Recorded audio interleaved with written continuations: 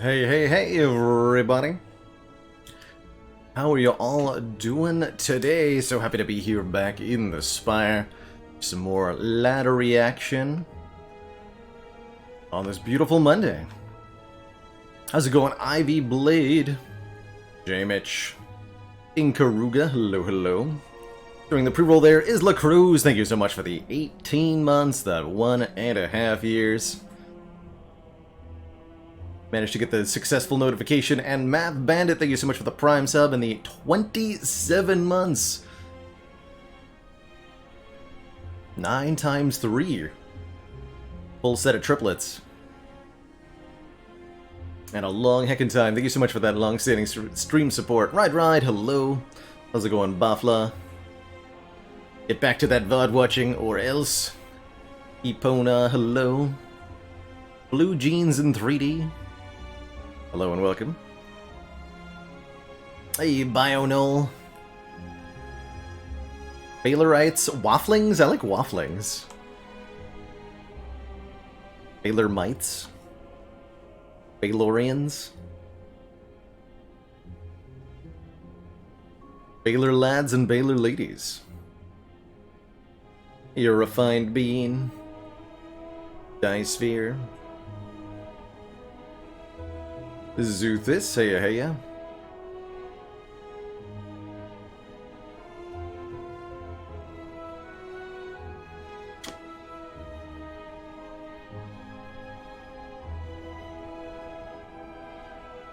Dr. Gillen. How's it going? More better. Chicken Man Phil, good to see ya. FBI is most unwanted. Hello. Yeah, Chronometric. I'm Vagabond. SRF. The Composer. Jackalow. Jedido Janin. Just belting out some jokes here. A Refined Bean, thank you so much for the Prime sub and the 8 months. 1 month away from a stream, baby. Don't worry, it's not a real responsibility, merely a financial one. Easy peasy like. Hey, Tom. Only 100 votes on the game vote so far. That's a pretty good, that's a lot of responses actually. But we need more. How's it going, Fantasia? And everybody else who is hanging out or lurking. I did finally bring back our sub goal in some fashion up here at the top of the stream. An overall goal that we kept getting further and further away from as subs expired, I think was discouraging in some fashion. So I'm going back to a month-to-month sub goal kind of setup there at the top of the stream to give both folks and the stream at large something to shoot for with a, you know, lovely little dangly prize at the end. If we hit that goal by the end of the month, then we will bring back the Rainbow Ladder for some multicolored action. Something I've been wanting to revisit for a long time, and I think it fits perfectly with experimenting with that. So I'll have that up at the top of the stream for the foreseeable future, and we'll see how it works out. It should, like the previous sub-goal, be automatically tracked. Would be very nice. I used to have a month-to-month sub-goal that I like manually updated every stream, but that was a nightmare for so many reasons. Happy to have stream labels on my side. Anyway, speaking of Kleindome, thank you so much for the 7 months. Happy Ladder Day to you too. So, a quick refresher for those who might be unfamiliar with the Ladder Streak format. The goal is to defeat the corrupt Heart of the Spire in Act 4 on every single Ascension level back-to-back, starting at A1 and going all the way up to A20. Every time we win, we increase the Ascension level by 1 and change our character. So starting with, in this case, Silent A1, then to Defect A2, Watcher A3, Ironclad A4, so on and so forth.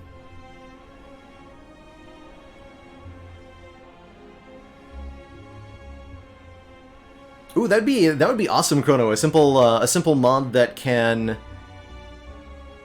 essentially replace your Niao bonus with a starter relic upgrade would be amazing, and would fit in perfectly with these boss swap ladders. Yep, we've got that exclamation point ladders command for you, Snuffy. A list of all the ladders that we've tried and the winning ones with their playlists. So there's only been 4 winning ladders in the history of the channel. Hopefully a number that will change in the intermediate future.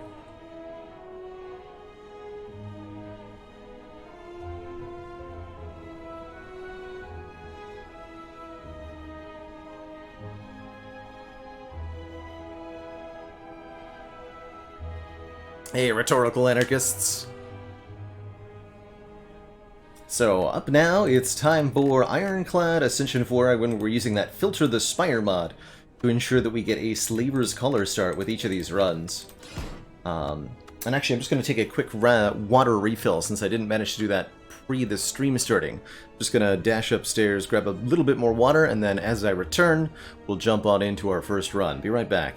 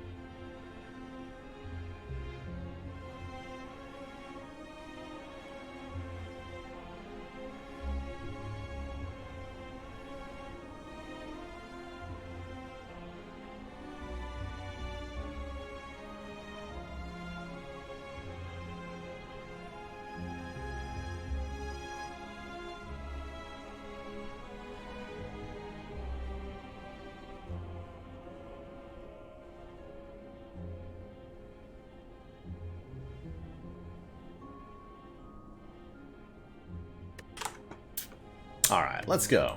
Oop, Ascension 8. Let's go.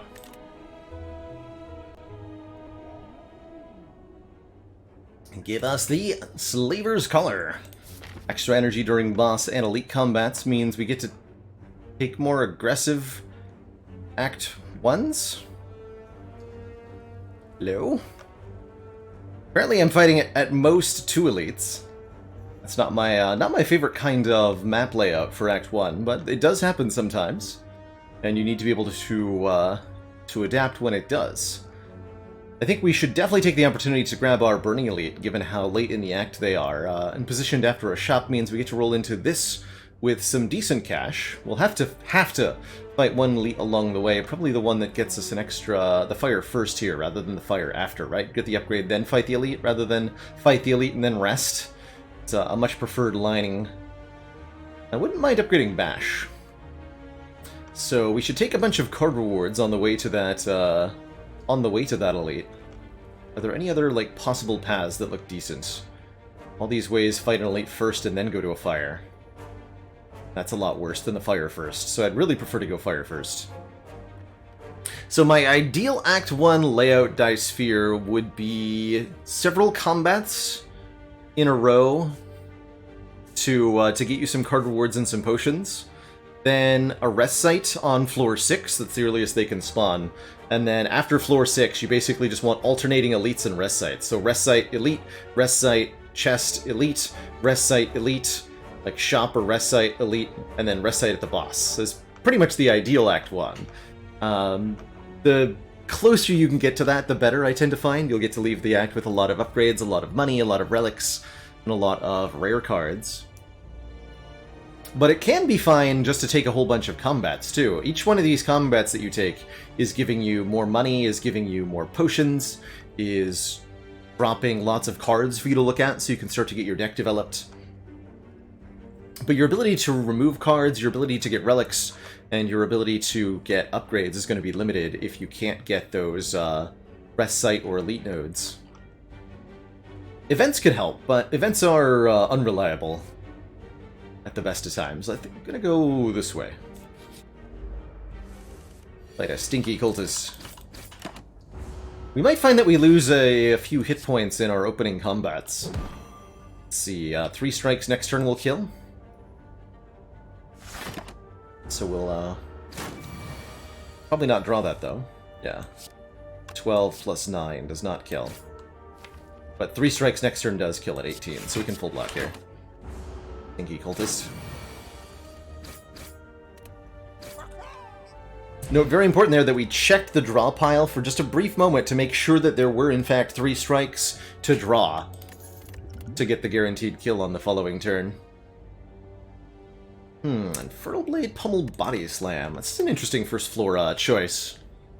Infernal Blade gives you a random attack, temporarily 0 cost. This can high roll.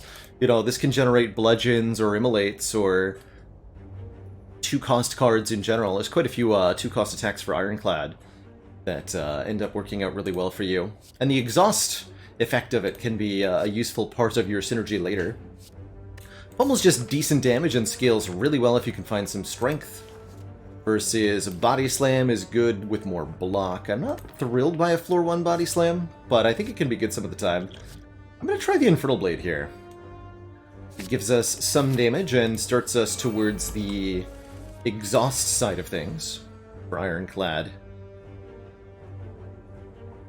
Well, this is a lousy turn 1. We can kill one with 3 strikes, can't kill both of them, can only block for 5, so it's better to kill one than it is to try to block here. Take 8.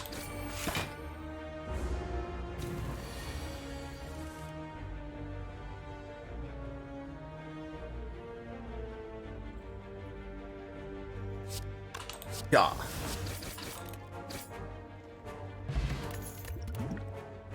Ooh, interesting. Another very interesting set of cards here. Infernal Blade cannot give Feed or Reaper. No. As a general rule in Slay the Spire, you cannot get cards that provide healing or permanent boosts from random card generation sources.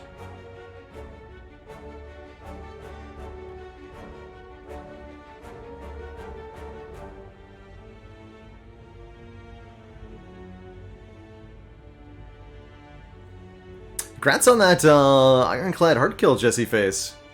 Snecko definitely helps. Snecko Heavy Blade especially is a fun combo. Dual wield's kind of interesting with Infernal Blade. If you dual wield the newly created 0-cost card, the copies will also be 0 cost. I could actually see taking Sever Soul. More exhaust and does some decent damage. Not amazing damage for 2 energy, but decent, and really decent if you upgrade it. Or Shockwave. Let us apply a bunch of weak invuln. I think Shockwave is a great Ironclad card. I'm gonna pick it up. Almost always want the first Shockwave that I see on my Ironclad runs. It's a good area of effect, source of damage, essentially. And that was a stinky... That was a stinky. Do it this way, I suppose. Haligonian, thank you so much for the 16 months and that tier 1 sub. The old 1/3. You keep watching, I'll keep streaming. Watching. A few more hit points here. Ow!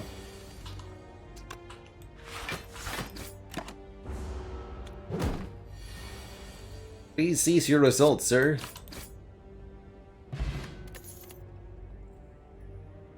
Uppercut's interesting. Another source of weak and vulnerable. Whirlwind would be good area of effect damage. It'll be great at elite fights, in particular with the Slaver's Collar. Or armaments for a block and upgrade a card in our hand. Can be a energy with the Infernal Blade. Can be more vulnerable with the Shockwave or the Bash.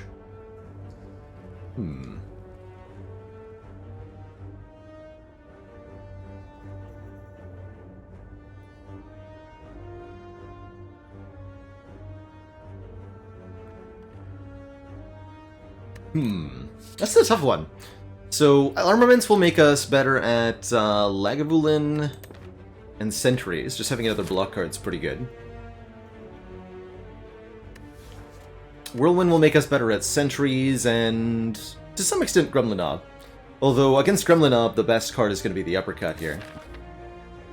We're about to go into a hard pool fight. Unless I go 2 events here, but I think I want to go 1 more combat. Keep looking at card rewards.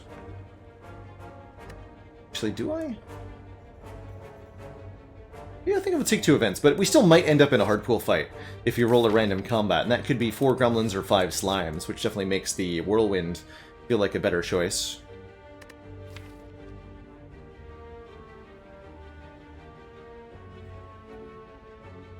Uppercut is very good in Act 1, and if I didn't have the Shockwave, I think I already would have clicked on this.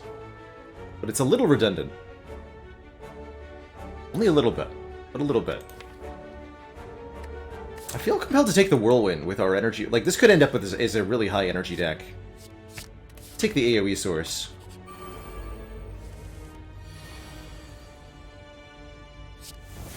Oh-ho, the bunketing! Boop.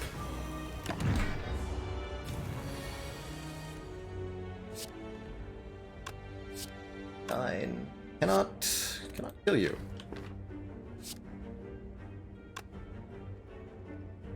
Would Uppercut be a kill in this case? It would be 19 plus 9, it'd be 28. Yes, it would be exactly a kill if we had taken the Uppercut. Kind of funny. Good Swift Potion to full block. Save myself 6 hit points. I think we can do better than 6 hit points with a Swift Potion.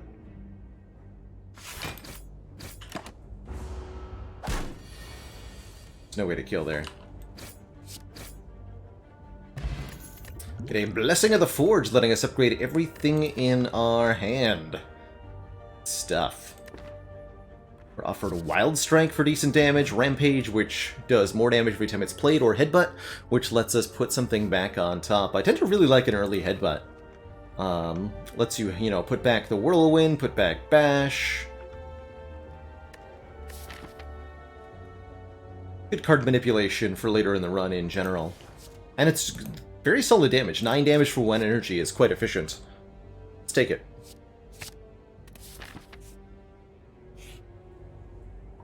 Ooh, a 20 hit point heal is a generous and useful amount right now. Or we could get a card removal. Take one of the strikes out of this deck. I think that's what I would remove, over Bash or Defend.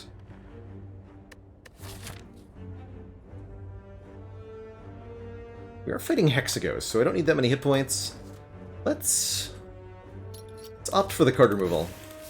That might be a bit greedy. And we will upgrade our Whirlwind first. Making sure it's 8 damage per hit going into this elite fight. We get the 3 sentries, and we're very happy about that. Oh yes we are. Oh yes we are. So Rampage in general I value as a early to mid-game kind of self-scaling option.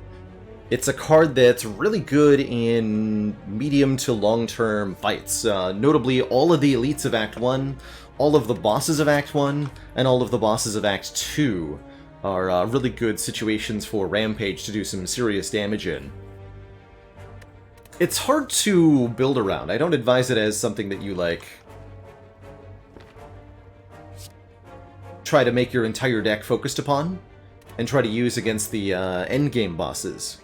But it is a really good, one-card solution to fights like, particularly, Lagavulin and the Slime Boss. It pairs very well with Headbutt, and also pairs very well with Draw and Exhaust synergies. I need to determine if I just take the 10 damage to Whirlwind for max here and win the fight, or if I can go, Defend, Whirlwind. I don't think I can go Defend, Whirlwind. That gets me hit next turn. Let's just play the Whirlwind. None of these potions really help either. Chonk. The chunkening. This is just... Strike, strike, defend. Thank you for energy.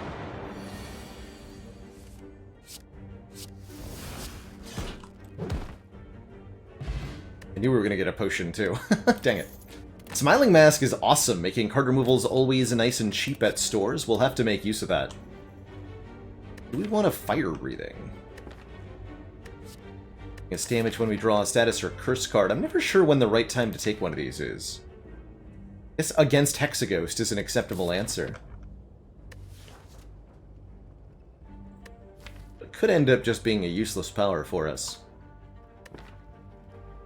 We don't have strength, but we're definitely in a situation where we want some. So picking up something like a Pummel or a Heavy Blade seems reasonable. I'm actually totally down for Pummel here. 2 damage 4 times exhaust. We definitely want to take strength. If we can find some. Let's do that. And I'm going to swap the Swift Potion for the Distilled Chaos. Instead of draw 3, draw and play the top 3. Okay, I was going to say this is why we took the Whirlwind, but then we didn't draw it. Dang it. Could try to get it with Gambler's Brew. We're only taking 5 currently. Let's see what Infernal Blade makes. Ash, deal 14. Oh, perfect, actually. Boop. Good job, Infernal Blade. Good job, Clash. But then bad job everything else. Cannot kill either of them. So this looks like it's Gambler's Brew. This would be what? 6 times 3? Which won't kill... Or that would kill you. Yeah. Let's just Gambler's Brew. Save all the health here. Rather than doing, like, Shockwave nonsense.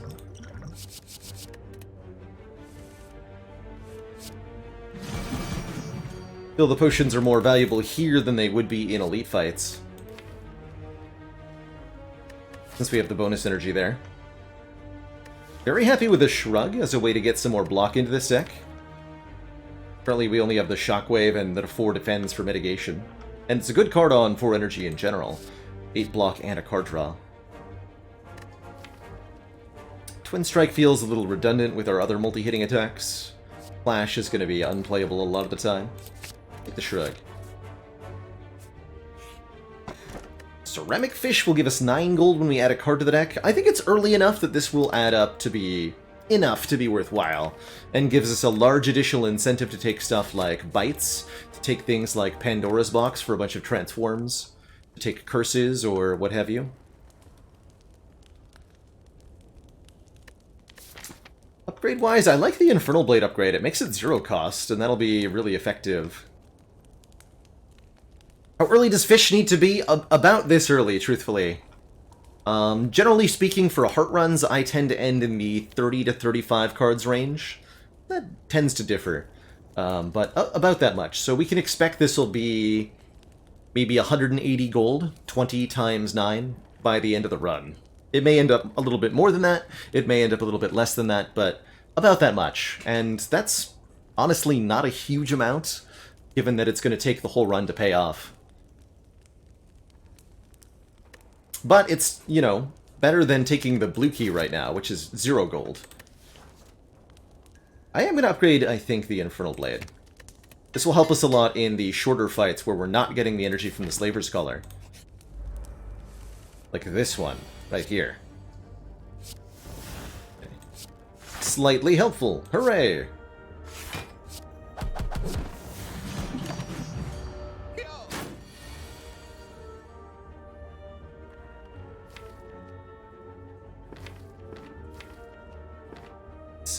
Let's see, to 23, so we can just headbutt Whirlwind.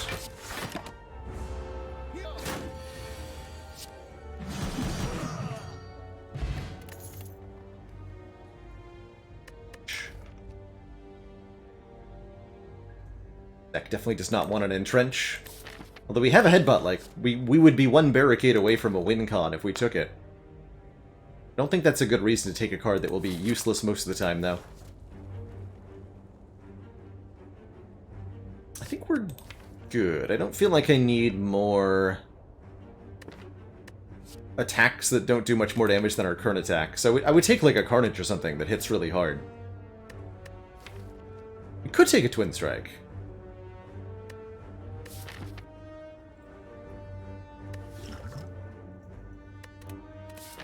Not gonna. Ooh.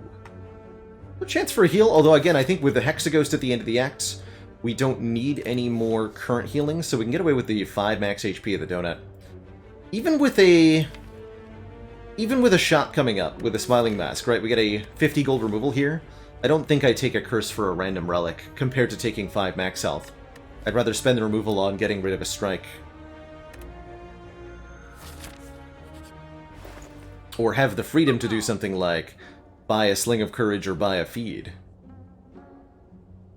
Sling of Courage is pretty wild, giving us bonus strength in elite fights. Although notably not helping us against Hexaghost, who is going to be a bit of a problem. We take a second Infernal Blade. Battle Trance is really good for drawing through the deck. Man, we were going to slaughter elites if I take the Sling of Courage. With Whirlwind, 4 energy, Pummel, Headbutt, Infernal Blade plus, Shockwave. If we take Sling of Courage, we're set up to just dunk everything in Act 2. Book of Stabbing, Slavers, Gremlin Leader, they will all get eviscerated by what we have. That's pretty cool. And that way we can go 4 or even maybe 5 elites in Act 2, which would get us very strong for the heart fight. We just have to make sure we're winning against Hexaghost here.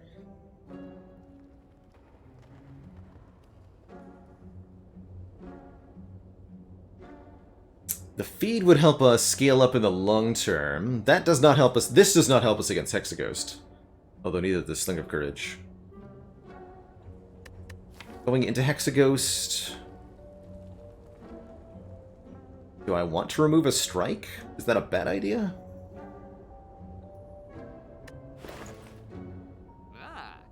Could remove a defend. I'll remove a strike. I'm gonna go Sling of Courage, remove a strike.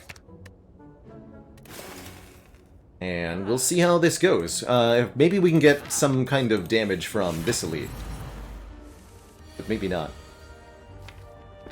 Let's wait patiently for Shockwave.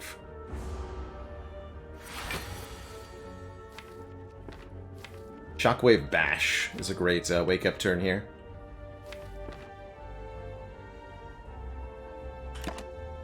It's like Lagavulin has 2 strength, I see. Oh man. Shockwave Bash Sword Boomerang. Beautiful.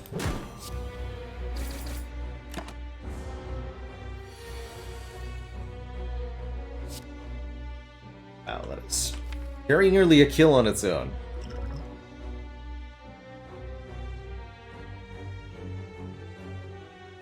Let's see here, we can headbutt that boomerang if we want to. If we want to.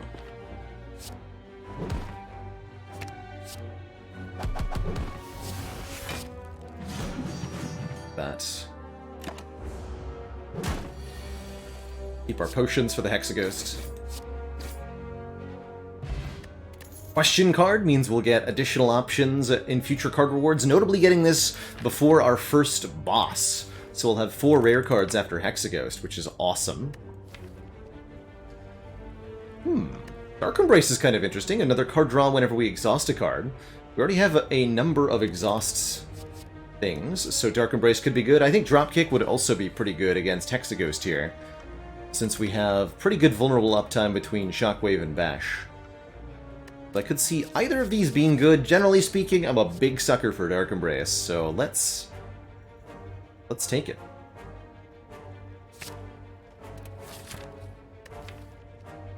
And then going into Hexaghost, we need to upgrade something. I actually feel like we might have to take a headbutt upgrade here.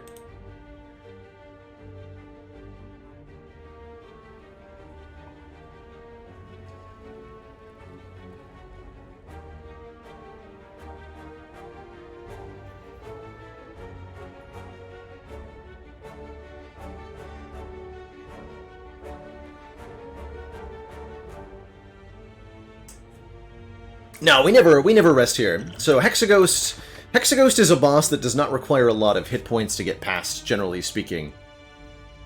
They do a huge amount of damage on turn 9 with their Inferno attack, but everything leading up to that is kind of small potatoes. This boss is very much a damage race. If you want to get past Hexaghost, you need to do lots of damage. And resting does not help us do that. Oh yeah, actually, upgrading the shockwave to make sure that the debuffs stay down for the entirety of the fight is a good idea, too. Actually do like that. I think we could keep Vuln up with the bash if we're deliberate about it. And we can Blessing of the Forge the headbutt if we need to. Okay, yeah, let's get the shockwave upgraded.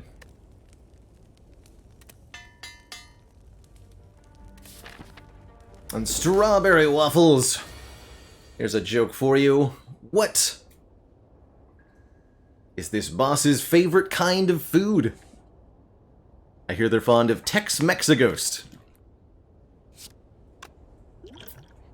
Alright, so we can actually upgrade both the bash and the headbutt and whatever card comes out of Infernal Blade here. Heavy Blade. I mean, upgrading the Heavy Blade actually doesn't matter because we have no strength. But I'm going to do it anyway. We're going to Shrug, and then since we know we're being attacked next turn, Headbutt the Shrug Plus. For this 3x6 turn here. Hexa Roast! Hexa... Bloast.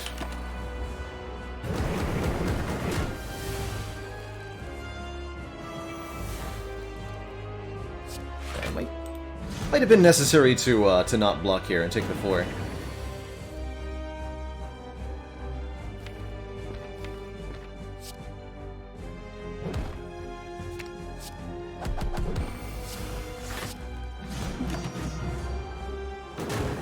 Oh, that Whirlwind and play it again.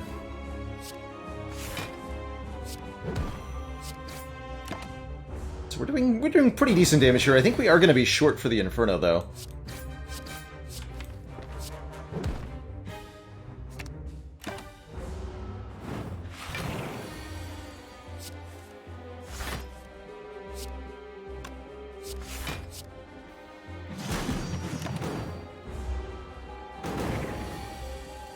Next turn, Hexaghost attacks for an awful lot of damage. We do have a Distilled Chaos, though. I'd better play that.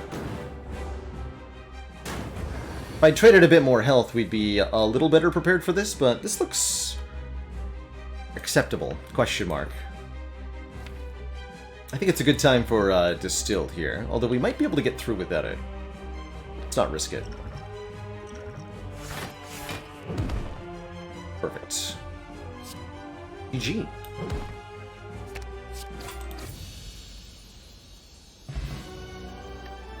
Here. A little sketchy, but we get there.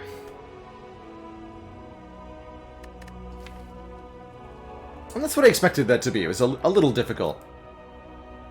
But we're now really well set up for Act 2 with our Sling of Courage, and this deck will be very good against Act 2 elites.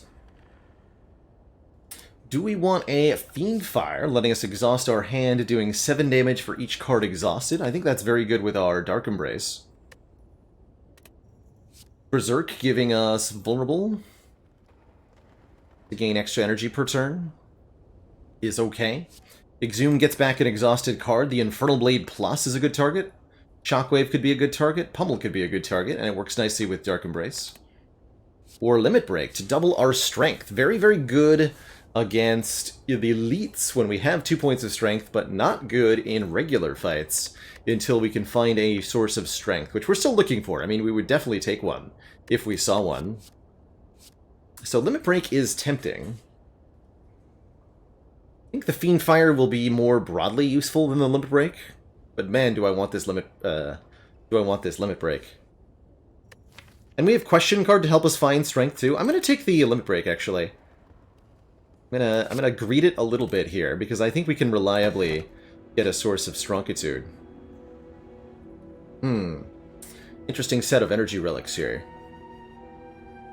Ectoplasm prevents us from gaining further gold. Definitely a little bit awkward. I mean, we're gaining money from Ceramic Fish, so that would immediately disable this relic. Runic Dome gives us extra energy, but prevents us from seeing enemy intents. I think we could live with that. We're a pretty high offense deck. And we may be able to get stuff like Feel No Pain for block. Oh, I would not call Dark Embrace speculative. We have now 4 exhausting cards in this deck, so Dark Embrace can be fairly reliable card draw, and is only going to get better. Or Mark of Pain, giving us 2 wounds into the draw pile, slowing down our draws. I think I'd rather take the Runic Dome here.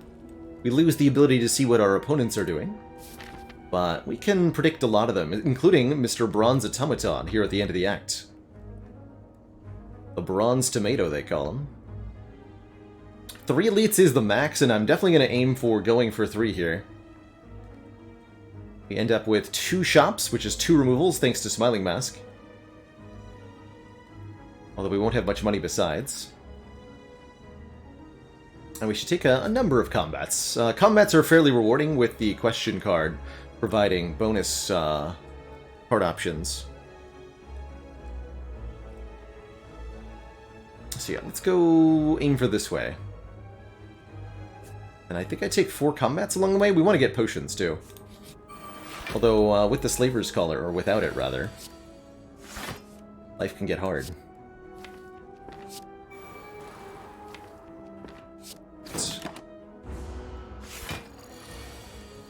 So, this turn this enemy is attacking me for 11 here.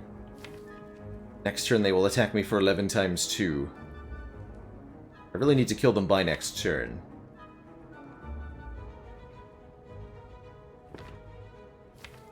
Let's assume Infernal Blade is doing no damage. Do 9, so they have 50 plus 20, 70 left.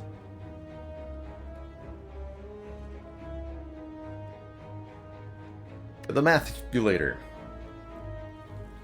2 plus 24 plus 9. 5.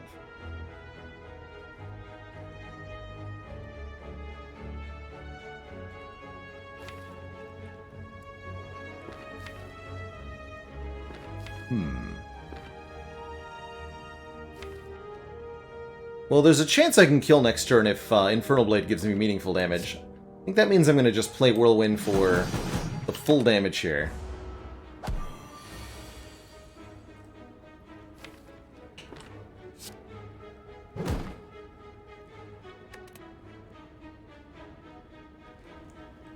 So Whirlwind does 24 currently. That means the Infernal Blade has to generate at least 12 damage to get a kill. That might not happen. Haha! It did happen! Hooray. A free upgraded Shrug? That's a pretty good source of block. Our other relic choices from this boss 039 were Mark of Pain and Ectoplasm. Definitely some stinkers there. Oof. Your money and your life.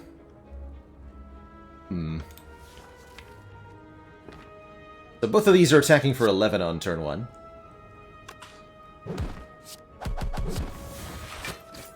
Want to progress towards killing one of them here.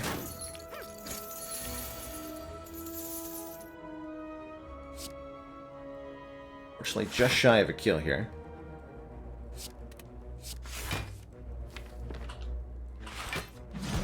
On turn 3, they could be attacking, or they can be blocking. It's a 50% chance of each.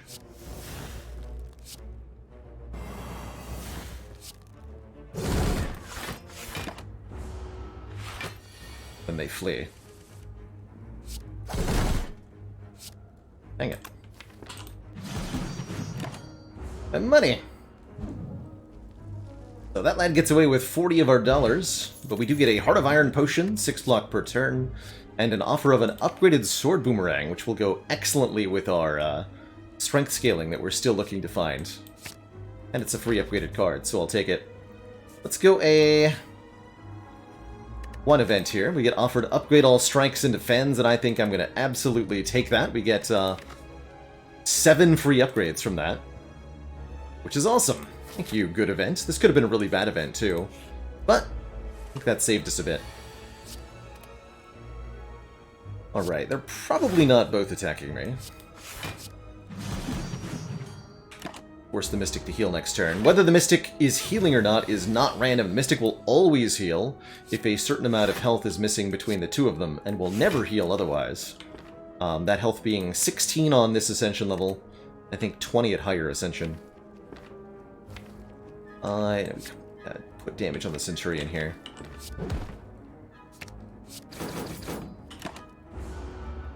Okay, Centurion's guaranteed to attack. Since they've now blocked twice, they're guaranteed to attack on this turn. Not sure what the Mystic is doing. Ow. Dang it, lady. Don't do that. Lady. Let's see, 13. Make sure all the damage goes on Centurion here. Oh. This deck is really struggling, huh?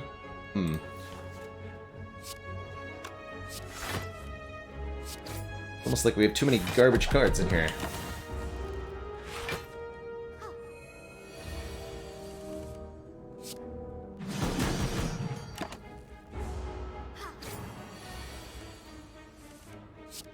Almost.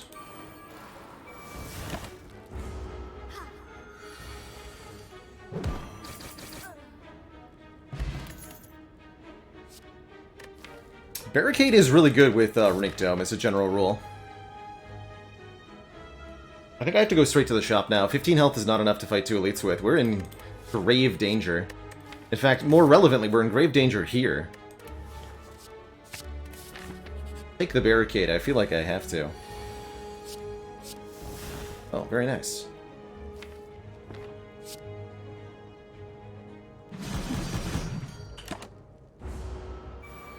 Attack each for 6 on this turn. 4 after I weaken them all. Whirlwind will kill them.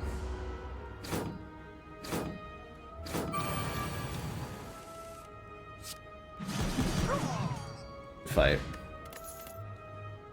Strength! Yes, this is very, very, very, very, very, very important. Giving us something to double with our limit break and making sure all of our attacks do real, actual, big damage. Yes, please. Yes, please. Looks like this is going to be a really sketchy act. We're going to go Event Shop Elite here, rather than Elite Shop Elite that I wanted to do. 15 health is not a lot. I think with the 15 health and the Heart of Iron, we can survive something. More ideally, we get a heal from the shop somehow. Ooh. Remove our 3 strikes, receive 5 bites, which heal us 2 when we play them. We also gain 45 gold immediately because of Ceramic Fish. Although it does increase the number of cards in the deck, I think bites would serve us pretty well here.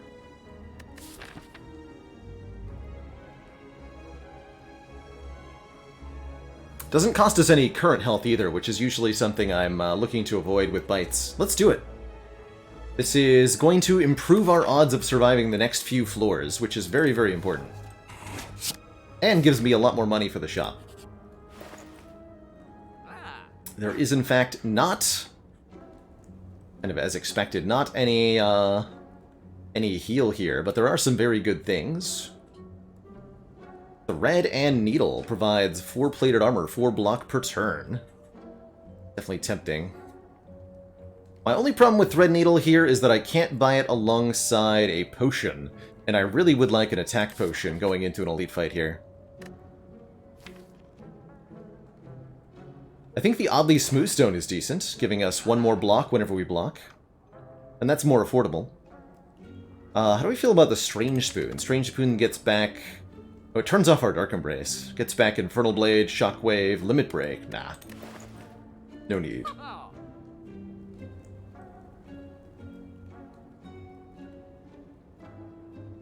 I really wish I could afford Thread Needle plus Attack Potion plus card remove, but we can do Oddly Smooth Stone Attack Potion card remove.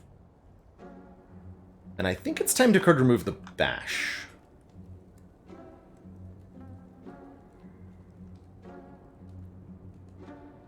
But also pick up this Feel No Pain, which is pretty decent, giving us block when we exhaust cards.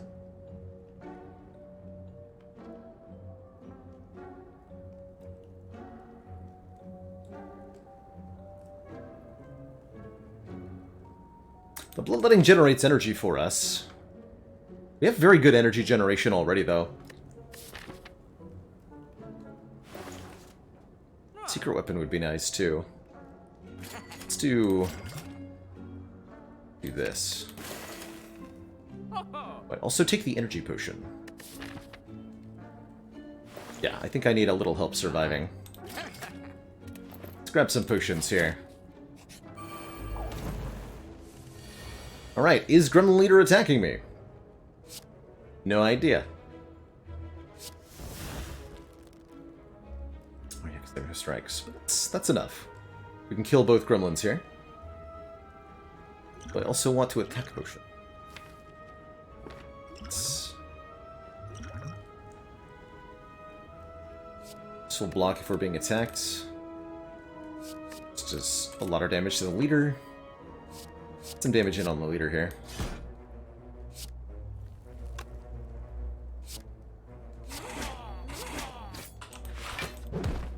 Me back. Bite! So the leader will attack, buff, or summon kind of at random here. 23 plus 9 is 32. If we get attacked, we will die. Or no, it's only 10 times 3. If we get attacked, we'll live. So I don't have to use the Heart of Iron. Good. Deaf man.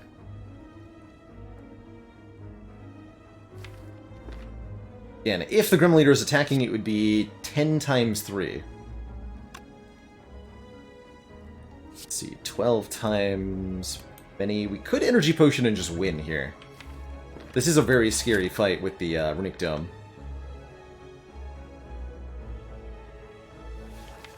I think I'm gonna Potion and just win.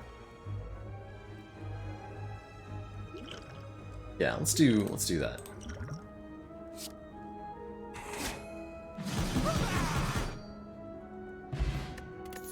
The boot! When we would deal 4 less unblocked attack damage, increase it to 5. Power through plus blocks for 21 in a deck that has a barricade. It's pretty spicy. Or a feed to get us more max HP. Also pretty wild.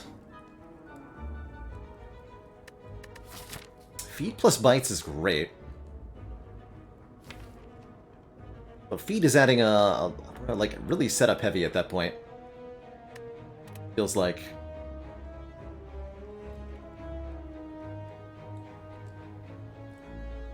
Yeah, landing feed with Runic Dome, a little painful. The barricade would help, for sure. But this barricade will be much nicer with a power through. I'm gonna go with the power through here. So much block, and the free upgrade on it. I think because we took the bites, we get to go this way. Ooh, more healing. Yes! Heal me 25 at the start of boss combats, please.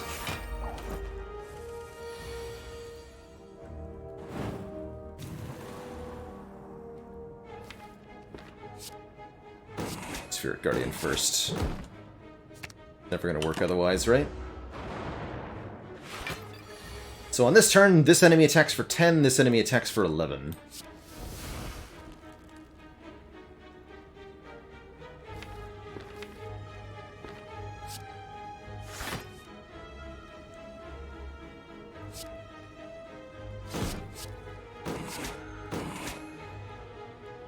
I'm gonna play the third bite here. We want to make sure we kill Spirit Guardian quickly. Though I could theoretically heal the full off of this enemy. I think I can block for enough.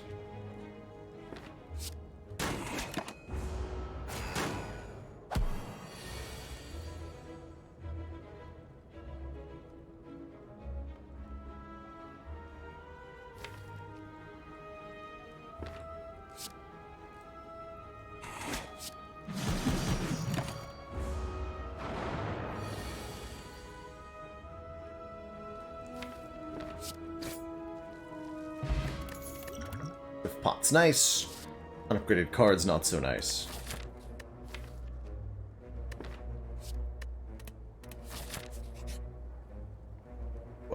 Fairly generous heal. Heal 19.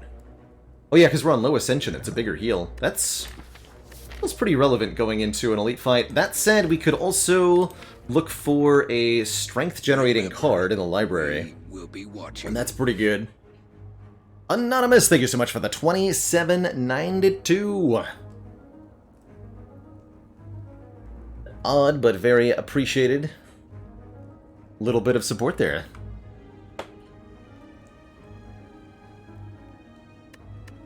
It's a tough one. I feel like our greatest challenge for this run is truly just getting through this fight. So that really makes me want to take a heal here, even though I think we'll benefit more in the long term from a card pick. Take the heal. Want to make sure we live against Book of Stabbing. Yes. Let's do it this way. Is this the Heart of Iron fight? I don't think so. Oh, they went for the big hit on turn 1. Fascinating.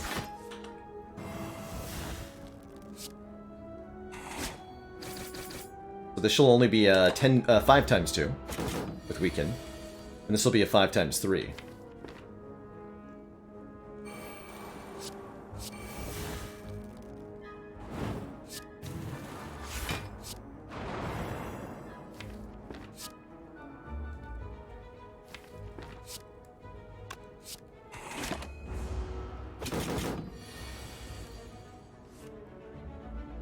And then this will be the single hit again for 18.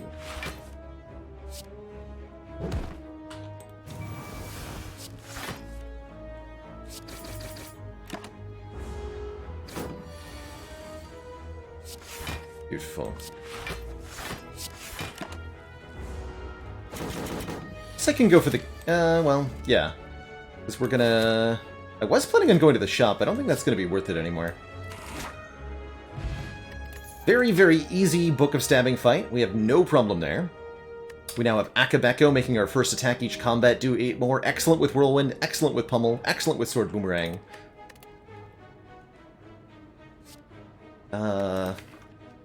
Excellent with Reckless Charge? Question mark. Don't think I really want to add too many more cards at this point. At least not cards that don't draw more cards themselves. Need to be more playable.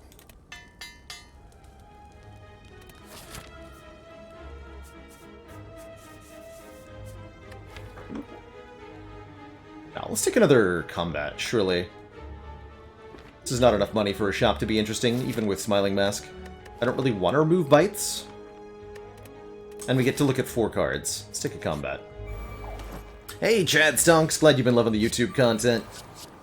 You keep watching. I will keep streaming. Railness, how dare.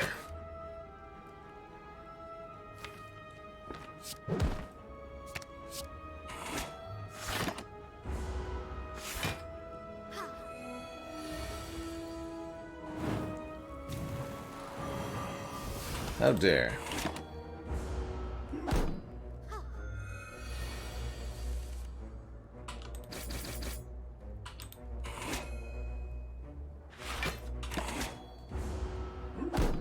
Remember the last time we were in this fight? It went a lot worse than this. Feels like we've become much stronger.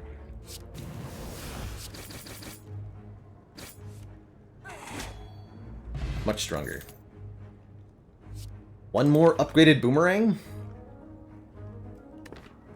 Okay. If they're upgraded, I think they're worth putting in. And that gives me cause to now upgrade our Inflame, so that we have a higher base strength value to double with a Limit Break. This deck is now, by and large, upgraded cards. The upgraded, upgrade all strikes and defends. I guess that only ended up being upgrade all defends. Infernal Blade, Shockwave, Whirlwind, Barricade. This is looking great. This is looking very great. Does this become the fight where we Heart of Iron for 6 block per turn? Could end up taking Heart of Iron all the way to the heart. Why it's called Heart of Iron, right?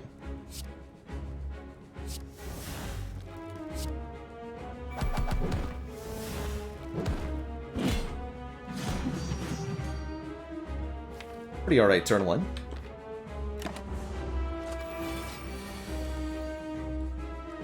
Okay, we won't be able to debuff the boss with Shockwave, unfortunately. That means I'm probably not going to bother here.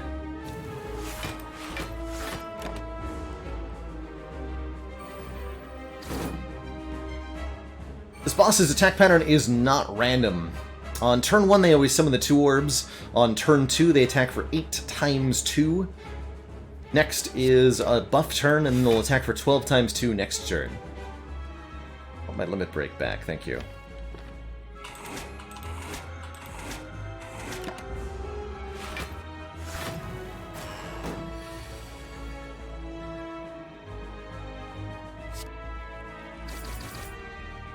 Bruh. Dang it. A little late for Dark Embrace. Just gonna shuffle with that here.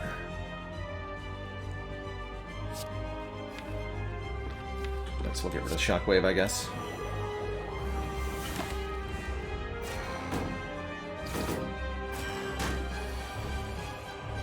And then next turn is Hyper Beam.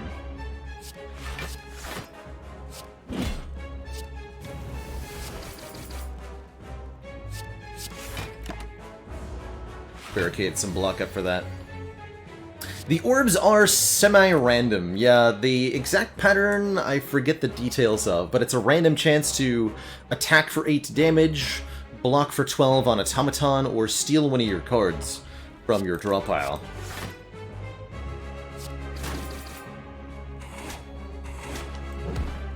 Let's see. So he'll be recovering from Hyper Beam next turn. Let's just keep putting the Sword Boomerangs on top for the damage output.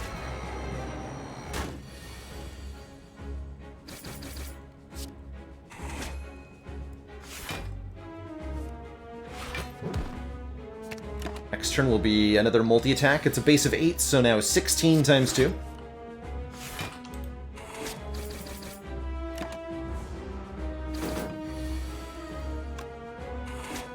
GG. Okay, the barricade in particular really helped with that Automaton fight, allowing us to block on the buff turns and have it be relevant. Oh boy. Oh boy. I like what I see here. We have many good options. Reaper, allowing us to deal damage to all enemies and heal for the unblocked damage dealt, although we have pretty reasonable sustain anyway. Offering allows us to gain a bunch of energy, draw a bunch of cards. Basically acceleration, and I really like that. Demon Form gives us huge strength. 2 strength per turn, or upgraded 3. More than enough to win fights very quickly with our 2 boomerangs. But it is a bit of a heavy, unwieldy power. I almost want the offering preferentially here. This is definitely the kind of deck that likes a demon form, for sure. I think I am going to take the offering just to make sure that the regular hallway fights end up a little bit easier. The big thing we could run into trouble-wise if we take demon form is the transient could put us in a really ugly situation. You know, if we draw Barricade, Demon Form together, we can't just, like, take 60 damage from Transient to do that, right? We have to actually play cards every single turn. It does leave us a little bit short on the long-term scaling, but I think we'll be able to find... We just need one more Strength card. Any one more Strength card. Or a bunch more relics from, say, all of the elites giving me extra relics.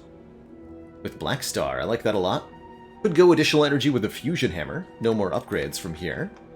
It's reasonable. Although I'd like to get Limit Break upgraded. Choker limits us to 6 cards per turn. A little awkward with the Dark Embrace, a little awkward with the Offering. But I think it could be takeable. But I feel like the extra relics from elites with the Black Star here is going to be the best? Question mark?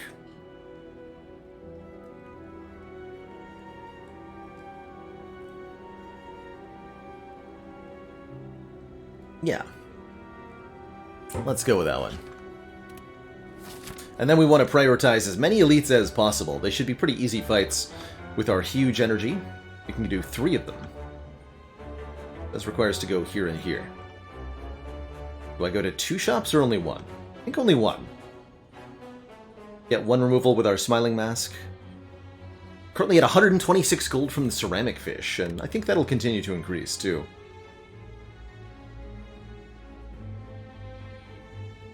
Let's see, very few fires. I guess the fusion hammer wouldn't have been a bad pick. Go this way. This shop, this elite. Could go this shop this way then. It's kind of the same either way, right?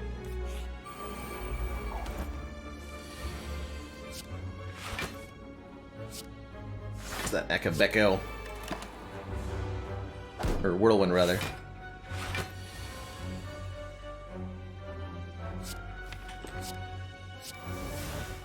Dang it. Dang it!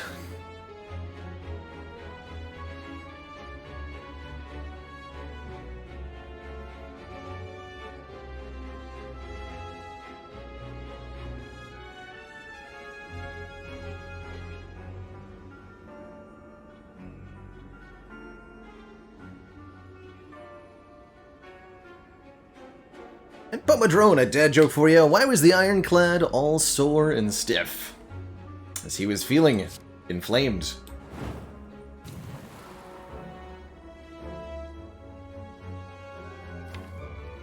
So we're being attacked for quite a lot of damage by these jerks this turn. Hopefully I can kill one of them. Guess the middle one. Alright, middle guy, you're coming with me. To death. Ow. Okay, that wasn't too bad. All things considered.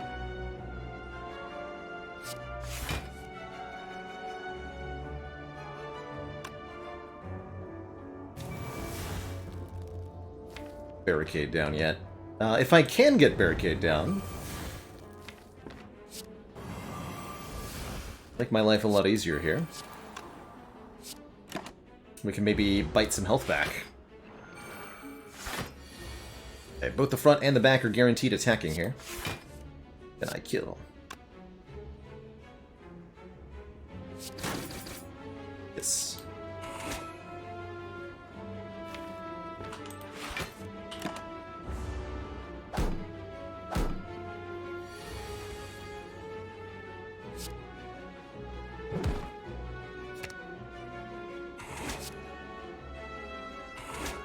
So could end the fight, but I'd like to get back more health.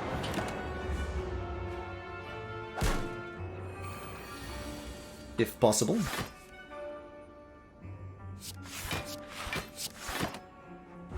Eventually the wounds will pile up to the point where we can't keep this up. For now...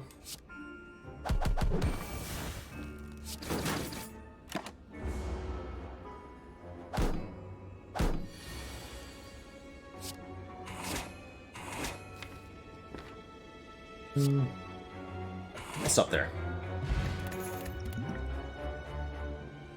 Hey, Lemguin. And IBY, thank you so much for the Prime sub and the 6 months, that whole half year. Happy April to you.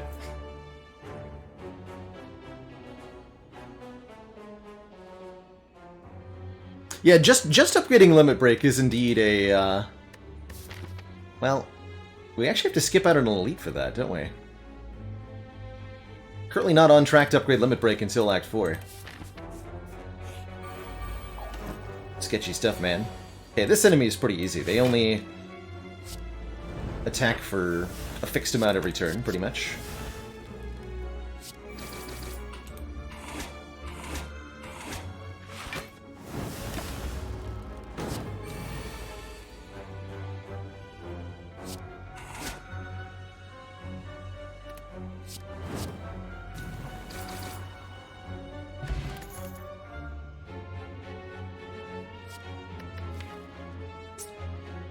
Armaments, maybe? Ah. 250 gold is too much to lose for the red mask as well here. Let's fight again. Feels oddly familiar.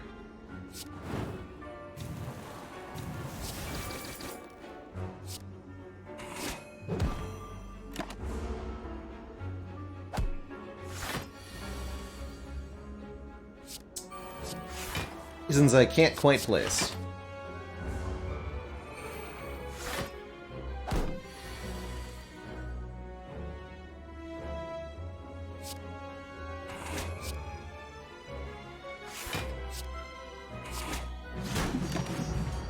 Fun little mini fact about this fight, the front and the back Darklings can multi-attack, but the middle one cannot. Is incapable of it.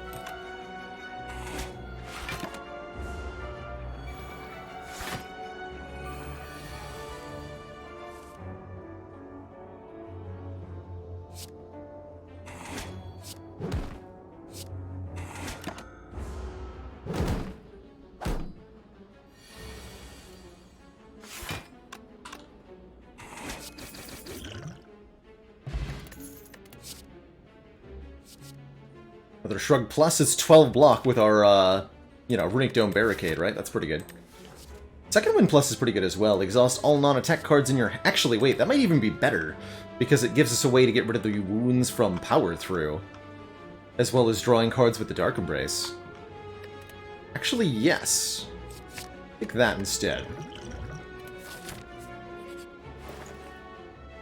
And here's our Feel No Pain, finally. Whenever a card is exhausted, gain 3 block. Definitely want that. Would have loved Pocket Watch for the card draw. But I think I'm pretty content with Clockwork Souvenir, giving us an artifact at the start of each combat. We can do Feel No Pain plus Clockwork Souvenir plus... I think 1 bite removal is fine.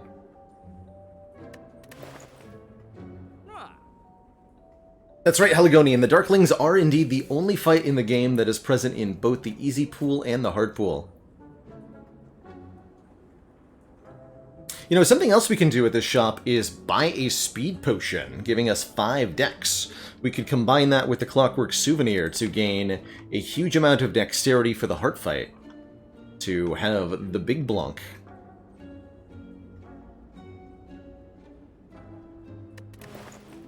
Definitely start with Feel No Pain. Souvenir.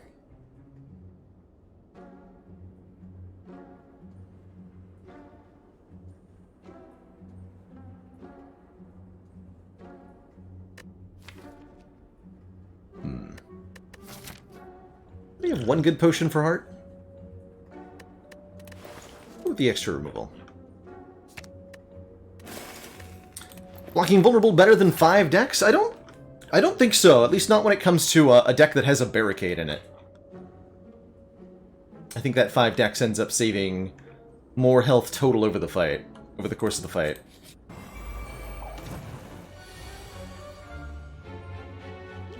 Okay, this is not the turn 1 we wanted against Giant Head. I'm going to Swift Potion here. That is not better. By a lot, anyway.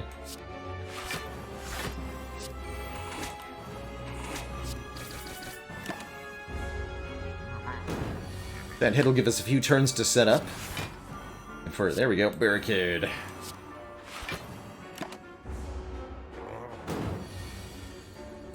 Old Barricade.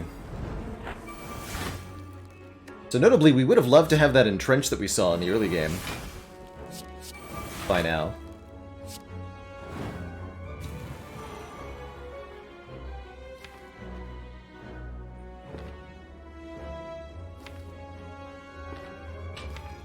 Here.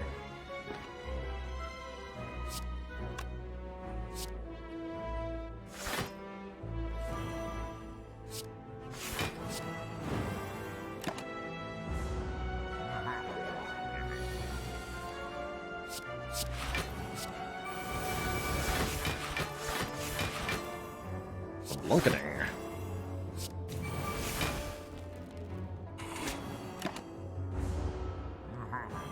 Alright, starting now he'll begin attacking for many large number of damage, but it's already kind of too late for him.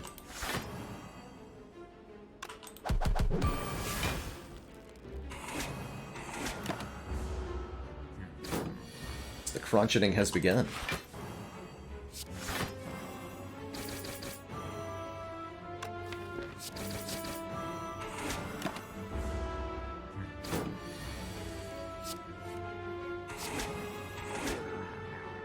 Easy. Mega Preparation is 2 more cards at the start of each combat. You love that. Wow, love an Armaments Plus, love a Truget Plus, love a Disarm. All these are great for different reasons. War Paint is going to upgrade to 2 random skills. The current skills that can be upgraded include Shrug It Off, Limit Break, and Offering. That's it. 2 out of those 3. Wow. So let's take, even before taking Disarm, let's take the Warpaint here. Get the Limit Break upgraded and that Shrug upgraded. Good stuff. Really good stuff. And I think I want... Actually do want this True Grit, don't I? Yeah, I really want that True Grit. Although Disarm is very good as well. Being able to, targeted exhaust in this deck right now is extremely valuable to me. Let's keep taking elites. We want more relics. Blackstar has to yet pay for itself. Okay, both these guys attack for 11 on turn 1.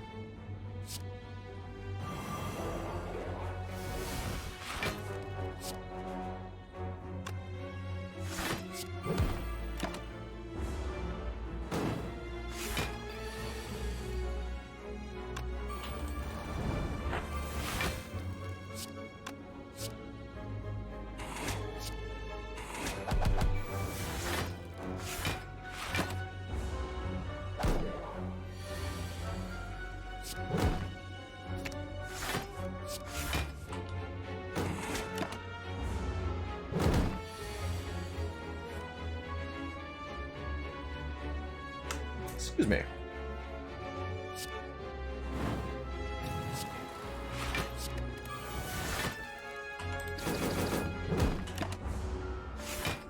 And then 11 times 2 again.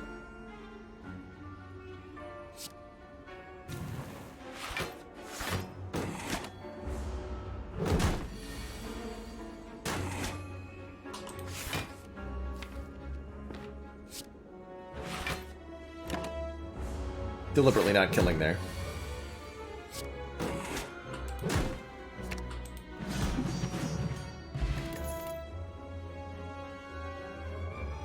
Another True Grit. Don't think we need another unupgraded one.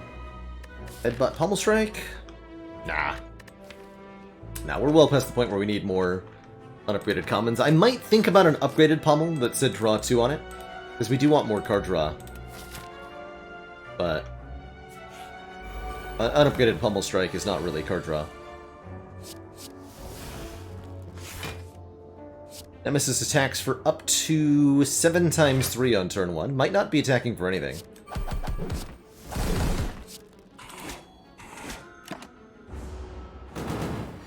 I can also add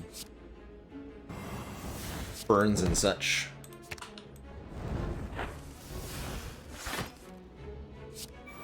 Nice.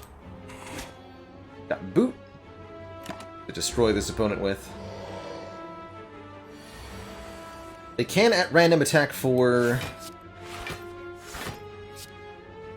I can 45 damage, as they did there. They can't do that twice in a row, fortunately. But ouch and all that.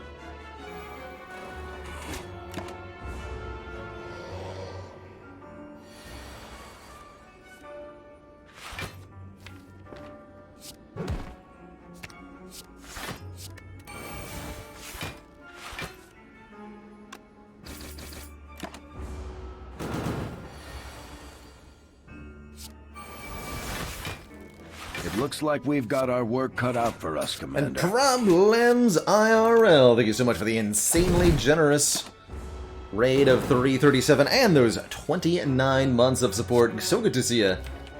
Steven, enjoying yourself in some Isaac Repentance, which I've been lurking for a little bit of. Hope you've been enjoying it. Welcome on, folks, to our attempt at the Ladder Streak Challenge in Slay the Spire, where the goal is to win on every single Ascension level back-to-back against the Heart. So we're currently on Ascension 8, that means we've won 8 times, or 7 times in a row. And the goal is to get all the way up to and defeat Ascension 20 without losing from here. That's so little time. Dude, I totally hear you. It's the same story over here. Busy in a lot of good ways, but... man, it would be nice if there were some more moments here and there to like hang out, catch up with people, pop in. Hot Soup, thank you so much for the Prime sub and the full year of support, 12 months. Heck yeah. Heck yeah. And heck yeah to Orichalcum Anchor. a Blunkening, and another Shrug, or another Offering. Thinking another Offering with these bites to heal me. The ladder is in rotating style, Path Player, so we change characters after each run. So Ascension 8 Ironclad, Ascension 9 Silent, Ascension 10 Defect, and so on. This particular ladder starts every single run by swapping the starting relic for the Slaver's Collar boss relic, giving us extra energy during boss and elite fights. So yeah, 20 runs for a complete ladder. These guys are dangerous. Do I mess with them? Yes, I have 2 offerings. This fight scales up really, really quickly and is super nasty. But I have Akabeko Pummel.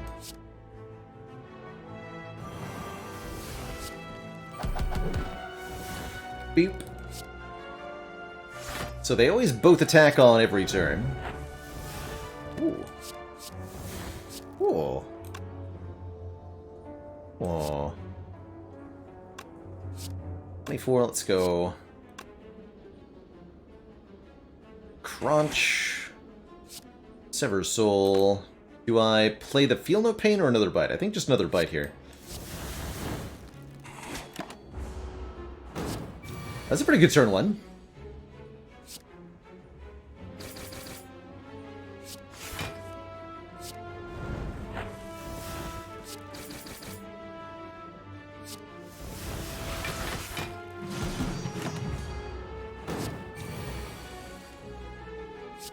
This won't be a kill. Not quite, that's fine. Do a full block and then we put back... Wait! Okay, really good double Orbwalkers fight overall. Get 49 gold plus an Incense Burner, giving us intangibility every 6 turns, an insanely good relic to find. I don't think I want a Thunderclap or a Wild Strike or a Searing Blow. But we definitely got stronger there. Good. Good. Only one more elite to fight. Ooh, transform a card. You get a colorless card when you transform a bite, right? I believe that you do. Let's transform a bite and see what we get. Yeah, it's a colorless card. We get a Panache. I don't think it's that great. Every time we play 5 cards in 1 turn, deal 10 damage to all enemies. Definitely a cool outcome from a transform. So I'm happy with that. But I don't think it was as good as the bite was, to be entirely honest.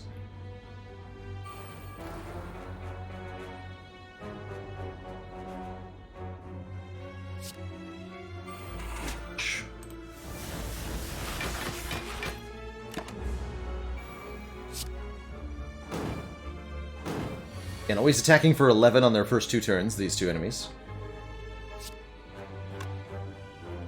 Boot value. Amazing.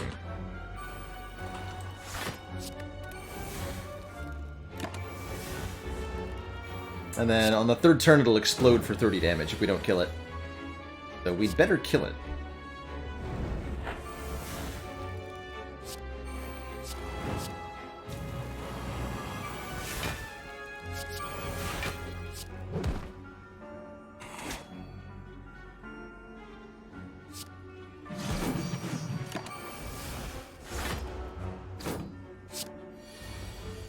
To get a little bit of health back here.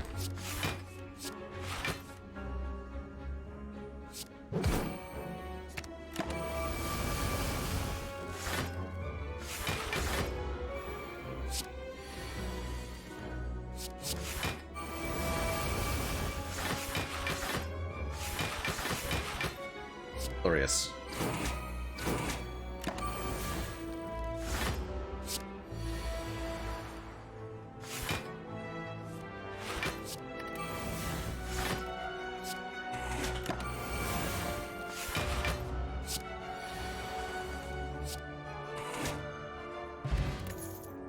Memories lets us return something from the discard pile. We're offered another disarm. This one is randomly upgraded, and that I will definitely take. Goes with the Feel No Pain, goes with the Dark Embrace, shuts down the Heart's multi-attacks. Right.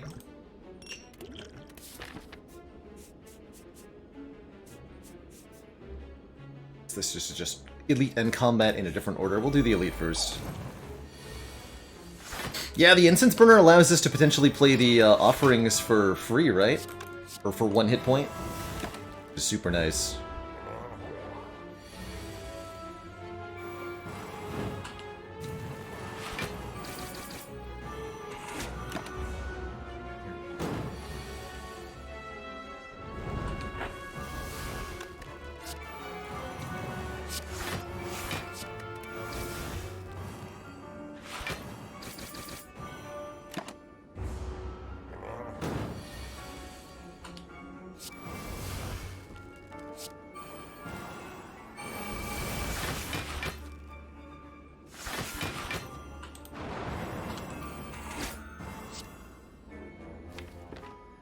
Kill it yet. I would like to heal more health off the bites first.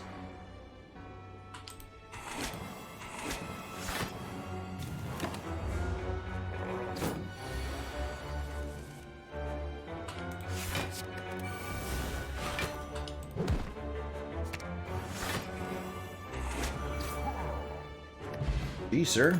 Ice cream allows us to conserve energy between turns.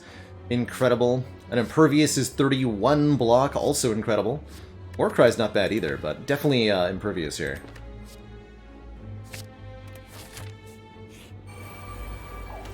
And here's Transient. Talking about them. Stinky Transient.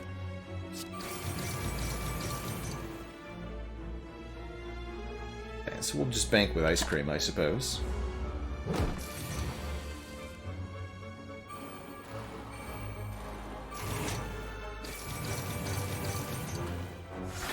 But we take a little bit of damage here. 13.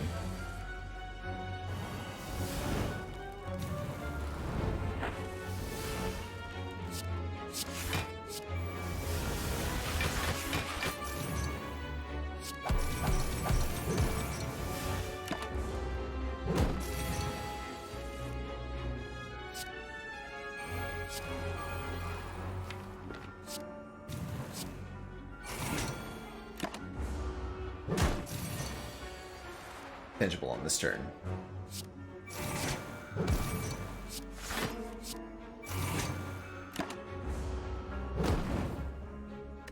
Okay, and we are still healing with Panagraph to full, too. Second wind? Feels unnecessary at this point. I think we're basically done, deck-wise. Swap our skill pot for a power pot.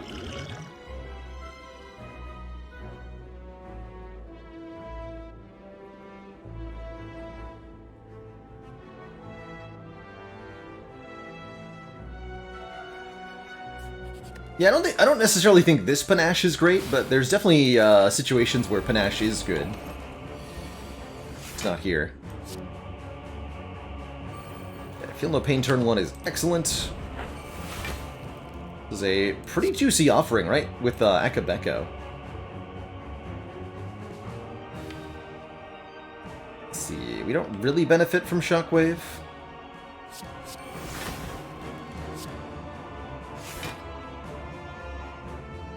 Really benefit from Shockwave. I'm gonna bank some energy rather than playing Whirlwind. We are gonna go for Donu first. Donu buffs the strength of both of these enemies.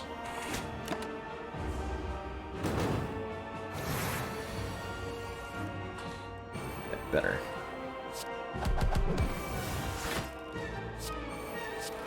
Ouch.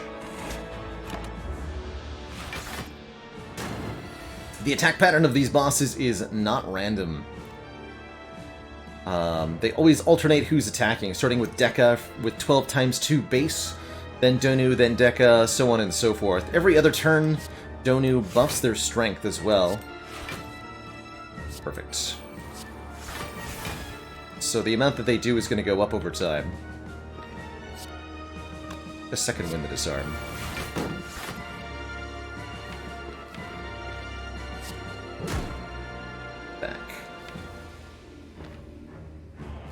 Second win again.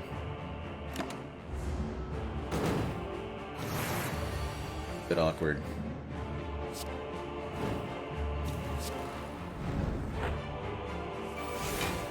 Perfect. Behold.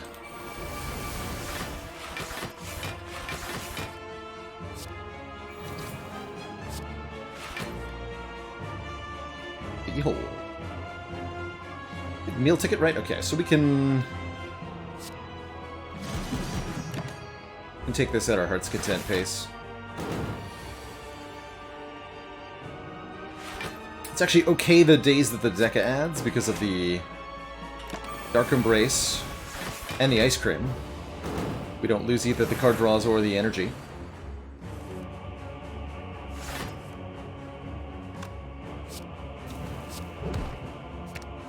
Put that.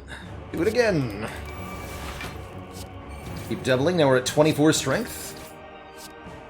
And the cruncheting.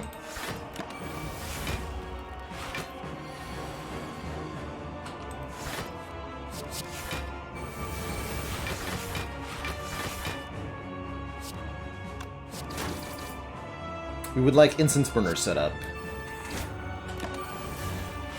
to 4.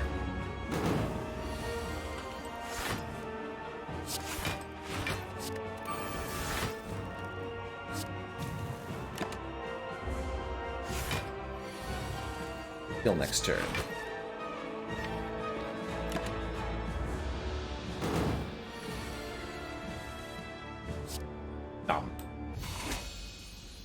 GG.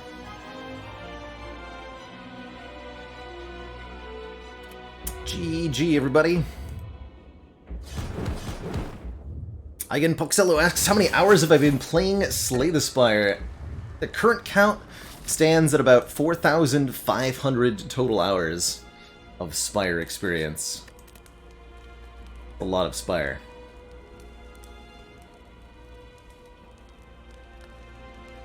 Is a lot of Spire.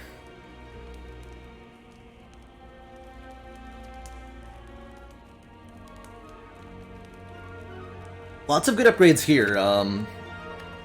One more block per card from Feel No Pain. 2 more cards from each offering. We could reduce the energy cost of Dark Embrace, which is good with Ice Cream. Or we could get 10 more block from Impervious. I think all of those are valid options here.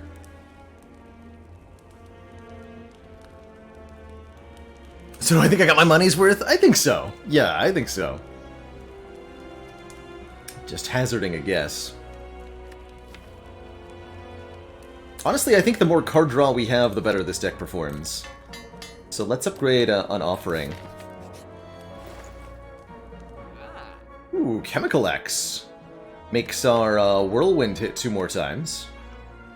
We do have one.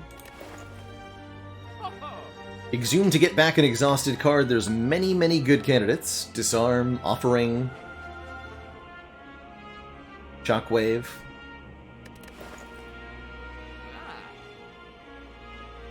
Could buy a potion, although I think our current potions are pretty good.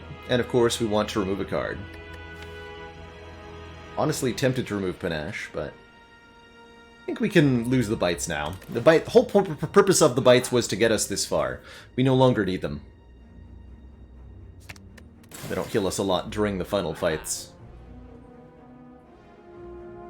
Nunchaku could be good too, just generating a little bit of energy every time we play 10 attacks. I'm just gonna go with the Chemex here. That's fun. And that could lead to a really gnarly Whirlwind against the elites here. So the advantage of the Panache over the... advantage of Panache over Bite is that the Panache, since it's a power, it removes itself from play after we play it one time, whereas the Bites have to be removed. Normal style. Look at this card draw. Good job, Dark Embrace.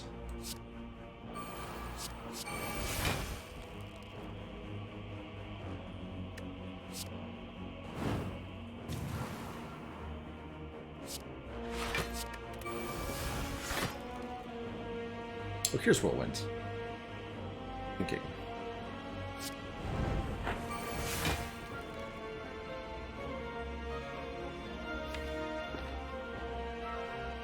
So 21 times 5 is 105. And we're intangible next turn. And then Heavy Blade actually kills Spire's shield. Spire Spear can't hurt us next turn because of Incense Burner. This looks good.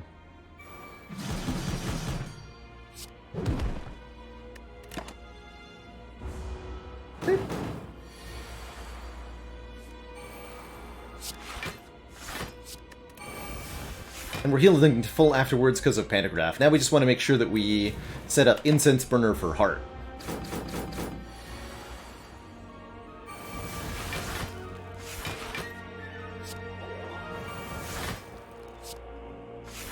That means having it on either 3 or 4 would be nice.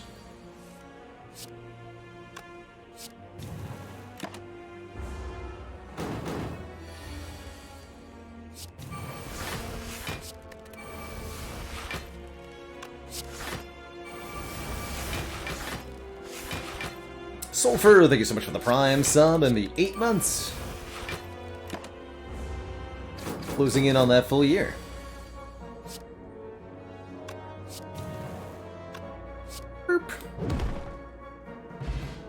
Ooh. Wow, and we got a speed potion. Amazing. The luck here. 14 max health, bringing us to 73.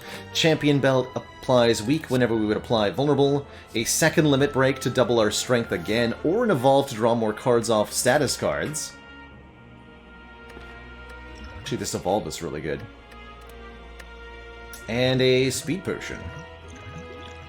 Which I'll take over the liquid memories here for 5 decks. That's my belt! I mean, it says plus on it. I'll take the evolve. Amazing.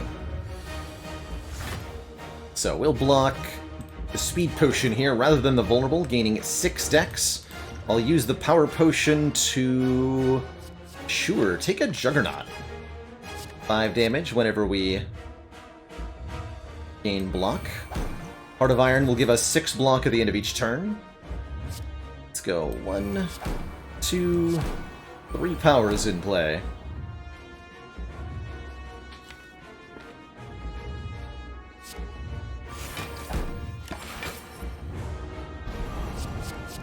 So we'll just draw like crazy when those statuses hit us. Brilliant.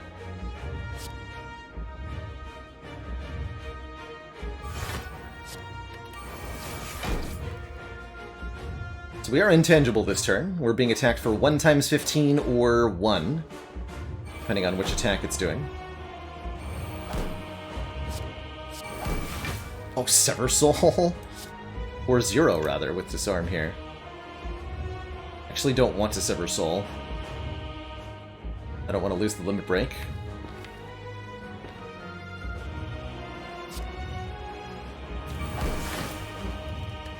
This.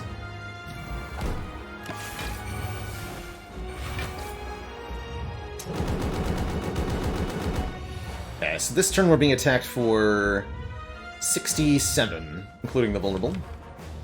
Although it's a bit less than that in practice. It's of Disarm.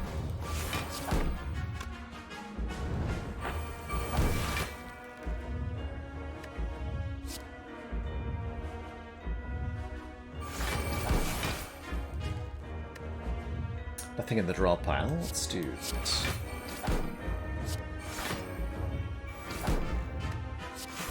And just look how quickly this block piles up with all of our sources combining together.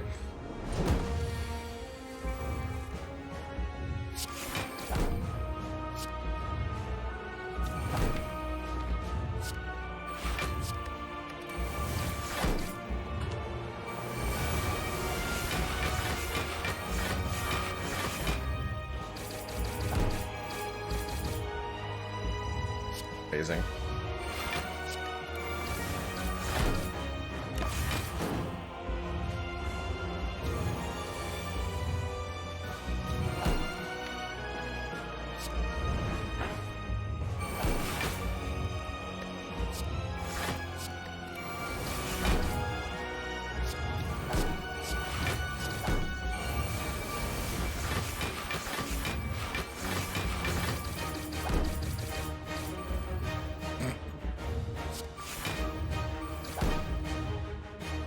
Glorious.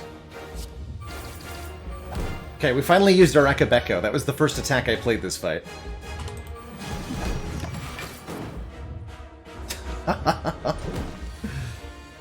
Warhard never stood a chance.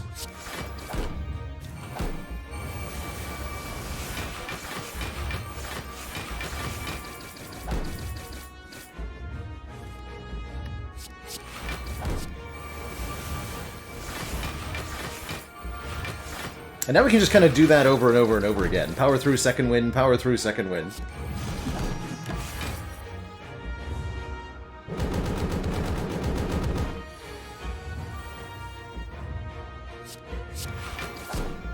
GG.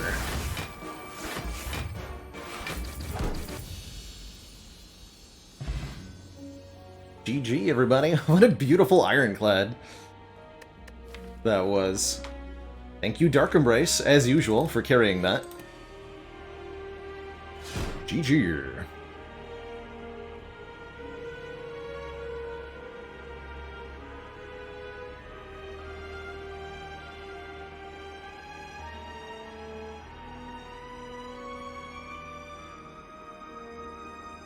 Well, you know what they say, when life gives you bears, make barricade.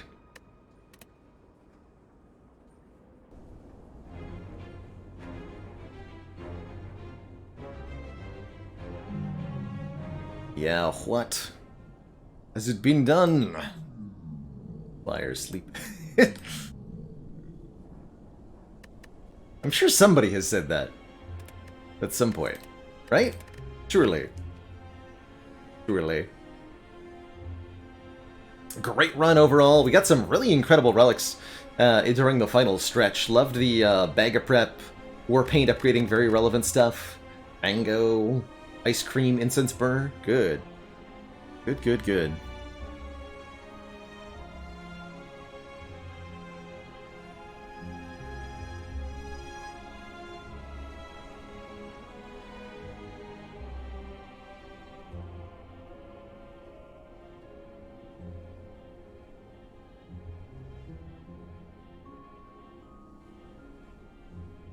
To jug or to juggernaut? That is the question. That is the question.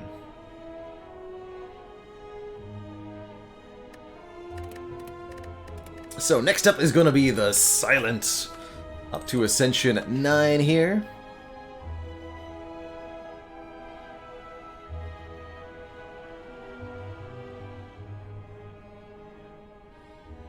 Hey there, boat full of gravy.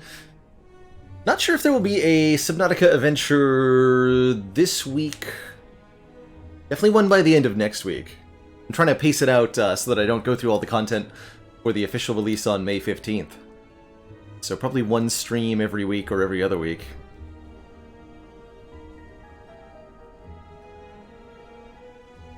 There is an achievement for winning a fight, Obadiah the Slim, without playing any attacks, but not the heart fight specifically, just any fight. Let's see, where is it? Statistics, character stats? The save file doesn't actually have all the achievements.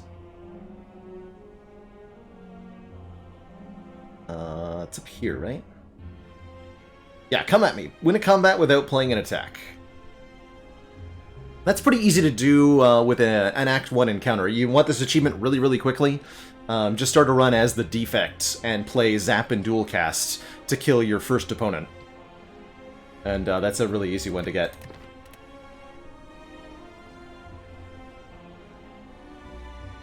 Highest amount of relics that I've ever had? I know I've had 50 relics in one run, 2 full relic bars.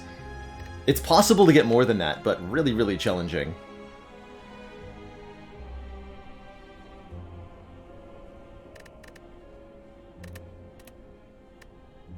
Anyway, before I dive on into a silent run, I am going to take a quick break, refill my legs, stretch my water. When I return, more Spire slaying. Be right back, everyone.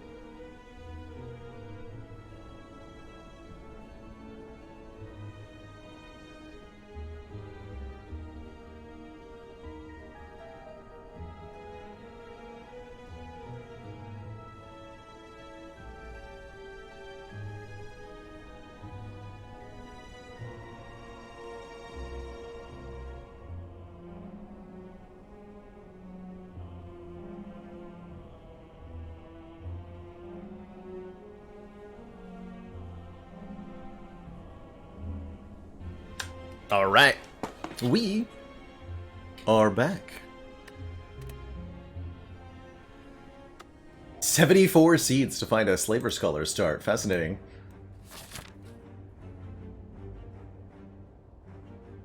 Overall, I think, better looking Act 1.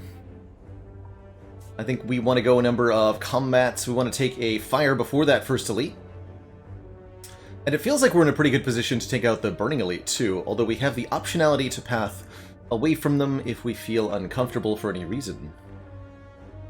The mod that you're seeing there is the Filter the Spire mod, ! Filter the Spire. Is the log there.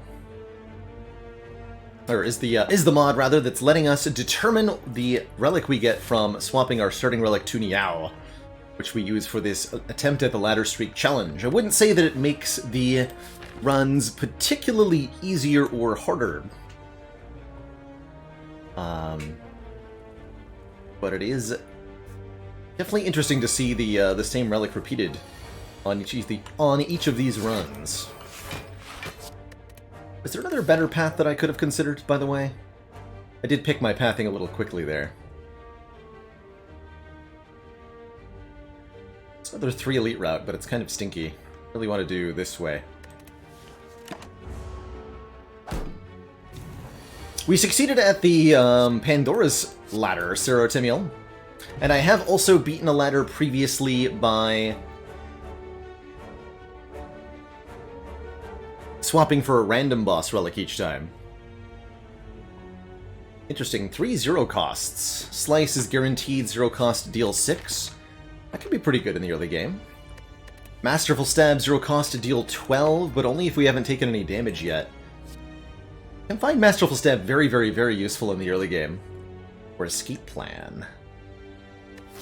0 cost if you draw a skill, gain some block. Let's go Masterful Stab. This card falls off big time in the late game, but early game, especially if you still have your bag of preparation. Ring of the Snake, rather. It's relatively easy to draw on turn 1. And then it becomes 0 cost to deal 12. Sometimes you'll take a little bit of a hit before you draw it, and then it's 1 cost deal 12, but that's still a good... it's still a very good card at 1 cost. The beta art for Masterful Stab... like this, we're rating... I think that's a... maw? A jawworm? Not sure. We're rating the stab, and it was good. It's a good stab. 10 out of 10. Would stab again.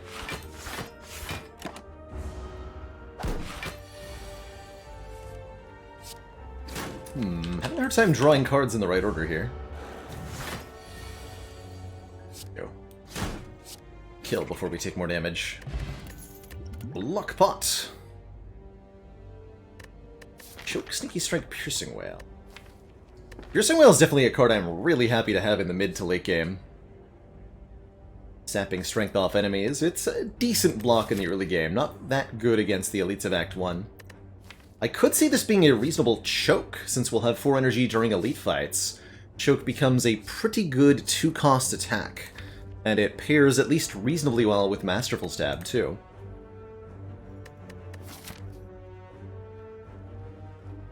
Yeah, you know what? Let's take an early choke. This choke is going to be really good damage in this fight, and this fight in particular. So it'll help us pick up some more relics and some more gold. Choke notably deals damage directly to the enemy's health, ignoring whatever their... oh, yikes. Ignoring whatever their block might be. Okay, this is fine? Question mark. 7. This is 15, 21, so I could take 4 and kill, or I can roll the dice. See what happens next turn. I should just take 4 and win.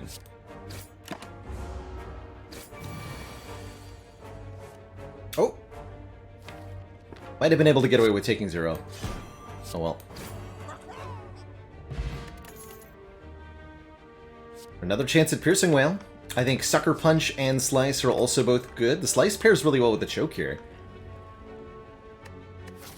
It feels like we should maybe take 1 defensive card. Grab the whale. Take the next slice we see. It's turn 1 draws, though. They're not what I need them to be. Definitely missing the Silence starting relic in this moment.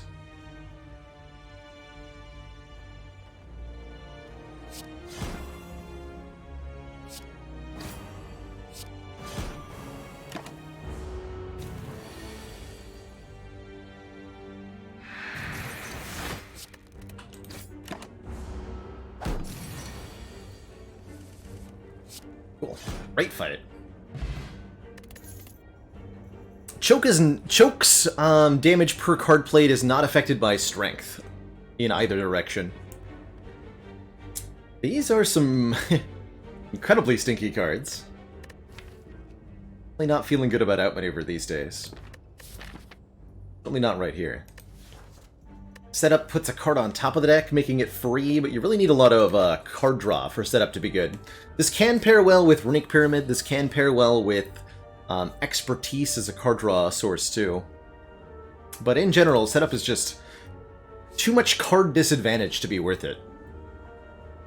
You have to draw the setup, you have to redraw the card that you put from your hand back on top of the draw pile. So setup essentially costs 2 card draws and 1 energy to give you a discount. That's a lot.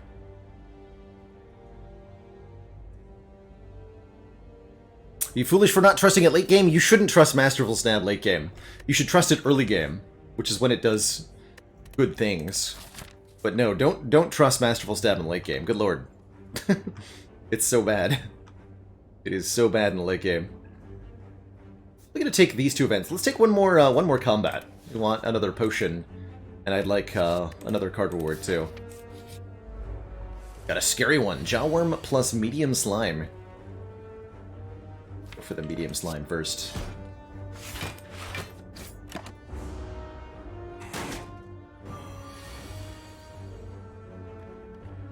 Excuse you. 1 damage short, huh? Shame.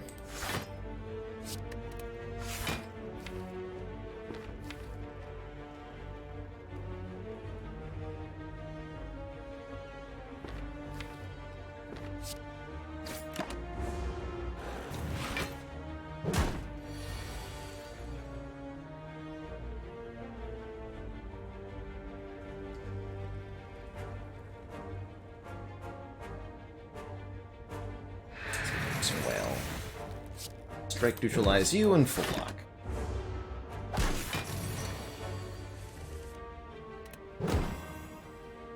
Yeah, this Jawworm is a tough customer. Oh, it's 2 cost, dude. Oh, next turn's gonna hurt so bad. Dang it.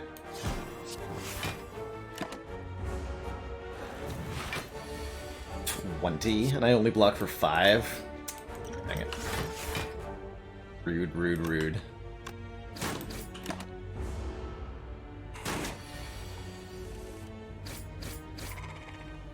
Okay, we do get a potion back, though. Despite the devastating cost, and I think a dash is an excellent, excellent, excellent card to add right now. 10 damage, 10 block, very good against Act 1 elites. So, ultimately, super worthwhile. Overlaps the timer pretty bad, too. I gotta mess with the sub-goal thingy a little bit. I'm trying to figure out how the sub-goal works, Red Osprey. I'm not 100% sure what exactly it counts. It's a bit awkward.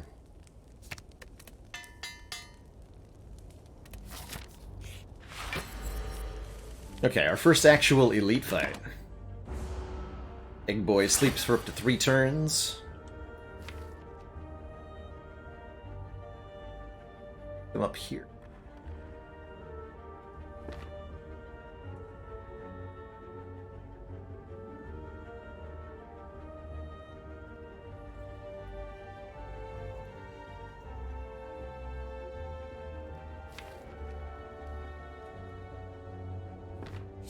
Alright, yeah.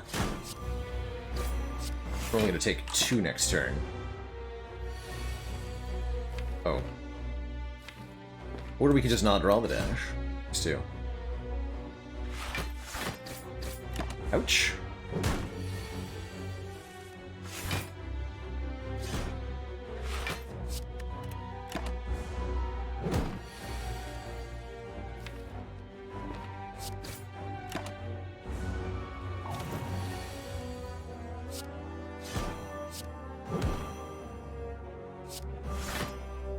Can't get a kill. I guess we'll block one more time, take 7 more. Try to win on this turn, potentially, maybe, hopefully. No. Take another 6. Okay, that was a little bit painful, but we get the Mummified Hand, making something free whenever we play a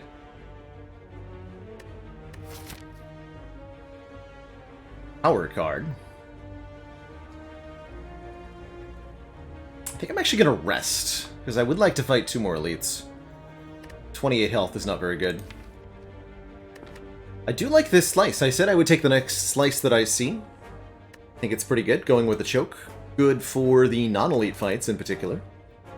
Normally I would like a backstab, but we don't have the turn 1 draw that the silent normally gets. Pick up a slice here, and I'm going to avoid this shot for the moment. We're going to heal, restoring 21 HP. Pick up a relic. It's a white beast statue, ensuring that we get a potion after every combat. And now I'm feeling a little bit better, going 2 more elites here. First up, Metallicizing Gremlin Knob. Probably not our favorite opponent here.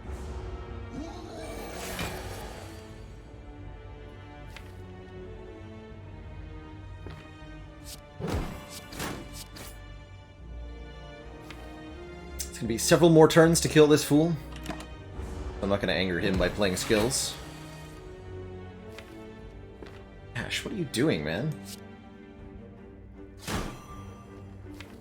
Dang it.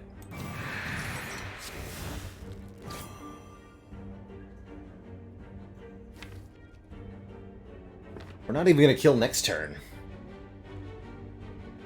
I think I will energy potion here, though.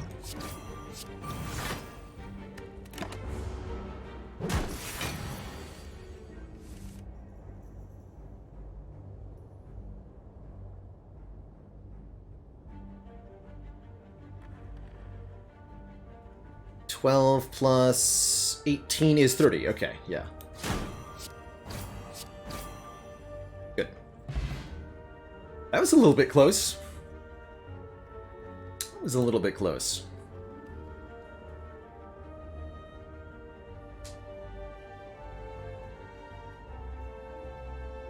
I think we'll end up doing a dome ladder scot-free. I have been putting it off, but I'm down. Doppelganger Plus. Very fascinating to see an upgraded rare card in Act 1. That's not a frequent sighting. You need to have an egg to get this to appear. Next turn, draw X plus 1 cards and gain X plus 1 energy. I really like that. 1 is an energy generating card. Always helpful for a deck that might be operating on 3 energy sometimes. Lets us have really big, powerful choke turns. There's an Infinite Blades to go with Mummified Hand here. Infinite Blades is nice with the choke, too. Definitely going to take this Doppelganger. Very cool. Now I might end up upgrading the choke. And our upgrade deficit from resting will be more than made up for by this Toxic Egg. Cool. Let's take another elite. I think we're going to be good. Ooh. Mid-adventure on the floor, his pants have been stolen. Gouged and trampled by a horned beast. This is another Gremlin Knob. We might get a free relic if we search, which we do. Now I'm gonna leave. Okay, bye.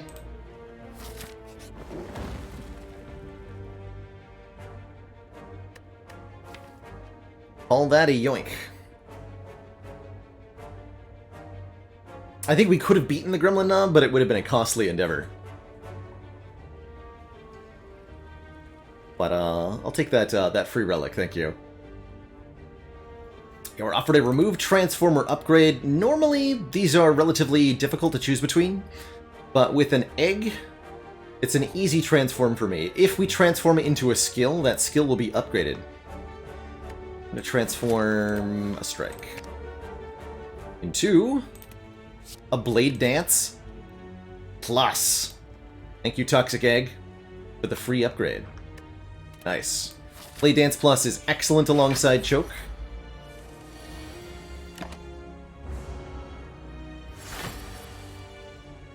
Case in point. That looks like a really good draw pile, too. Okay, let's go.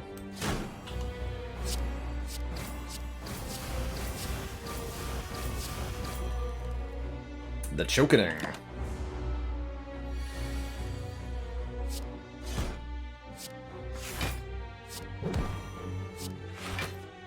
I'll take 2 more cards, 2 more energy next turn.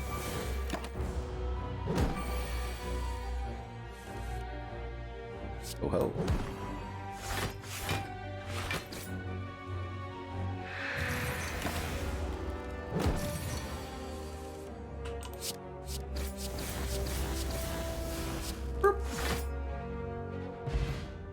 That was pretty good.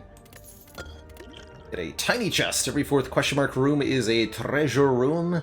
And I'm loving a footwork here to improve our dexterity, giving us additional block, and activating the mummified hand, making a card in hand free. Footwork is awesome here, and we could even afford to upgrade the footwork. Although I think I might upgrade the choke first, legitimately. Sucker Punch wasn't bad there either.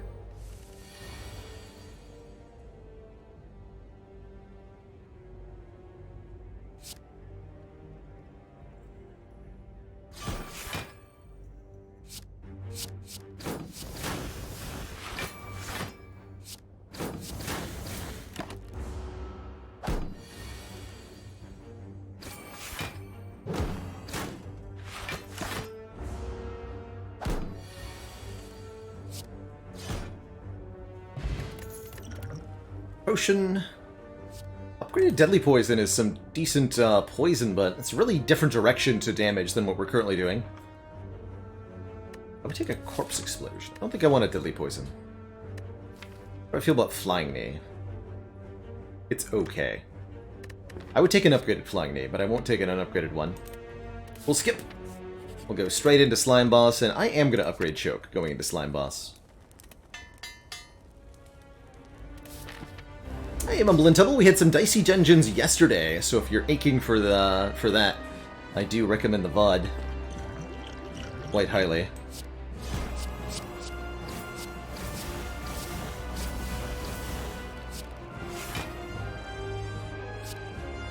You can indeed stack Chokes, and it'll be 10 per card rather than what it was before. How's this for a split?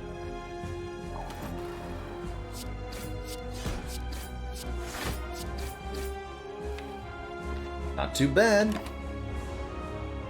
Not too bad.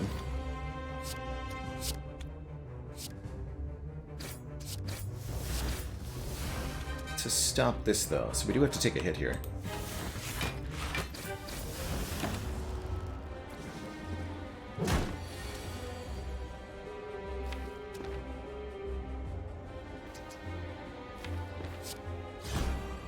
Many small slimes. Not sure it was wise to create 4 separate ones here, but here we are.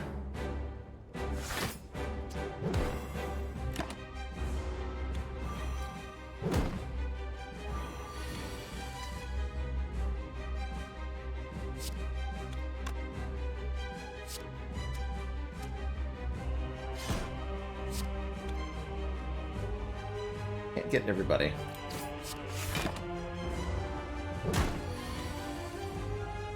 Fight overall, though. GG. Here.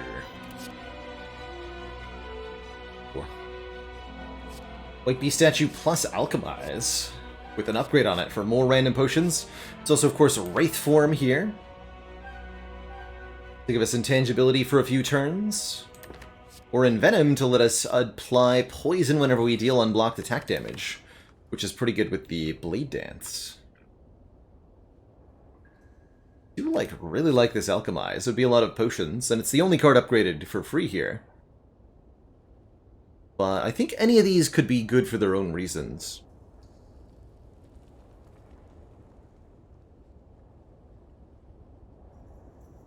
Take the Alchemize. Lots of potions, please. The Thorns, I think. And our choices are Tiny House, or sorry, Empty Cage to remove 2 cards from our deck. Shrink it down a little bit. I don't mind doing that at all with the relatively efficient deck that we have at the moment. Tiny House gives us a bunch of stuff. A potion, 50 gold, 5 max health, 1 card, and 1 random upgrade. I think I would prefer the Empty Cage to the Tiny House, generally speaking. Or Philosopher's Stone, giving us more energy every turn, but all enemies have 1 more strength.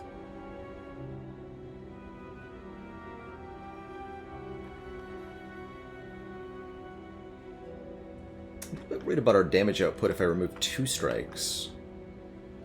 Fine, more damage, though. I go with the Empty Cage here. I don't want to give enemies additional strength, notably the heart. I think we'll be okay in regular combats on 3 energy in Act 2. Not great, but we'll have to use our potions fairly aggressively, which is fine, because we get 2 potions per fight. Let's avoid drawing these stinky strikes.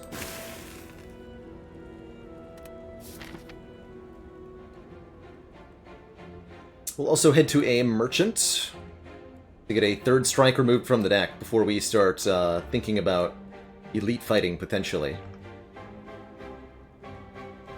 So, store into elite. That's the plan. And we'll heal if we need to. That's a lot of elites. We can fight as many as 4, and I might. Strongly considering. Let's take 2 events on the way to the shop. We want to stay out of the hard pool combats of this act. And here are the birds. Didn't take Philosopher's Stone, but they're still here.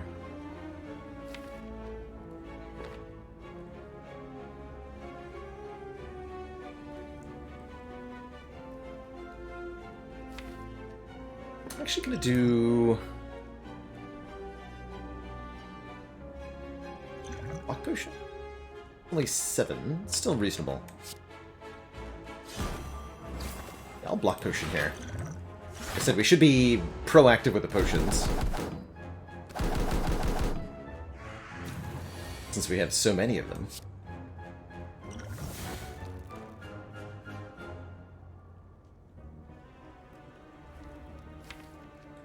It's an unfortunate draw.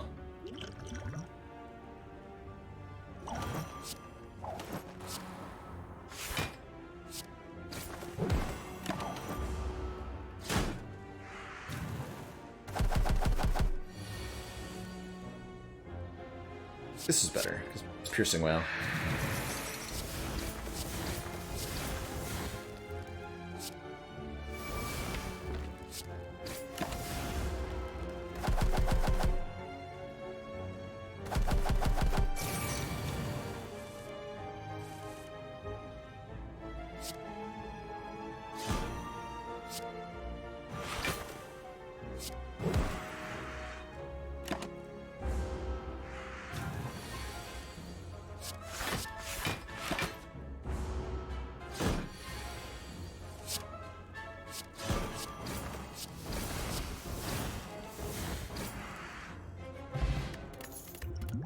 Alright, we lived. 3 upgraded skills, you love to see it. Dodge roll plus with our dex is very good. Prepared plus is not bad either, letting us cycle through the deck to find important things. I'm going to take this dodge and roll. Although we're a little bit block heavy now. I will pay for a relic. Not going to take a curse here. We get Akabeko! First attack each combat does 8 more damage. Very, very good. Launch.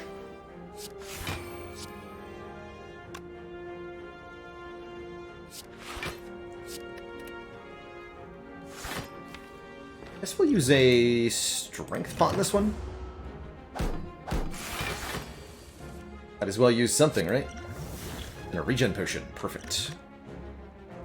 Yeah, this fight will last long enough.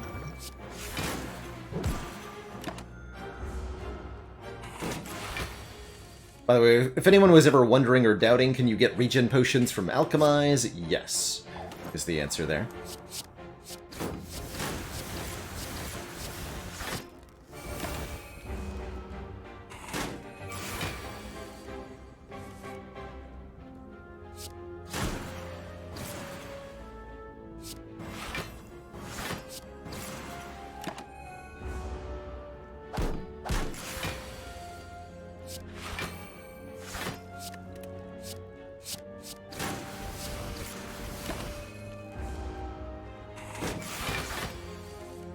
You should be able to get a blood potion on Ironclad. That's a good question. That's right, you can't get Alchemize from random card generation, so Dead Branch can't make Alchemize. And neither can, Distraction. And no thanks to these. To the store! Uh-oh, time to spin the wheel. Oh no. Not the dreaded wheel. No! Uh-oh, looks like you won a curse. That's not good.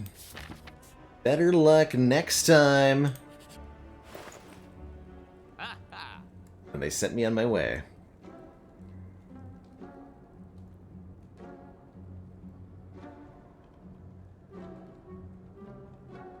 Cool shop, though. Looks like we might be a double footwork kind of deck. We're about to fight an elite here. I like this backflip a lot. Apo is pretty decent, upgrading all cards in deck. Although with the Toxic Egg, most of the important stuff we pick up will already be upgraded. We're definitely going to remove our curse. Panacea could be fun to block debuffs. You could get rid of status cards with the medical kit. It's definitely a defense-heavy deck. So getting rid of statuses might be particularly good. I'm gonna take the backflip. Draw 2, block 8. I don't think I'm taking a second footwork, actually. Am I?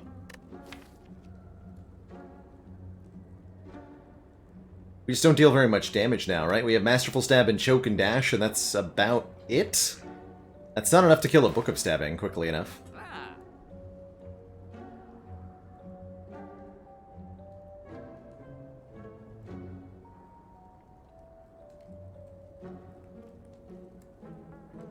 Guess I will take the medical kit. Yeah. Like the slavers. Greetings, slavermans. See that you're attacking me for 34 damage on turn 1. Allow me to reduce that number. To nothing.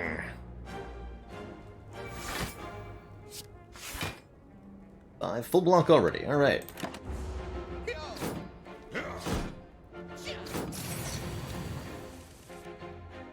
Choke Blade Dance together. You'd love to see it. This is plenty, so we can actually do this.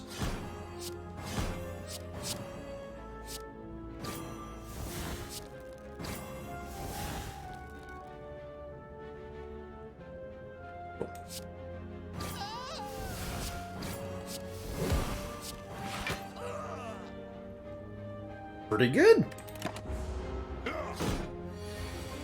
Pretty good, if I do say so myself.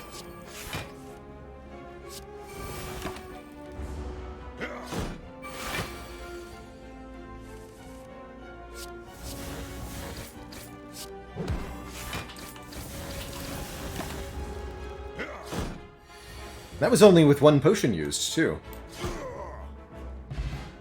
Get a pen nib. Every 10th attack is doubled in damage. We're offered 3 more upgraded cards. I really like a Crippling Cloud for some AoE poison here. And more Weaken, which we're currently lacking. Bullet time to let us play everything in hand is a little weird. Hey, Virtual256, congrats on that Ironclad first heart kill. Flex plus, limit break plus, spot weakness, and a few sword boomerangs. There you go, damage gets there. I'll take this Crippling Cloud. This is a really good AoE card. We're gonna go straight up the middle here. More elites for days. So I want a Snecko Whale. Draw 5 and randomize the cost of cards in hand? I'll pass. A potentially useful, but potentially dangerous potion. Alright, here's the Book of Stabbing that we were a little bit worried about. Well, less worried about. As of right now. Enlist the aid of the Essence of Steel here. So a good turn for the Energy Potion. Take 1.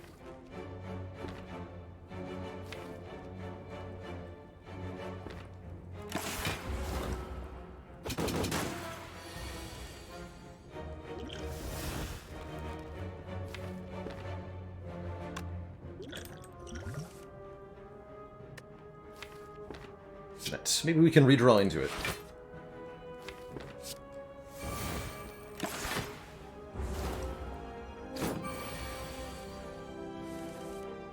Nice.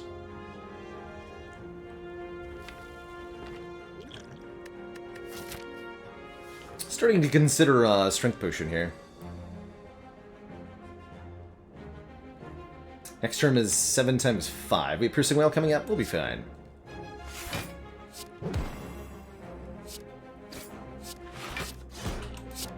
Order on the pen nib now.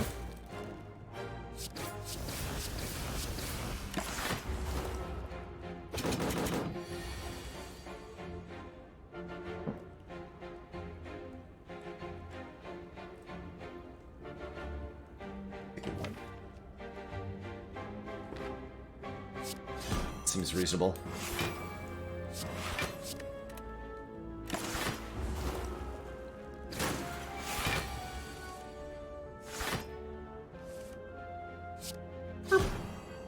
Get him, wound. The specimen transfers poison when enemies die, and I love an Acrobatics Plus for draw 4, discard 1, shuffling through the deck a lot quicker. Caltrops is also a reasonable source of damage here, since this deck is quite block heavy. Good for hitting the heart, in particular. And it works with the Mummified hand, too. Actually, yeah, I am going to take the Caltrops. I think that helps me not worry so much about our heart matchup. Thrilled with Bag of Marbles here. Get to not pen nib, but I get to Bag of Marbles Akabeko for big damage. We can even dupe pop this Crippling Cloud for lots of poison, too.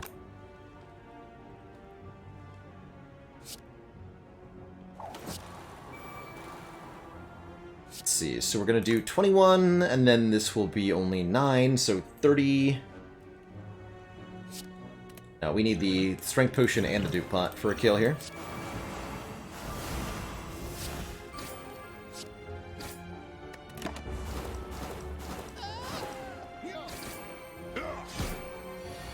And that poison transfer with the specimen's actually huge here.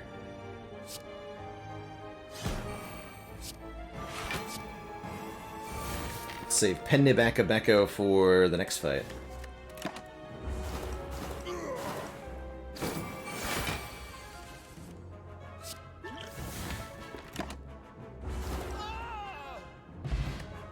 Ooh, Unceasing Top. If we have no cards in hand during our turn, draw a card. Makes the medical kit pretty exciting. Do we now want more poison? Now that we have Crippling Cloud and Specimen?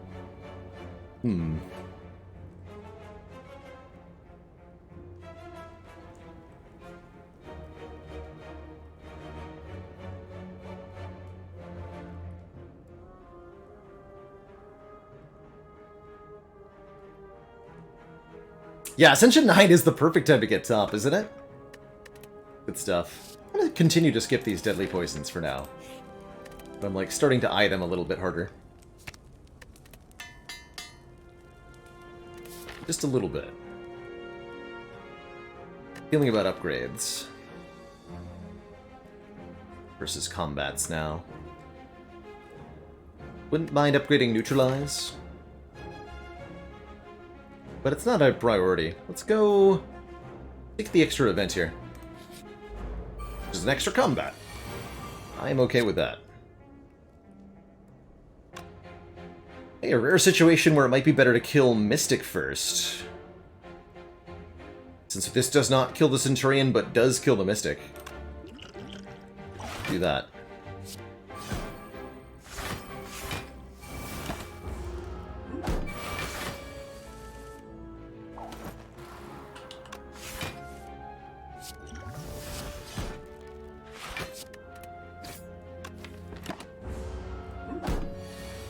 If the Mystic is killed first, then the Centurion replaces their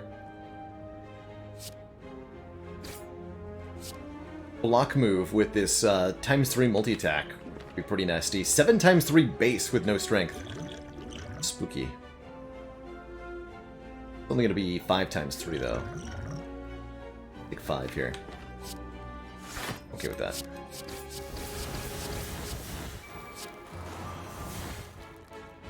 Oh yeah. We have an Unceasing Top. Stuff. Second upgraded Blade Dance. Goes really well with our Choke. Really well with our Pen-Nib. And then we would take an accuracy from here, sure. Great question, Clown Basket. So, to guarantee the boss swaps, we use a mod called !Filter the Spire, which is available on the Steam Workshop. And that's what allows the guaranteed results from our boss swaps.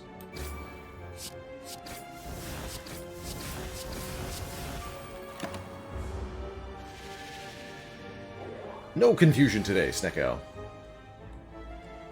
Yes, Unceasing Top today. Though.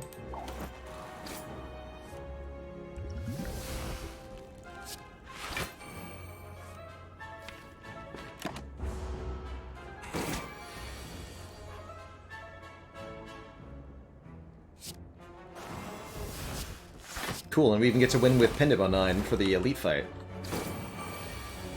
Great.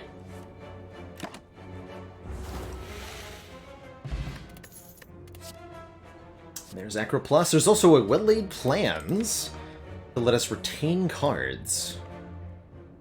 Also quite good.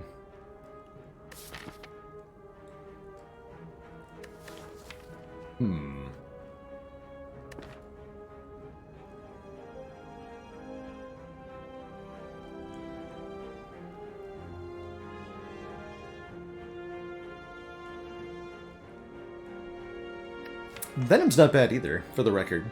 Especially now that we have 2 Blade Dances. Good artifact removal as well.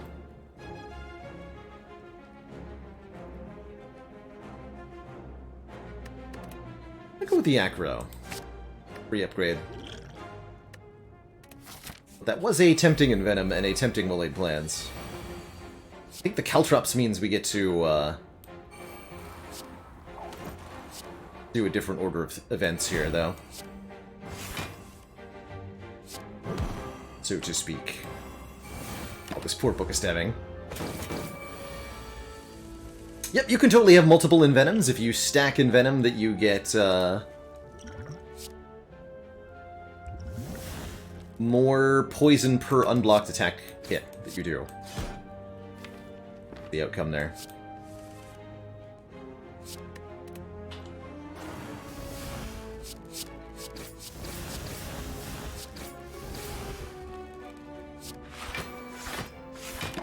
Got him good.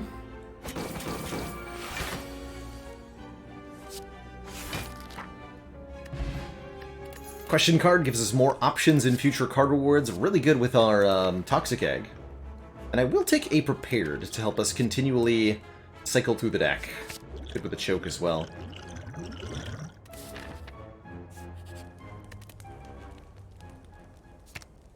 I guess we'll upgrade Neutralize now. Could even Recall, actually. Let's do that.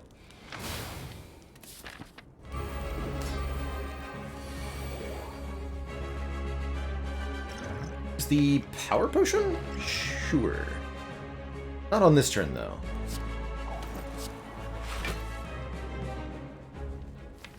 I want the Mummy Hand part to be relevant. Okay. Not going to use my Penne Becca Becco on this.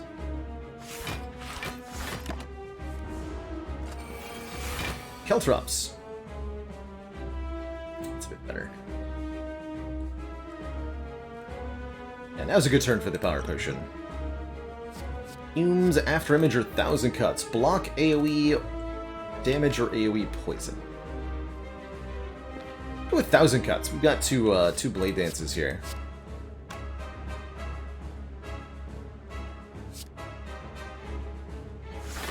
This. Guaranteed make the dash free.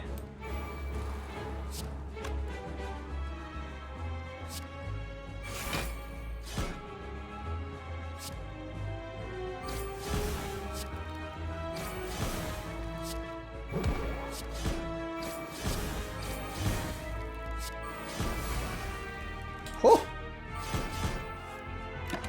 Good job, Top. Fumes was pretty alright with the specimen, that's true.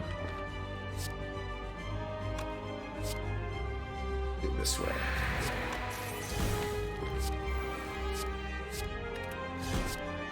Choke.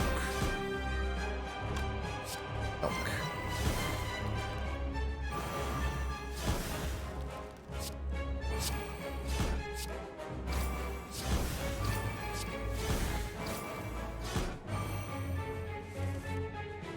I was wondering if we would get choke again.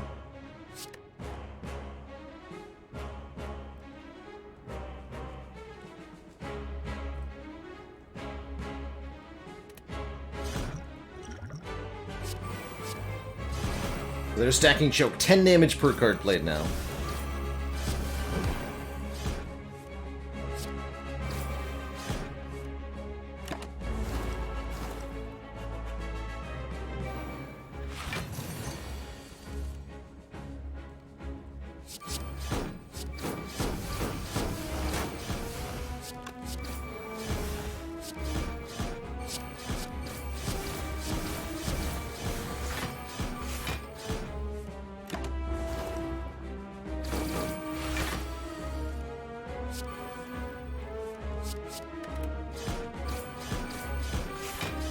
Should have done that a little differently, actually. It's all good. Because it's Hyper Beam time! Or is it? GG. GG, everybody. There's that Storm of Steel. Kind of interesting with the Unceasing top, actually.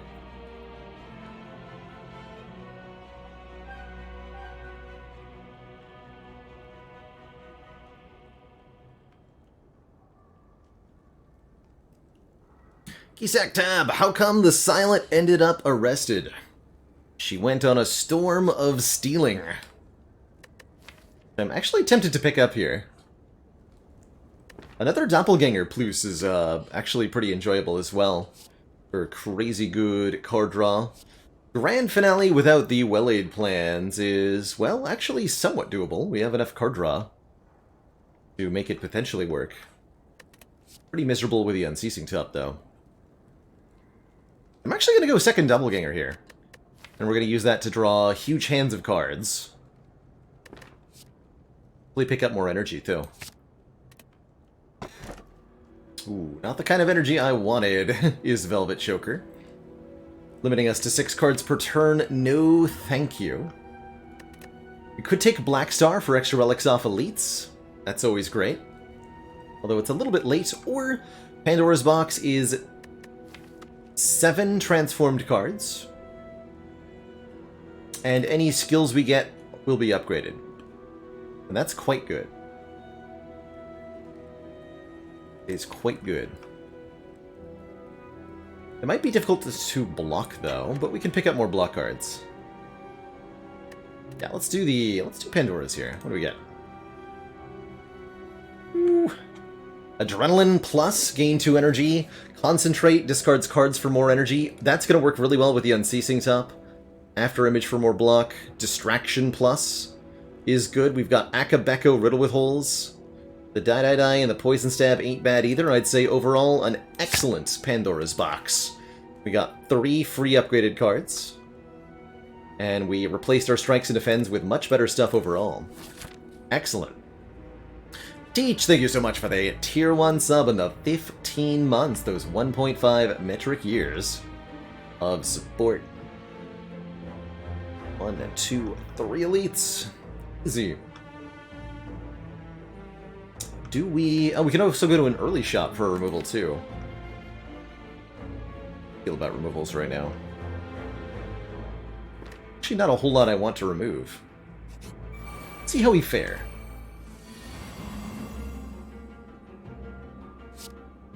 Akabeko. Bag of Marbles. Die. Some seriously big damage.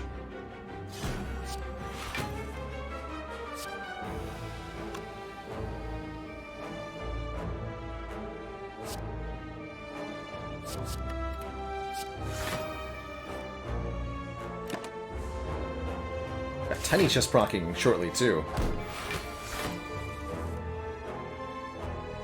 Stuff.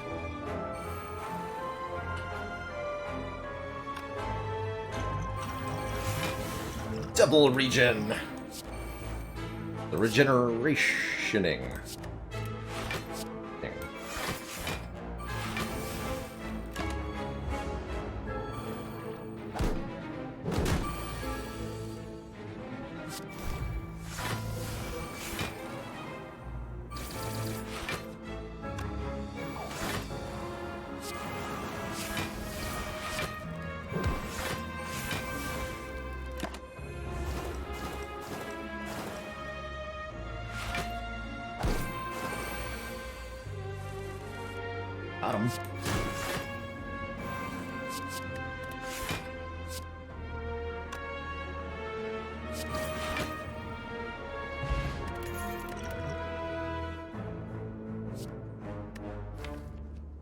Problem with an unplayable card like Tactician is that it completely shuts down Unceasing top if we draw into it, although we could discard it frequently with Acrobatics or Prepared. It really does limit us in some cases. Slice, however, is just, like, free.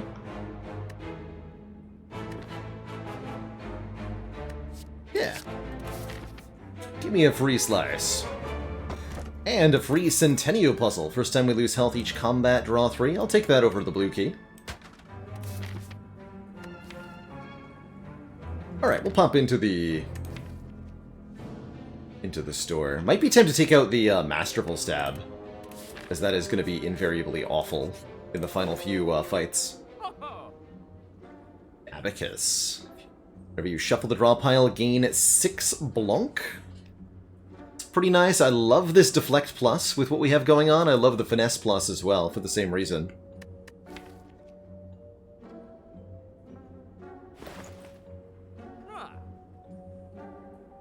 And I could afford all of it, too.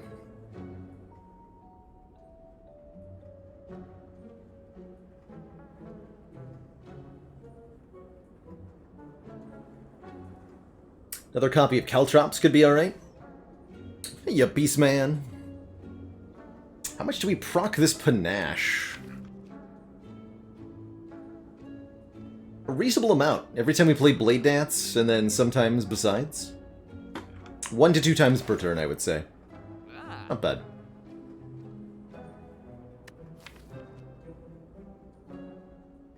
Okay, though.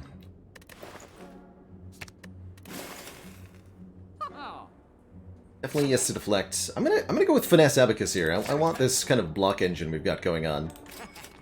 Every time we shuffle our draw pile, gain 6 block, says Abacus. Some events here.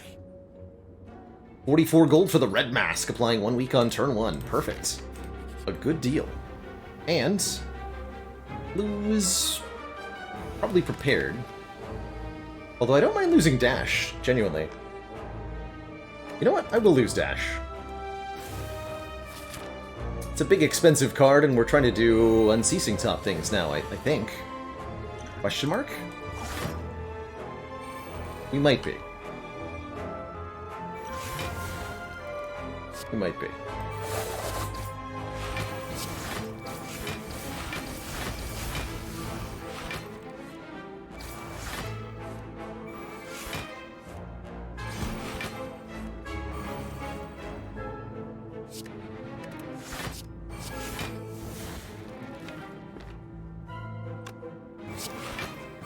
Nightmare Shiv!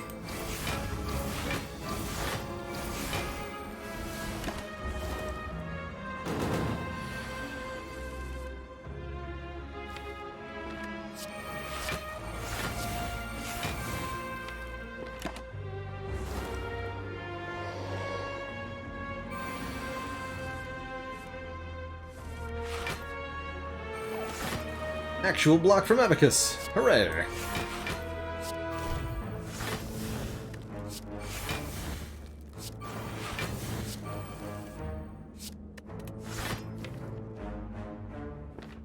I'm trying to figure out if I can kill him without actually using the pen nib. I don't think so.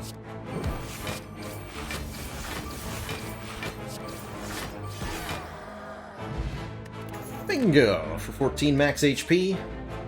How many grand finales could I have had by now? The hell? Take another Acro. Double colorless potion too. Upgrade-wise, do I care about any of this? Not really. Let's take on non-upgrade nodes. Take event over an upgrade here. Could get double orb walkers, could get Mind Bloom. Get Winding Halls, costing us 4 max HP. We'll get another Tiny Chest proc this way as well. Here, or here. Yes, here, since I'm gonna make the same decision to avoid the fires. Madnesses? These are Madness Pluses, and we have Unceasing Top. Wait a minute. Wait a minute. Yes! Yes, I'll take 2 copies of Madness Plus. Reduce the cost of a random card in your hand to 0 for the rest of this combat. Don't mind if I do.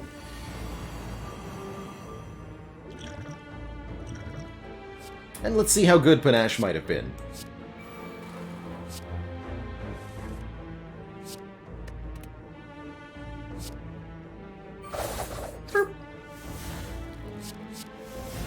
Oh, interesting.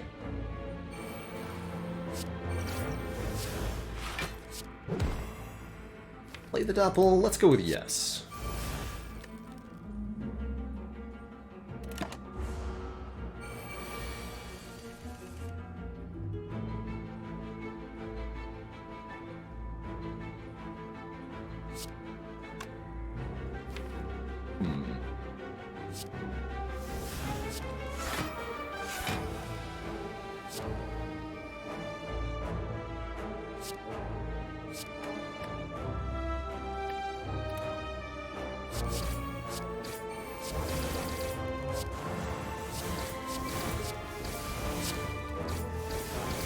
Okay, Panache might have gone off a little bit more than I expected, actually.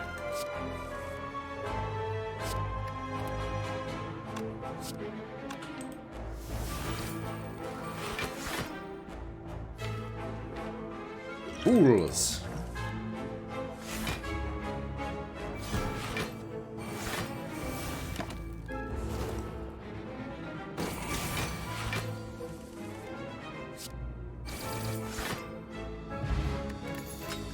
Another egg. Now all powers we pick up will also be upgraded.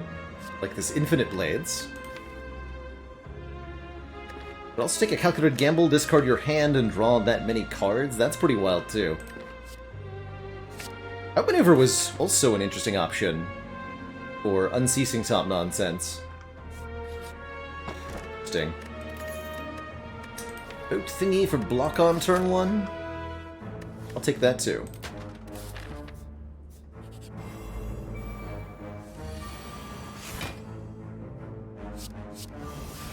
Ooh. Tis.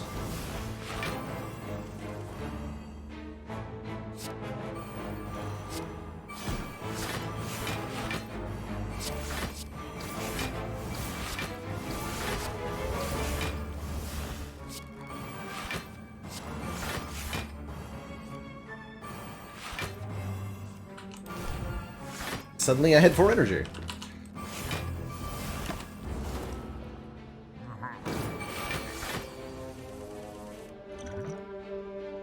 Amazing.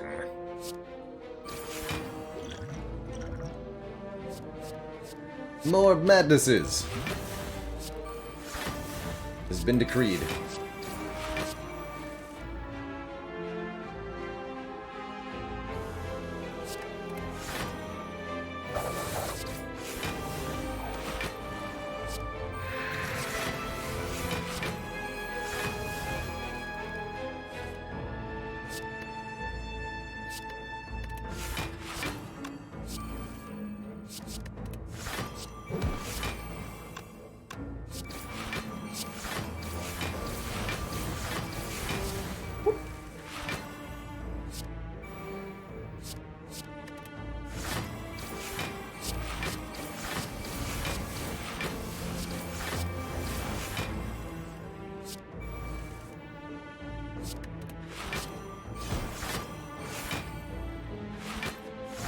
Get him!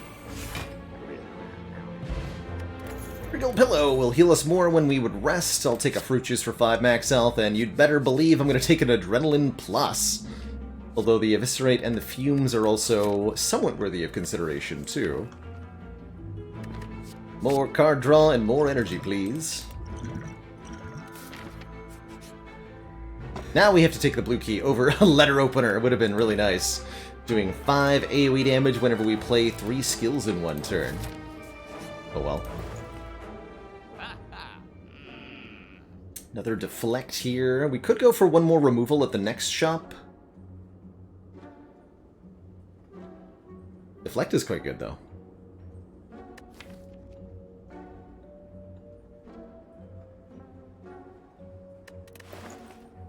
Finisher could also be hilarious.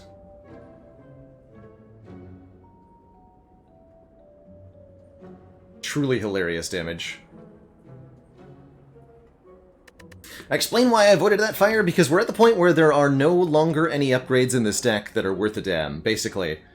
We've got a scattered few. We could upgrade like Die for +4 or +5 on the Riddle with Holes, but I am expecting the average outcome of an event node to be better than that upgrade would be. Whether it be from gold, from additional relics, from a potion, or what have you.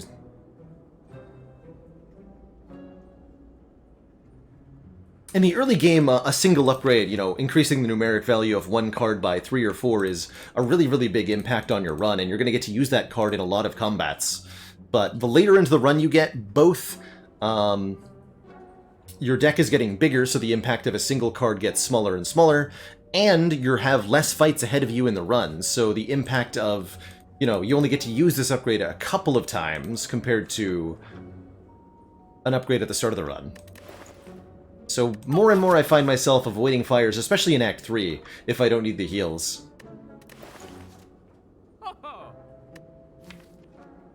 His finisher does seem hilarious.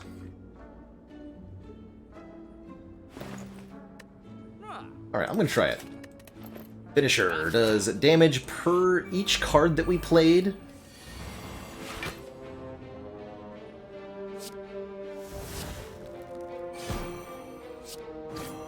That turn. Or each attack we played, rather.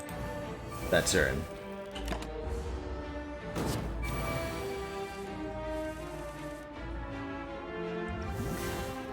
It could be a lot, or it could be a little.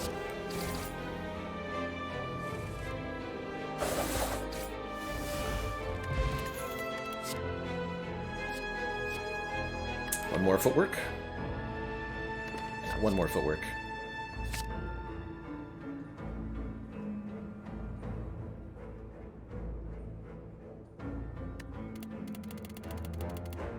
Is that still an easy pool fight? Well, question mark, question mark, question mark, question mark, question mark, question mark is apparently the answer. Apparently. Alright, here's a hard pool fight. That turn 1 output, though.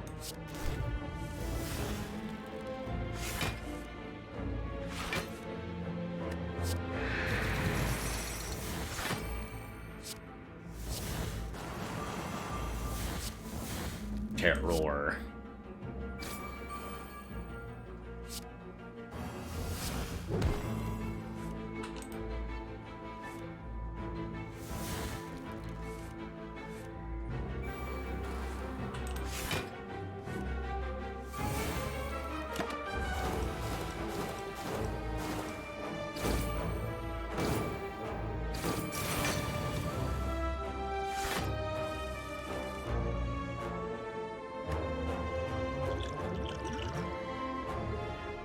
They're pretty good potions, actually.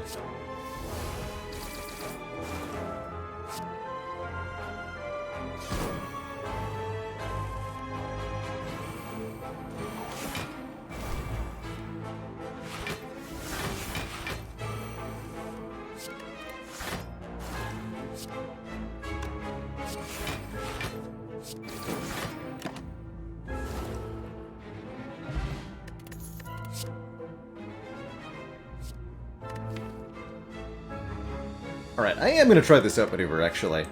Next turn, gain 3 energy. That can help us keep our turns going longer and longer and longer, essentially. I'm going to upgrade the After Image, just so to make sure we get it early in the fight against Heart. In a 35-card deck. Seems important.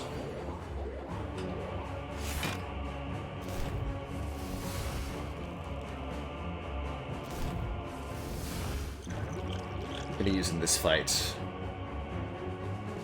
I guess the deck spot can go.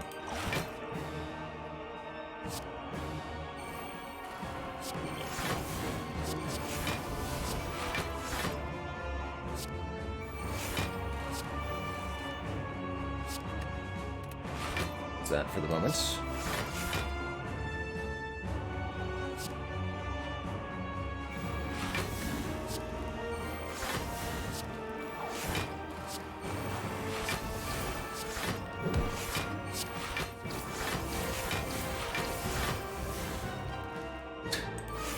Actually not upset with that double draw, but that's really hilarious.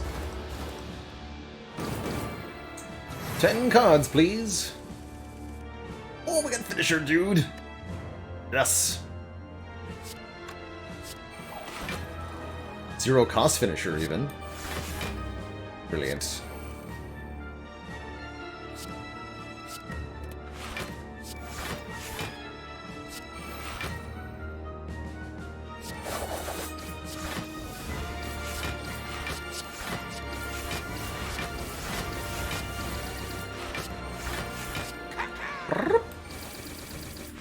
Zipskins, thank you so much for the 100 bits.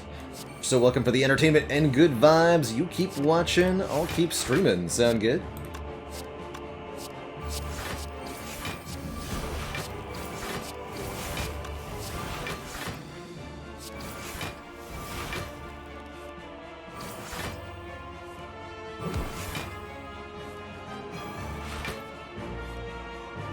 Play that too, you fool!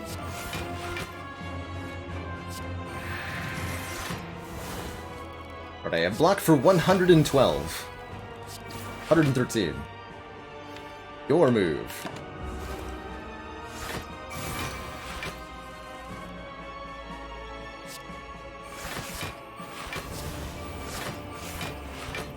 Your move, Deca.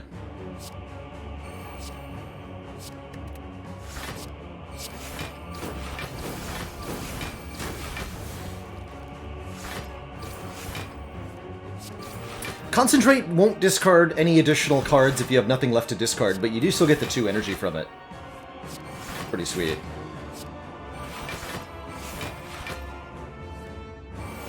Six more energy next turn.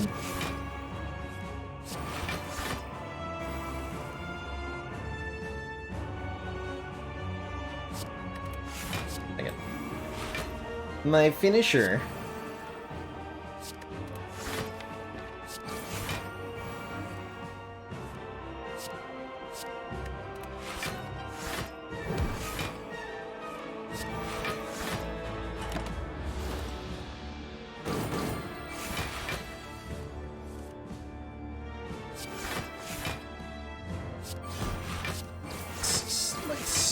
Finisher.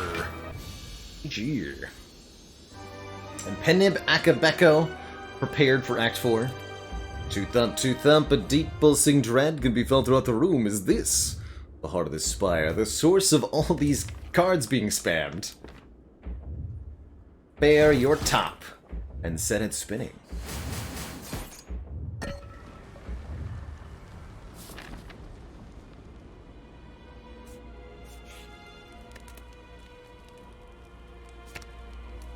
Upgrade Finisher. Currently top is at 1.5 cards drawn per turn. That's pretty good. It's a real relic right there. Seems like we're already at an excessive amount of blocking. So I could take another Deflect Plus here, but I don't need to. It is quite good with the top. I mean, might as well, right? Rook, thank you so much for that Prime sub. Welcome to the Council. Something emotes and community. I'll go ahead and Power Potion on this fight. Fumes? No, Envenom.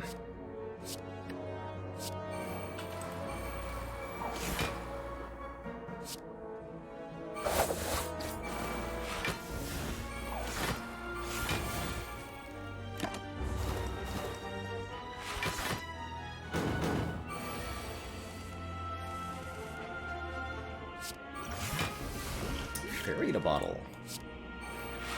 When we would die, heal to half health instead, up to 1 times.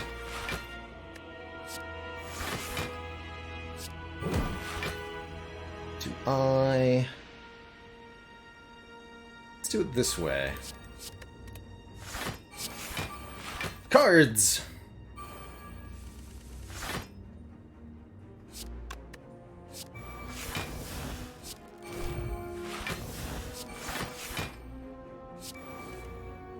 Many cards.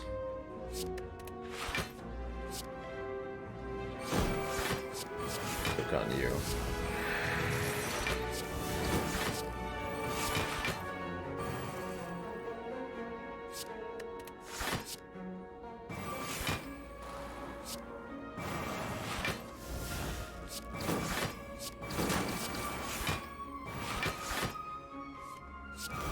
Opening.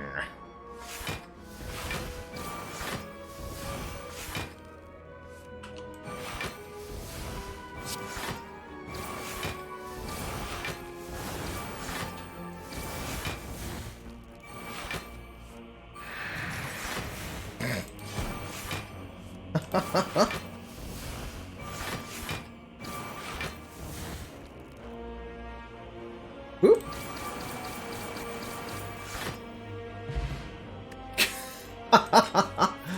Kunai is here, in case we needed absolutely positively more dexterity. Do we add... Caltrops feels like overkill, but totally useful here.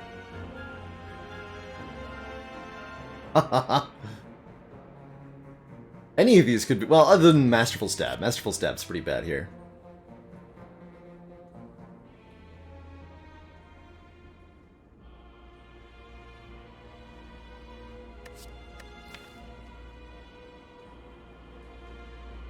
Blade Dance to make that finisher so much better. Let's go third Blade Dance with Kunai, Choke, and finisher.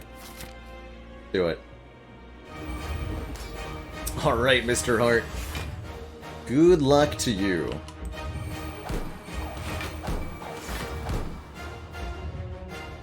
I want to double one of those.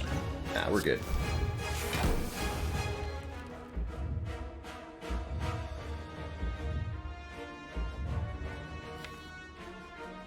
What am I gonna double? Not sure.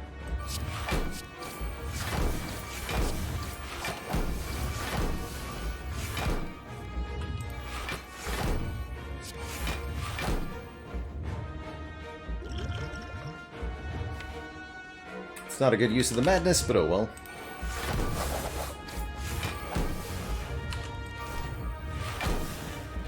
Duping Caltrops seems hilarious.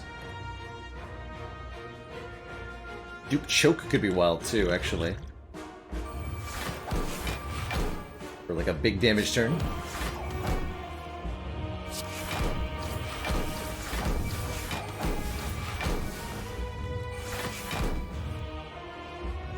Double. Yeah, perfect. Decent enough turn 1. Yeah, if I dupe choke, we're just gonna hit the damage cap this turn, right? Let's do that.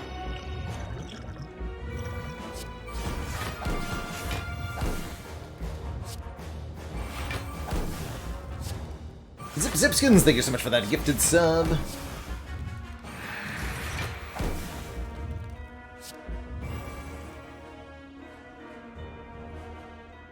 to get rid of certain things.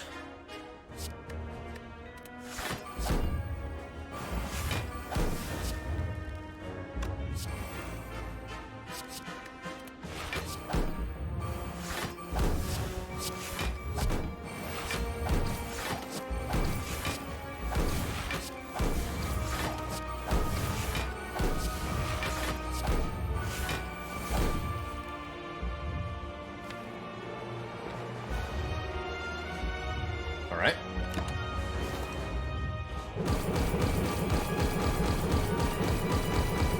$75 damage back, easy peasy like.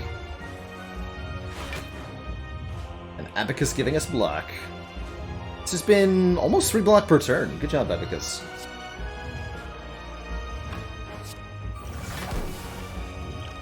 Sure, or whatever.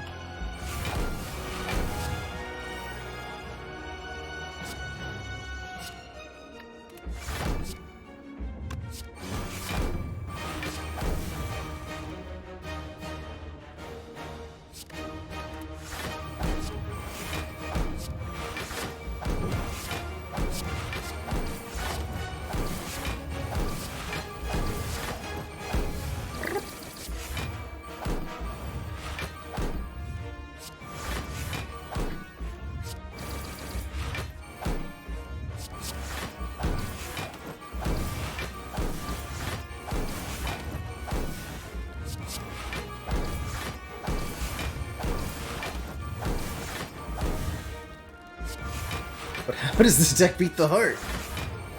Guess no one will ever know.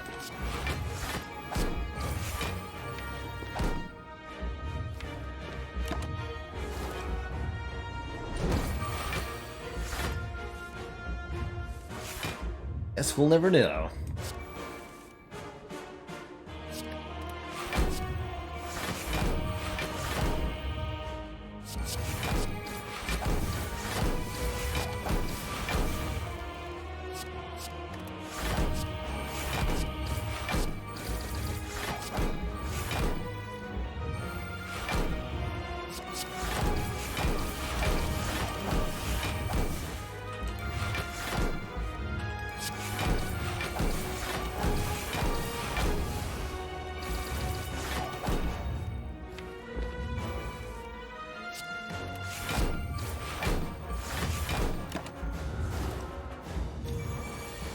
Hi, Mr. Hart. It was a solid attempt, but, PG and all that.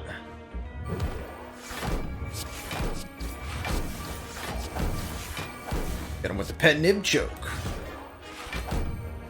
E. G. GG.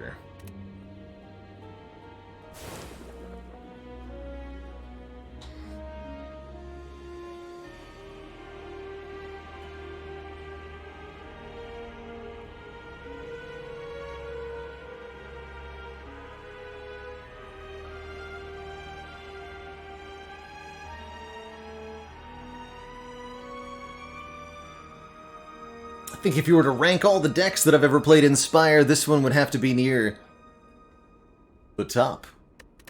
GG, everyone. Onwards to Ascension 10.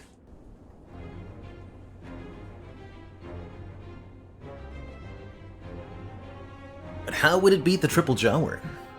Oh, did I forget to leave? Oh no, Fairy! No! Rip Fairy. No releasing today.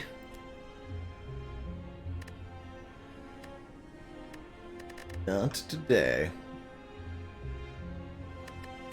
Choke is an interesting way for Silent to scale. I've had a couple runs recently now. We used one on our last Silent run as well, right? No, the Ascension 1 run? Yeah, this run had a choke as well. Been getting a little bit more use out of it than in previous thingamajigs. Yes, Jordan, we play Watcher in this ladder, and we will in every other ladder forevermore, basically. Just that one time. Onwards.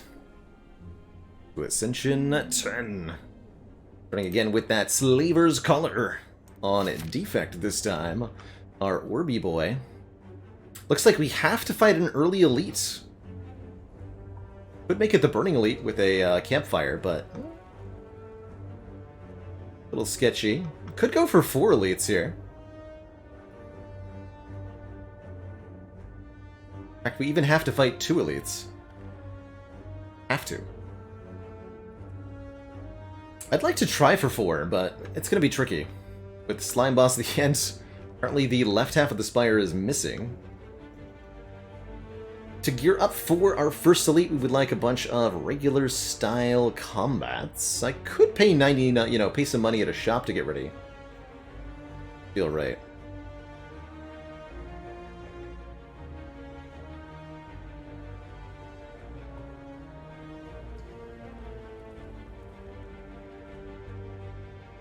Bliss says we found a new glitch, allows you to unlock ascension levels at the very start of Act 2. Oh, that would make all achievements way faster. Interesting. Very interesting. Or Act 3, rather. Okay, still very relevant, though.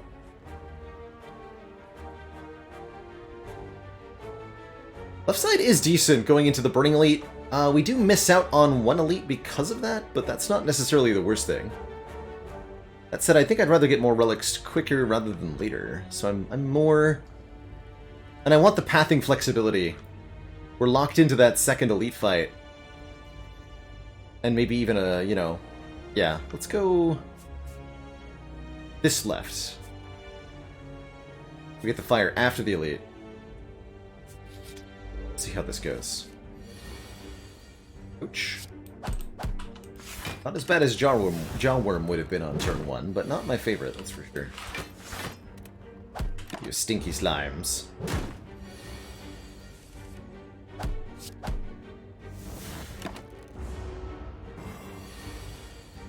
Ooh, no zap. Oh, strike zap gets there. Okay, good. Wait for a second.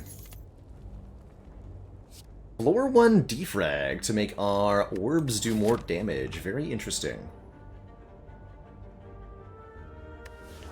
Definitely like a Compile Driver as a damage card that's also draw, and Steam Barrier for 0-cost block is also really nice, just in these first few fights. But this defrag will invariably be great in the long term. Grab it. A premium card for defect.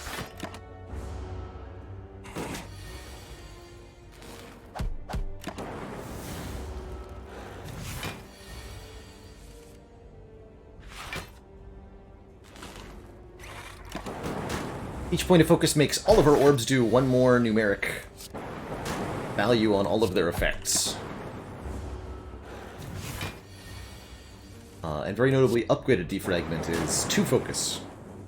Makes those orbs really strong. Another chance at Compile Driver. Hello World and Charge Battery are here as well. Hello World is a really good card in the early game, especially against the elites of Act 1, generating random common cards each turn. I think is really good here.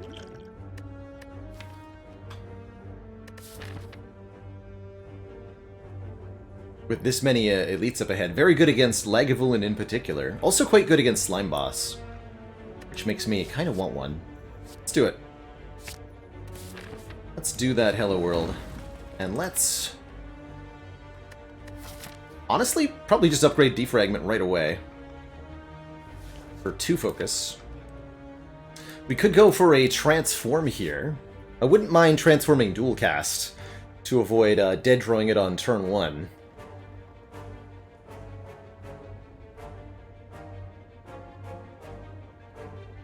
Yeah, actually, that's a real problem.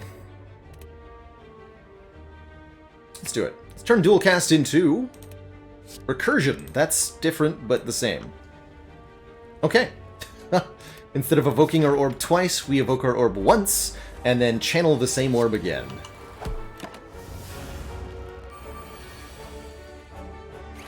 It's different, TM. Now we're way behind on damage against cultists. That's terrifying.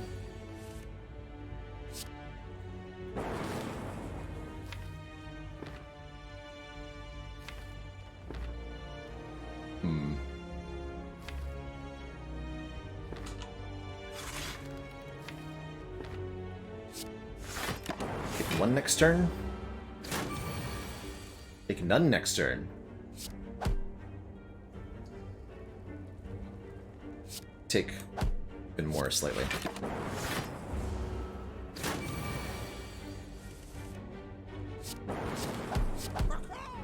A few hit points lost there. Algorithm is, I think, a big mistake here. We need some immediate damage, as that cultist fight showed, and FTL is great immediate damage. 0 cost, deal 5, and it may draw a new card to replace itself, so kind of like a free strike. I really find FTL very valuable in Act 1, when you need immediate damage.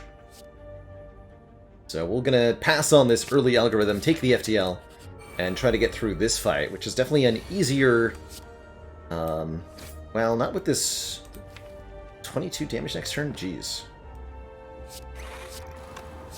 Could be in real trouble here. Oh dear. Unfortunate. I guess I'll take 10.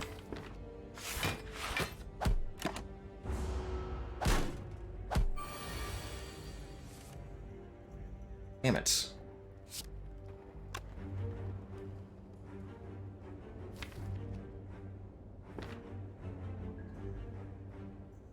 Five more? Yes. Take the potion.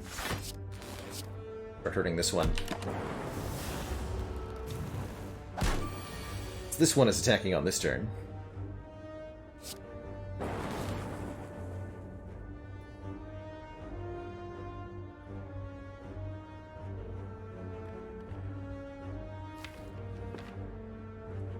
%30 chance of taking it. Blah.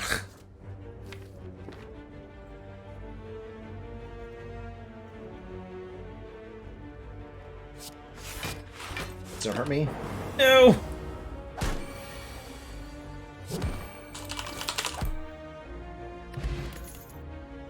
Alright, we cannot take a second defragment. That'd be suicide. We did get a really good elite here, though. The Lagavulin.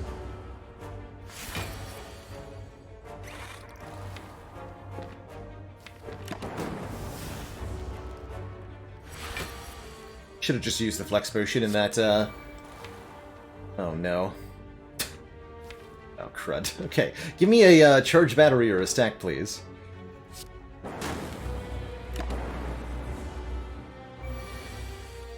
It's not what I had in mind. Thank you.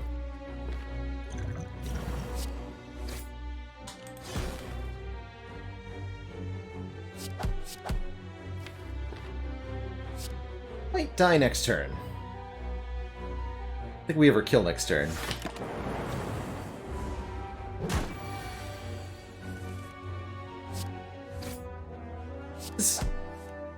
No! Damn it. Wow, floor 6 killed. GG.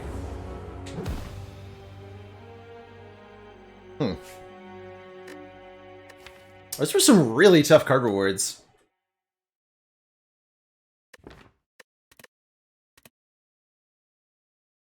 GG. So what were we offered? Try and compile steam barrier? Yeah, we were supposed to take the steam barrier. This was a big trap, for sure. First floor defragment, it's something you really, really want to take as defect, but I shouldn't have, knowing we didn't have a fire before the first elite. I think the Hello World was correct.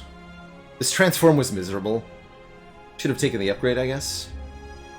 This was tough. We saw not one orb generating card before that first elite. Brutal. Brutal. GG, everybody. Greedy path? No. No, this was the easiest path available to us. I mean, it was a bad path, but it wasn't greedy. It was just the best option. The better option was fight a burning elite instead. If you call that less greedy, question mark. But no. No, we were forced into on every path a floor 6 elite.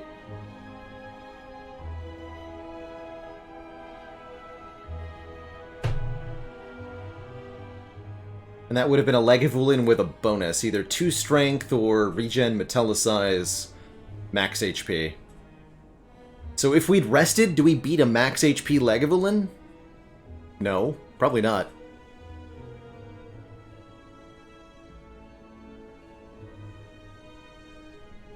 We did find one potion, but it didn't help us because we used it wrong. 26 damage.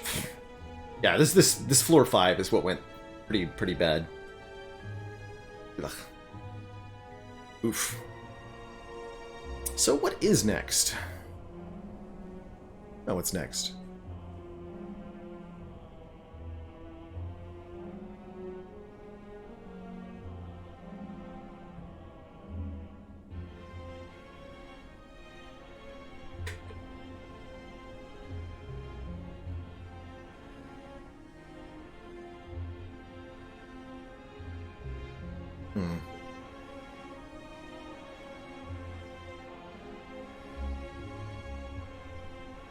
Yeah, we could change games. It's tempting.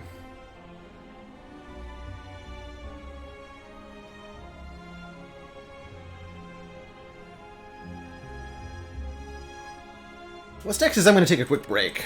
Refill my legs, stretch my water. I didn't do so before that defect run started, so I'll take the opportunity to do so now. When I return, we'll figure out what we're doing for the second half of broadcast. Be right back, everybody.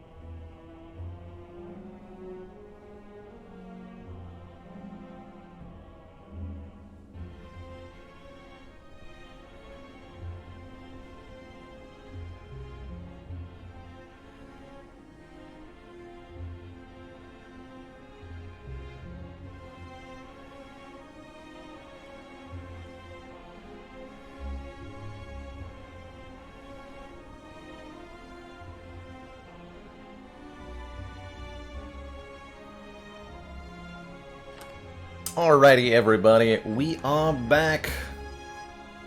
Thank you so much for that patience. I think what I'm going to do is start a new ladder. I don't like how that one ended, but I wanted more of the low ladder actions, so let's pick a new boss relic to start with. We just did a energy generating relic, so we should do a ladder that starts with a non-energy boss relic. Have we done Tiny Cage? Let's see the exclamation point ladders here. Or Empty Cage, rather. We have done Empty Cage. We've done Black Star, we've done Calling Bell, we've done Astrolabe. We've done the Hovering Kite, the Inserter, the Mark of Pain, the Nuclear Battery, Pandora's, yes. Philo, yes. Haven't done Dome, haven't done Pyramid, haven't done Snecko. Have done... We did Sozu as well. We're down to the last couple here, right? Oh my. Oh my.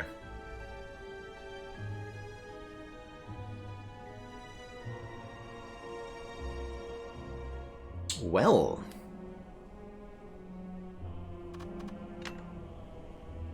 Maybe it's Snecko time, then.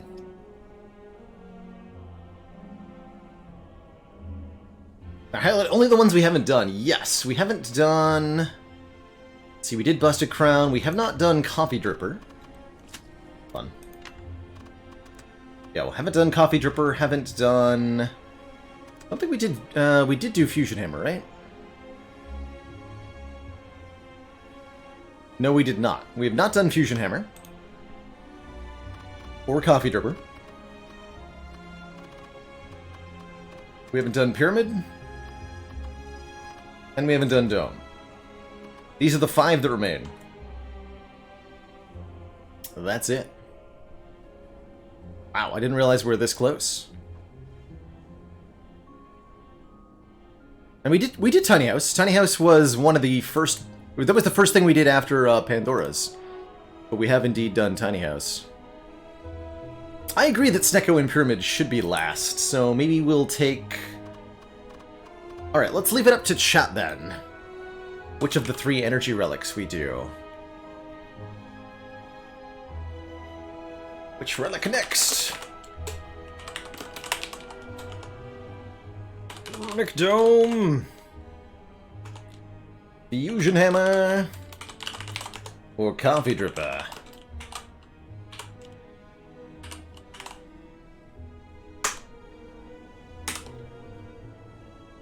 Yes.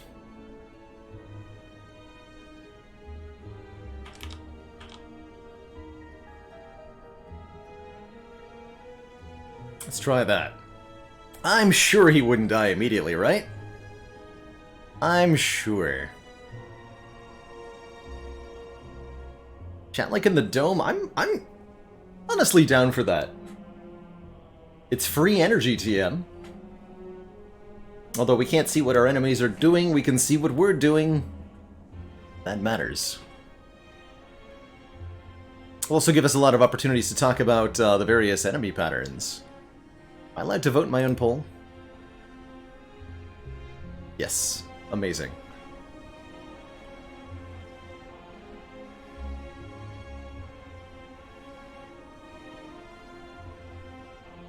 Amazing. But will this ladder be domed? I'm not allowed to vote for with points, no. I can do a basic singular vote, but I can't contribute my infinite waffles to the poll.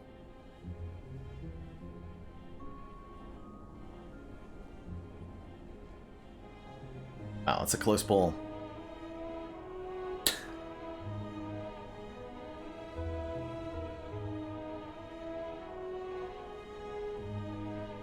Awesome-o, thank you so much for the 9 heckin' months.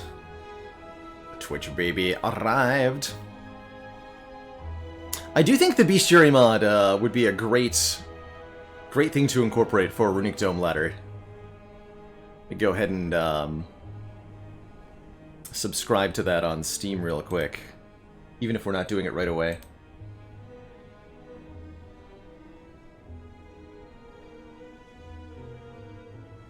Bookshop.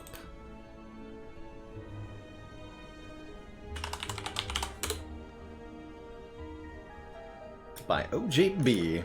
And there it is, Runic Dome takes the cake. So, that's the winner here.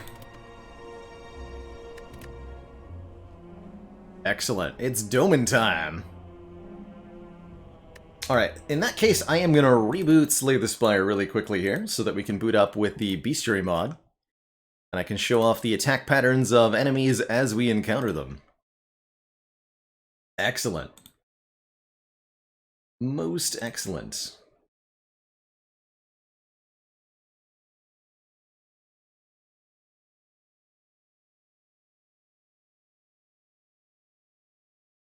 Bestiary. Shift plus right click a monster. Perfect.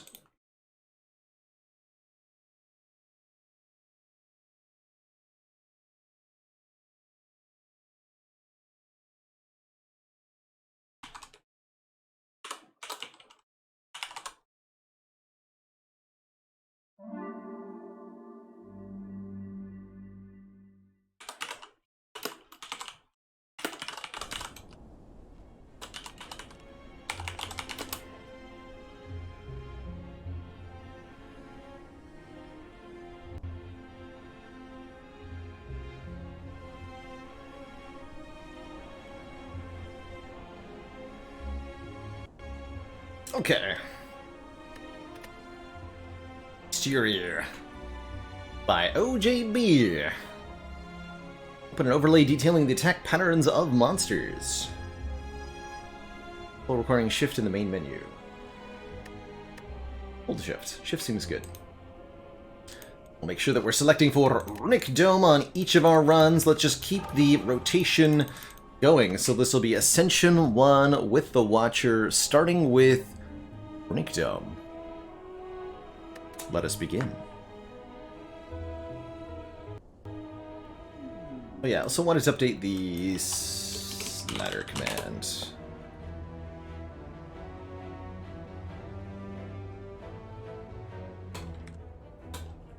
So cool that we're almost to the final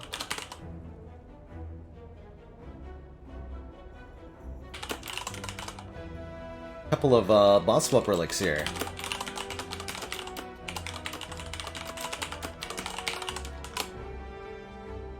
Perfect. Give me that dome! So we're not able to see any enemy intents. By default, I am going to go for this Burning Elite. But we now have Bestiary mod, so we can pull up information about our enemies. We can see that the cultist always starts with the incantation. They're never doing anything on turn 1, and then they repeat Dark Strike, attacking for 6 each turn. So they don't attack on turn 1, then they attack for 6, then they attack for 6 plus their strength, 3 on this Ascension level.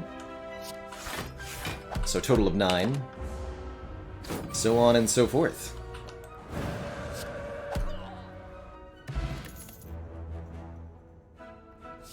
Early Rushdown, huh? Whenever you enter Wrath, draw 2. I think an early Empty Fist also very good, but let's try that first floor Rushdown. Giving us extra draw when we enter Wrath. So Jawworm's another one. This enemy is fairly random. They always attack on turn 1. Jawworm always does the Chomp for normally 12 damage on higher Ascensions, only 11 on this Ascension level. And then after that, Jawworm has a pretty random moveset. 45, 30, 25% chance split between Bellow, Thrash, and Chomp. Can't use Thrash 3 times in a row, or Chomp or Bellow twice in a row. Interesting. Harder versions follow the same rule, but do not always start with Chomp? Oh yeah, in Act 3. That's right, yep. That's right. Let's take 1 here. And then we don't know what this is. They could be blocking, they could be attacking. Just no way to know. If they are attacking, it's, it could be... No, it can't be Chomp again, so they're attacking for at most 7 here. Meaning Vigilance always blocks. Let's do this.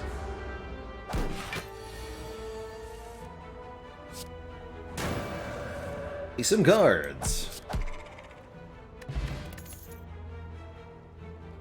Ult could be fun with our Rushdown. I also love Cut Through Fate for some scry and draw and damage, letting us look at the top several cards of the draw pile, discarding any if we wish.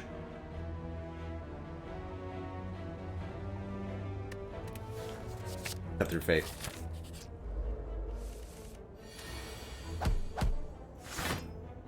So, medium spike slime. 70% chance to lick, inflicting frail. 30% chance for flame tackle?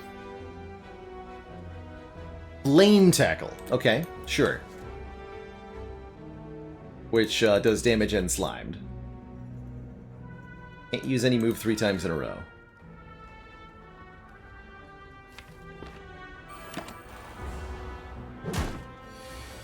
Got flame tackled. They could be flame tackling again, but they could also not be.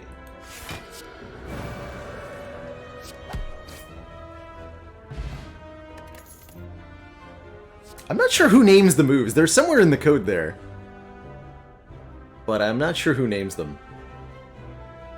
300 Watcher Heart kills in a month? Good lord, dude. Possible? Maybe. Difficult? Absolutely. You're talking 10 kills per day? At that point, not only would you have to win almost every single run, but you'd have to be really fast about them too. You can't take, you know, 3 hours average to win those. You're gonna have to be an hour or so on average for that to even be humanly reasonable. I don't think that's reasonable. 300 seems like a lot. 150? 100? 100's totally doable.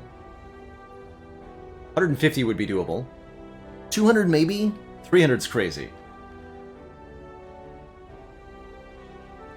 That's crazy.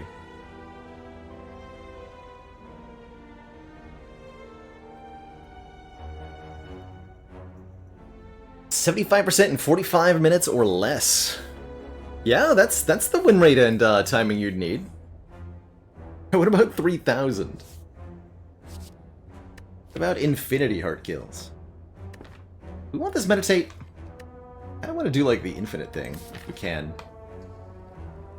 Just keep this deck small. Try to do broken stuff with Rushdown. Most energy you can start with on turn 1? Asks Ignis Lupus. Now in a normal run, let's see, it would be... So not assuming endless. In endless mode it changes, but in a normal run you'd have 3 boss energy relics, so base of 6, Lantern brings you to 7, Happy Flower brings you to 8, Ancient Tea Set brings you to 10. Is there anything that can do more than that?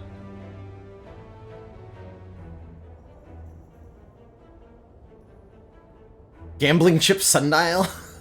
That feels kind of like cheating, but maybe. Yeah, I guess that would work, technically.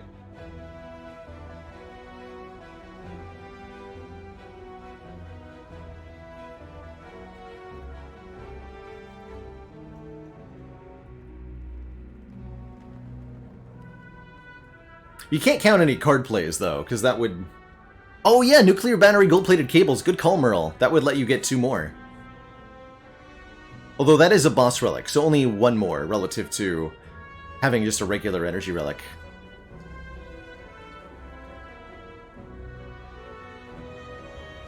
And yeah, you can't allow playing any cards, because that would then make double energy a thing.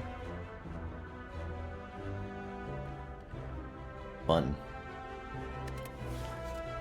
Speaking of Deus Ex. I don't want it. I don't think I want any of these. I'll try skipping these.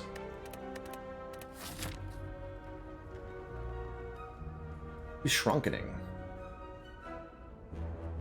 I'm feeling oddly compelled to try to go infinite with this deck. Mind.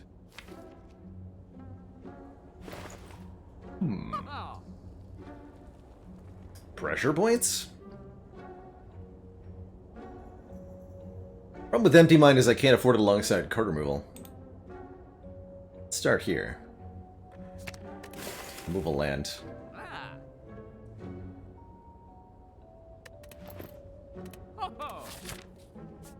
Onwards.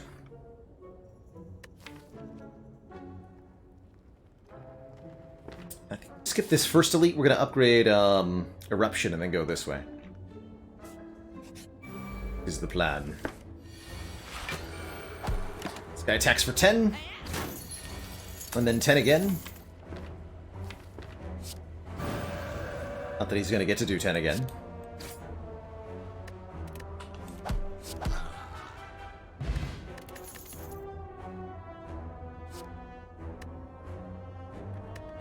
Tranquility.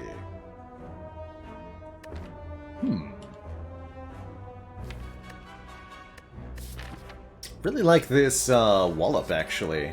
Deal 9 damage, gain Blanc equal to the unblocked damage dealt. It's great damage and great block together in Wrath stance. Takes a step away from comboing, but it's just really good. Do the bumping. We'll upgrade Eruption to be cheaper. And we'll upgrade the Wallop at the next available opportunity. So, Large Spike Slime also has a Flame Tackle. Same distribution as the smaller version. 70% chance to lick, 30% chance for Flame Tackle, and neither can be used 3 times in a row. So it's 16 damage, potentially. Let's go defend, rush down, I guess. Got licked.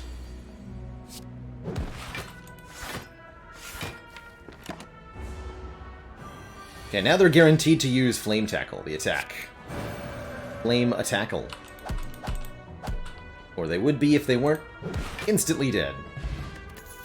Got me. One Influence, Protect, Bowling Bash? Don't think so. We're gonna keep this deck nice and small here, skipping almost every card offered to us and looking for upgrades and removals on the few that we decide are worth adding.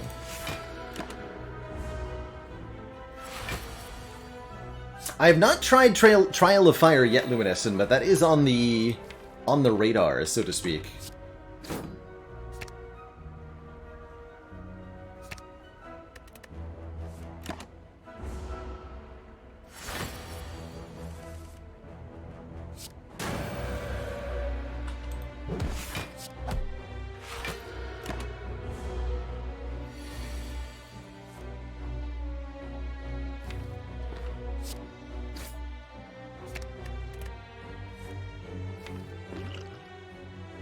Blessing this.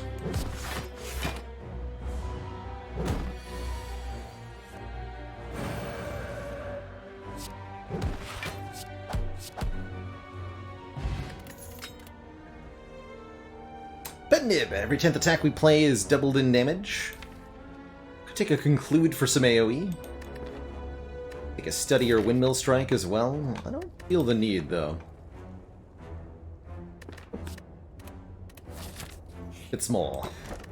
Calipers! At the start of our turn, lose 15 Blanc rather than all of our Blanc. That's going to be excellent with our Pennib Wallop in particular. So we're fighting a max health Gremlin Knob. That's kind of scary.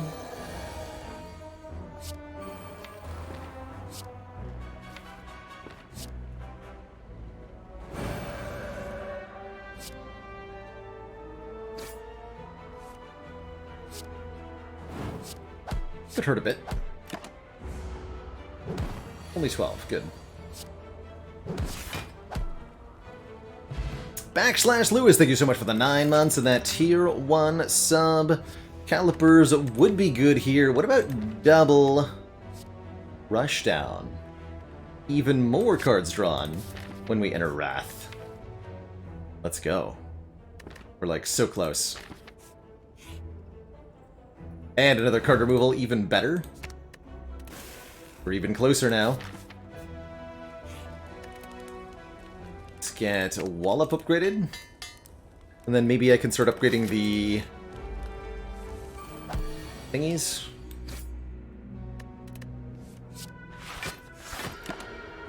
The rushdowns.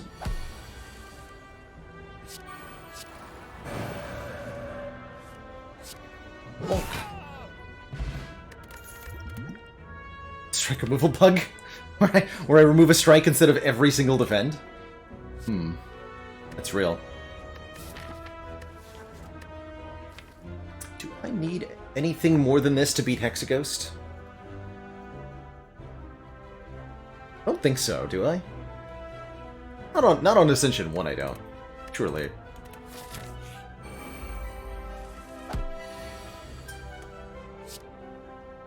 Wrong damage number. So these are both attacking for 4.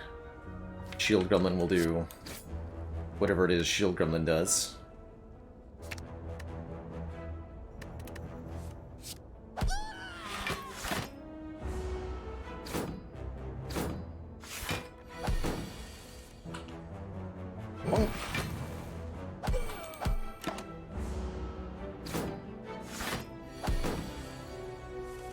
Plus, how could we possibly lose against Hexaghost with the power of Mercury Hourglass? How many pressure points could this run have had by now? I feel like we could have had 4 copies.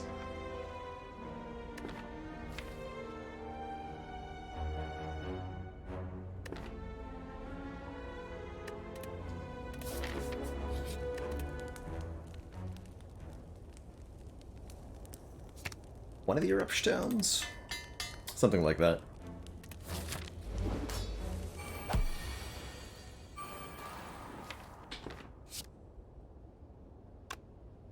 Being in Wrath next turn would be a bad idea.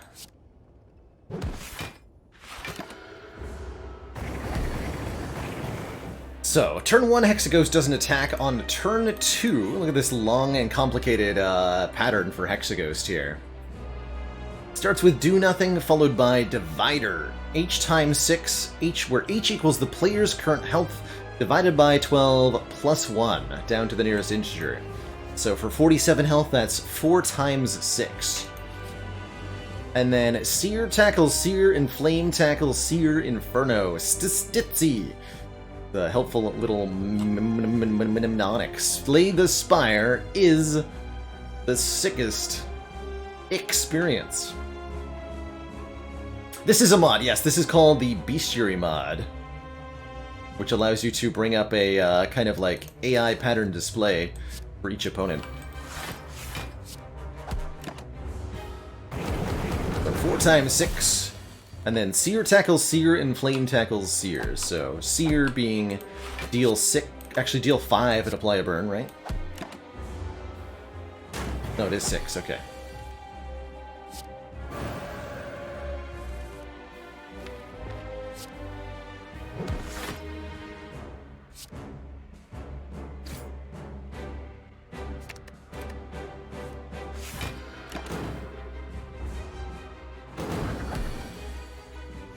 Gallopers would be good here. Yeah, look at this now. Pen Nib Wallop, 48 block. Boop.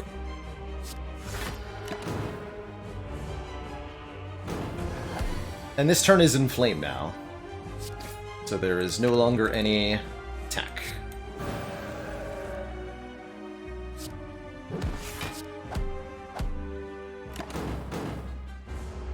Here.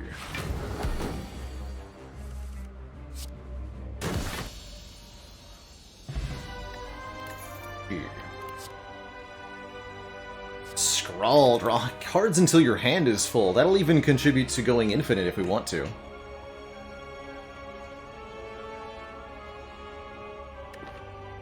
There's also Brilliance, which scales with our mantra, or Blasphemy to put us into Divinity, but we die next turn. I like the scroll here. Time. Potions. Collar is back. During boss elite combats, gain an energy at the start of our turn. Tiny House gives us a bunch of stuff, or Choker gives us extra energy, but limiting us to 6 cards per turn.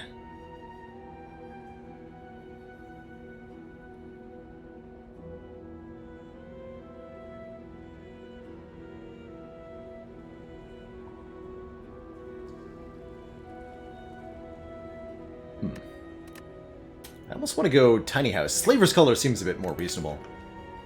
Lots of energy to work with then. This mostly gives us 50 gold to put towards card removals.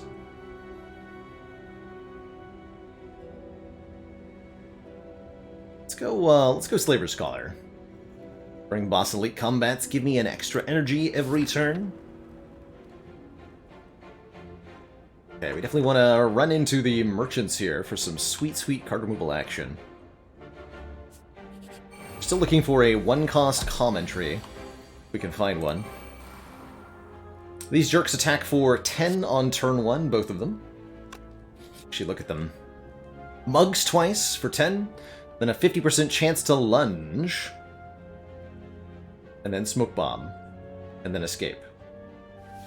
And the other one is the same pattern, but has a slightly higher attack value on their lunge, and a slightly higher smoke bomb value, as well as a few more hit points. But very, very similar enemies overall.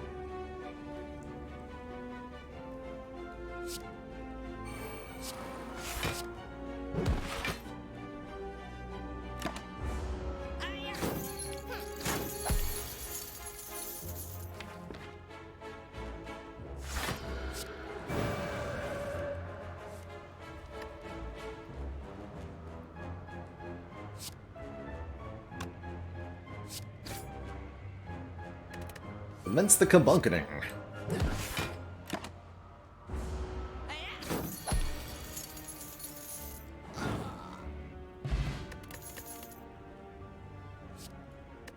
Fasting is cute, but does not help me do the thing that I want to do.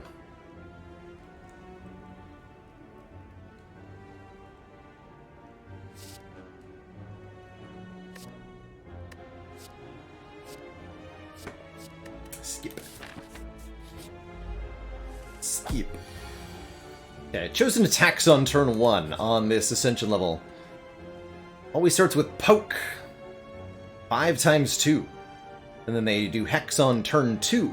Hex happens on turn 1 starting on Ascension 1 million. Starting on Ascension 17.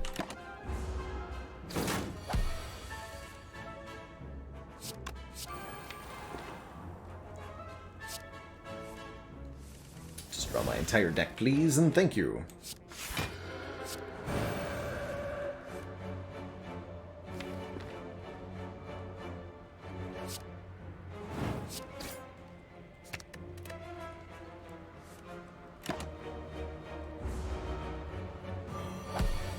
Souffle.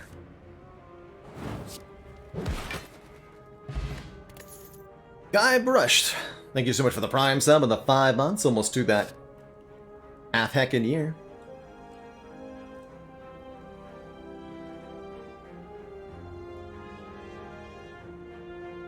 Yeah, Darklings and Lice have slightly random damage values, but nothing else does.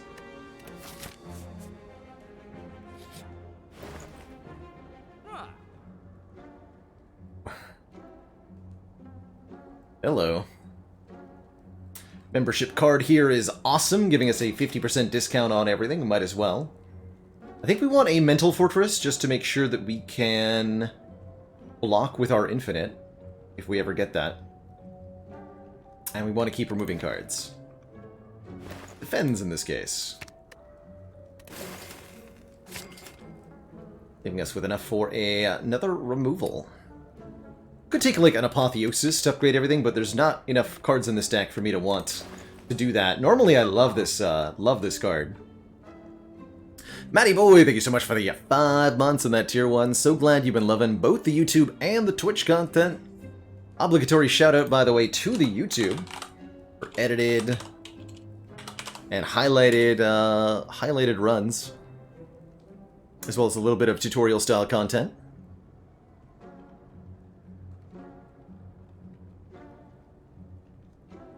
Sorry, was that it? That was amazing timing. Because BaylorBot with the random YouTube shoutout immediately after I go for the command there. Good job, BaylorBot. Alright, we're gonna keep on keeping on here. And I'm gonna go to another shop for another removal. I think that is the way to go. 4 card removals. Must happen. About these two.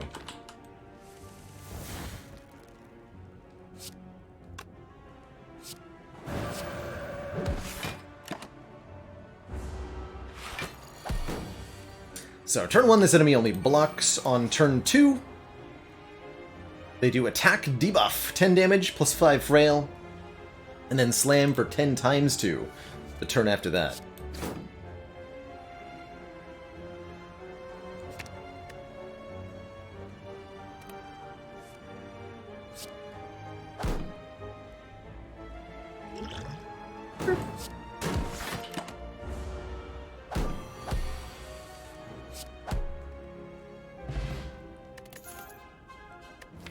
We had the rush down before we picked up the scrawl.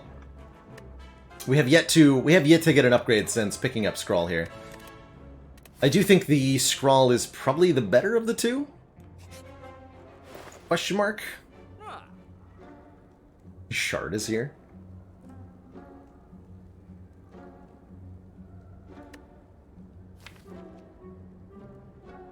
We're just here for a removal, right? Shard gets me further away from what I'm looking to do.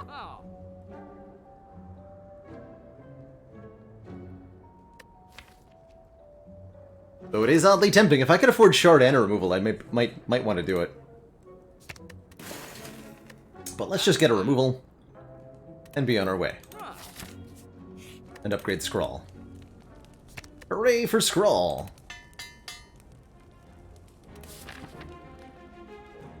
Two elites. Another shop. More removals. We're still looking for a, you know, a one-cost commentary card. Be it a Fear No Evil or a...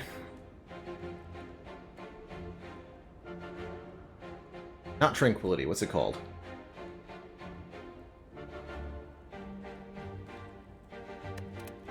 The one that also draws 3 or 4 if you're income already. Inner Peace, that's the one, thank you. Inner Peace, yes. Fear No Evil or Inner Peace, so the two cards we're looking for. Or a... thingy. Ooh, yeah, I'll read your book. Give me a Nilries and just let me go dynamically infinite. Dang it. How unfortunate.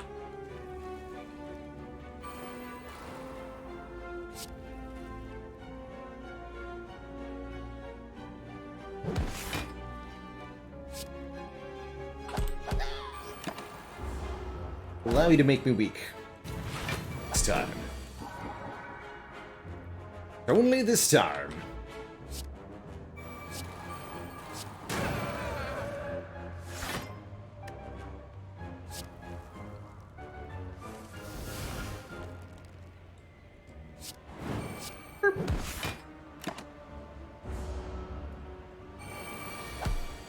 Gallopers would be good here.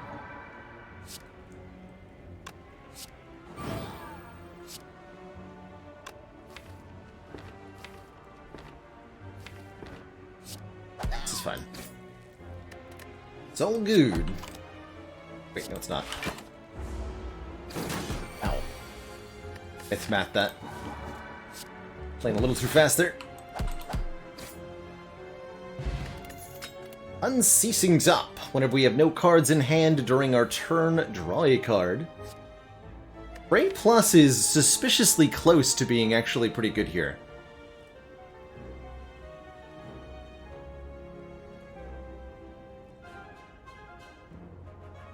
Suspiciously. Not quite there. We have to play it 3 times to gain Divinity, which gives me the energy back. Like, almost, though, yeah?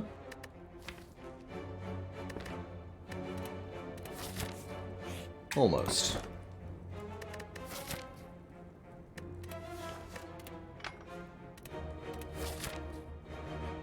We were out of energy for the wallop, yeah. I believe we were. Revelier, thank you so much for the 11 months. Almost to that half year. Rooting for a medical trial to determine the maximum number of Dome runs a Spire Slayer can slay in a row. Side effects may include forgetting that intents exist during non-Dome runs. Please, yes. Alright, I'll do another elite. I'm insane. Alright. So, probably attacking for 6 times 2 here on turn 1. I don't want to pen-nib this strike. That seems like a waste.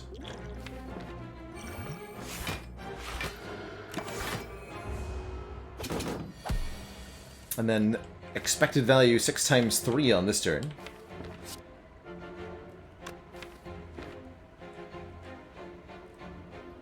Metal Stoofs, thank you so much for that one gifted sub.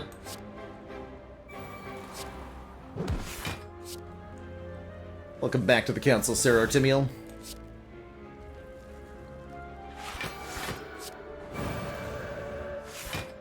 Ease the blocketing.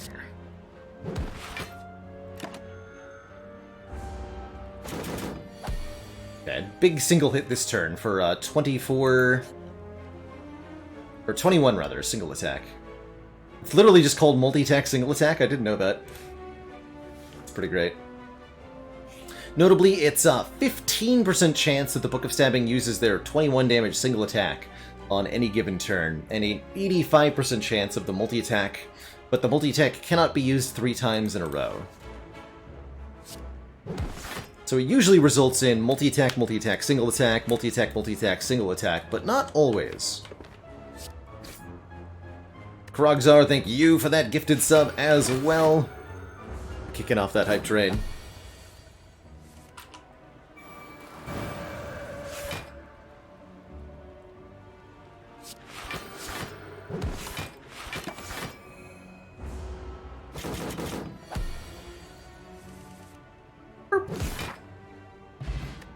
Shuriken. If we play 3 attacks in 1 turn, gain us a point of strength, and there it is, Inner Peace Plus.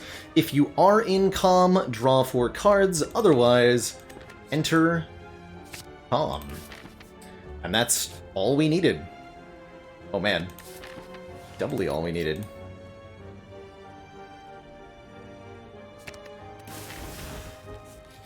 Even said plus on it.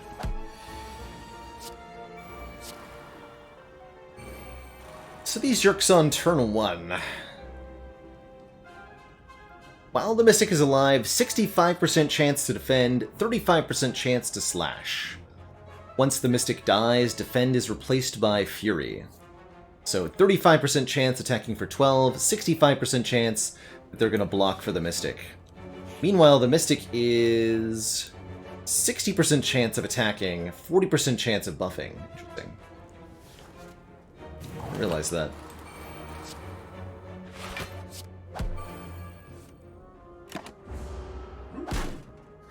Ow, they both attacked. Well, that was rude. Rude, I tell you.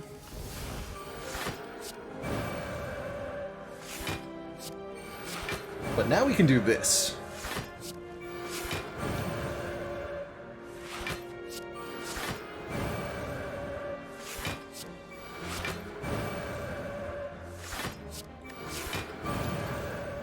Huzzah.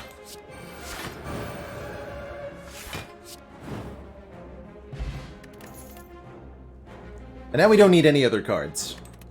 We're good. Oh, medical kit would have been sweet though. Dang it.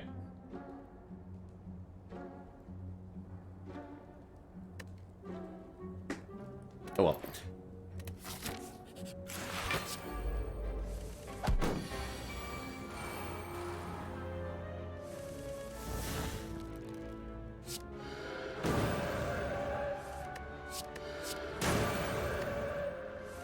Turn 1 infinity.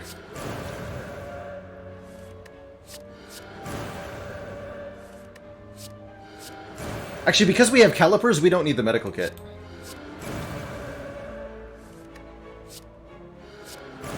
We can literally beat the heart on turn 1. We can't kill it on turn 1, but we can win that fight on turn 1.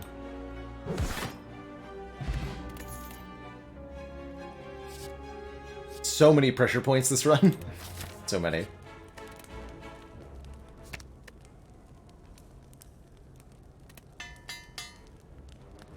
Yes, Tantrum would be an acceptable replacement for the Eruption here. For sure.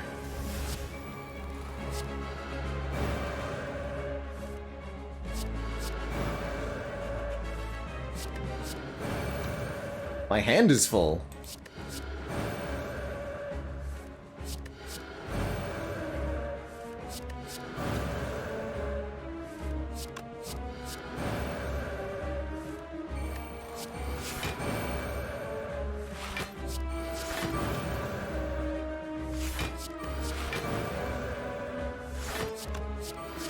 Police! The Spire man right here.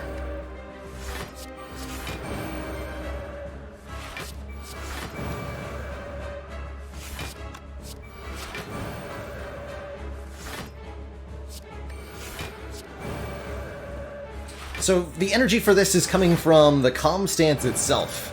Whenever you leave calm, you generate 2 energy. So what's happening is we pay 1 to enter calm for inner peace, we pay 1 to leave calm with eruption, and that generates 2 more energy back. So we just immediately refund the price. And then we're able to redraw the cards from the sundial. Or, I'm sorry, from the rushdown. Time Eater, an issue? Not if we upgrade Mental Fortress. Truthfully. Certainly don't need any of these stinky rare cards. Who needs them? Did somebody say we needed more removals for Heart? Because here is Empty Cage. There's also Runic Pyramid to allow us to infinite in a slightly different way. But I think we very consistently turn 1 infinite if I Empty Cage here. Remove 2 more.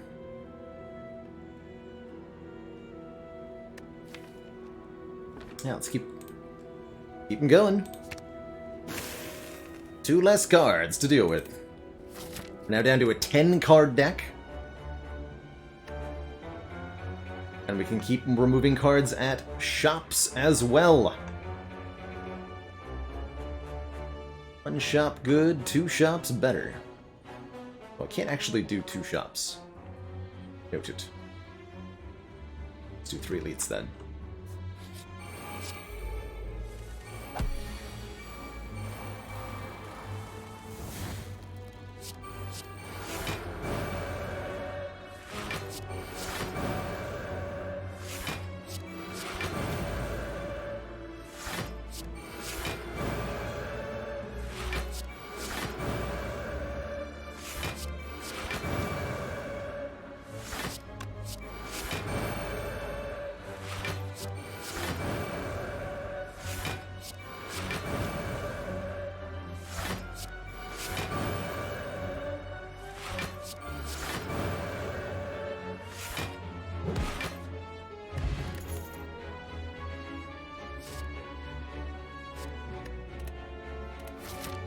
Yes, this is definitely the easiest infinite combo to assemble in the entire game. Easy peasy, for sure. Purity?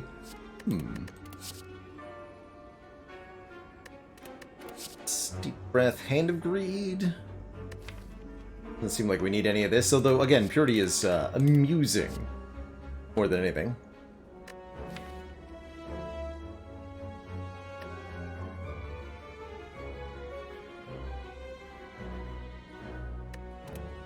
We're good. Triumph.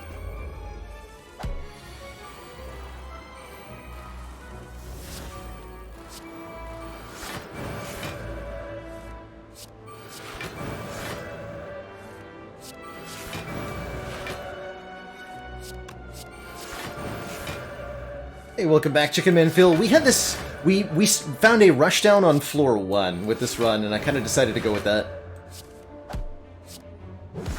So we've been building towards this infinite right from the very beginning. Alternately, the ultimate pressure points deck. Colorless cards that we would have taken in Armenia include Master of Strategy. That's about it. That's the one I was really looking for. Secret Technique and Secret Weapon could have been okay, too. Mostly Master of Strategy.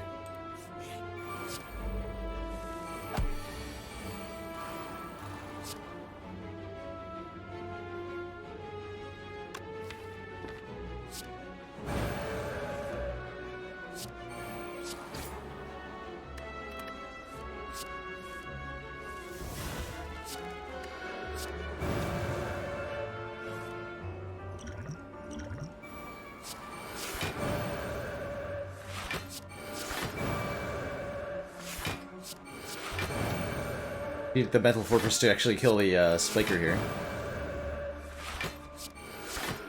Frogzar, thank you so much for that gifted sub. The Hot Potato Man.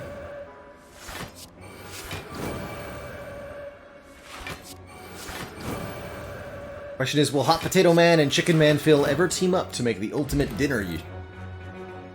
More pressure points. Insane. Absolutely bonkers.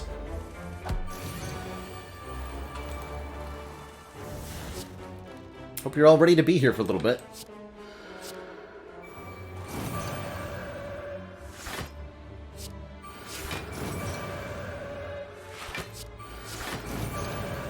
And Roachman, thank you, 2127, thank you so much for that Prime sub. Welcome to the council.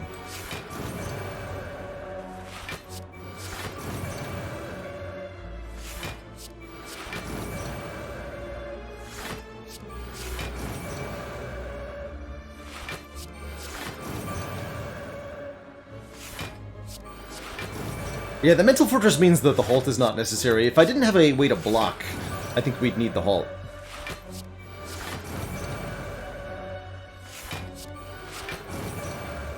But for the most part, we just want to make sure that we...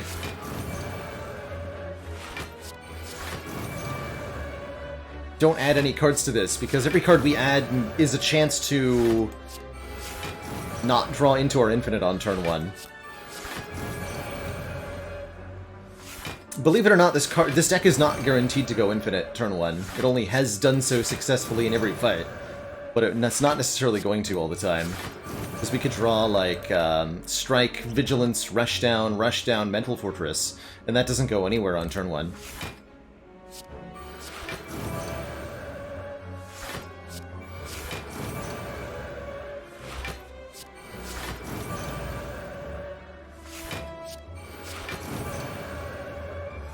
Thankfully, Shuriken is speeding this up. Just a bit.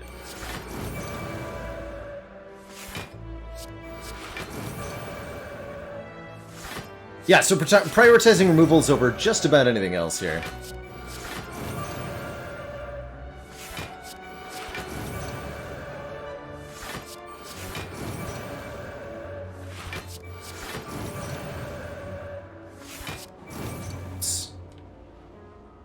I broke it!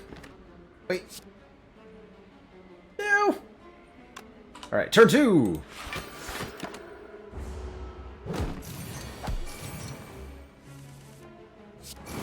Back into the grind.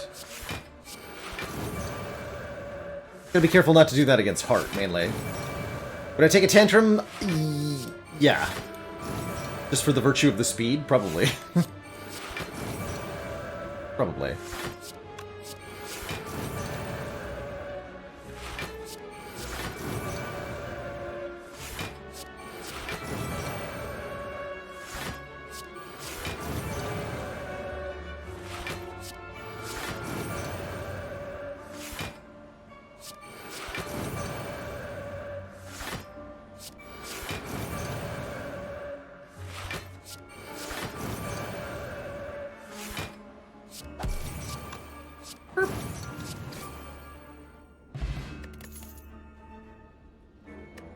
Don't need any of that. Orabund, thank you so much for the 13 months. That tier 1 sub.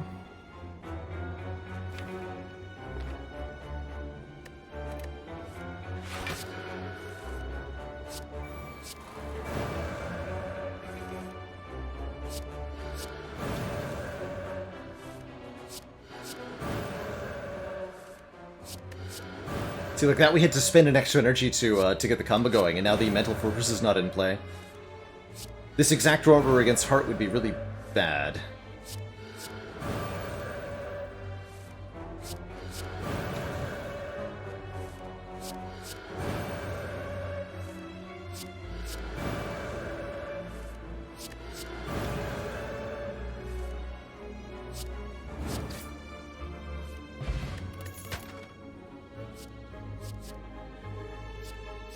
That's not actually helpful. Question mark?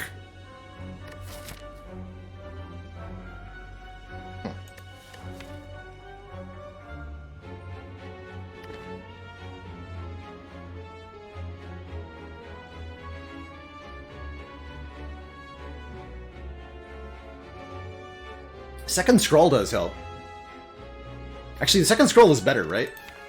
And then we can, like, guaranteed almost do the thing on turn 1. Let's do that.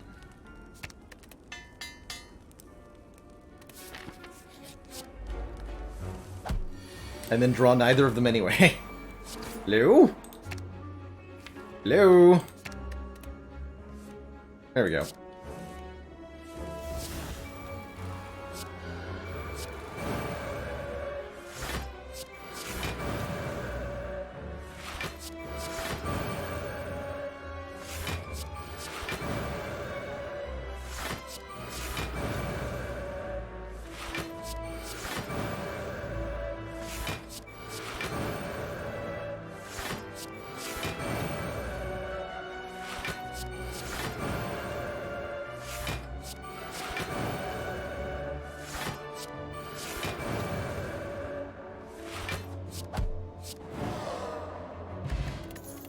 Injure makes us immune to weaken. That'll speed up the heart fight, I guess.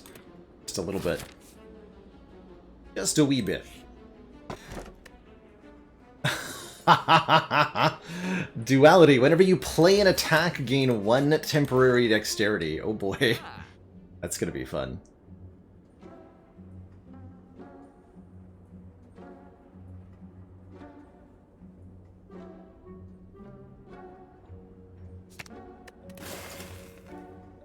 I feel like Helix is necessary.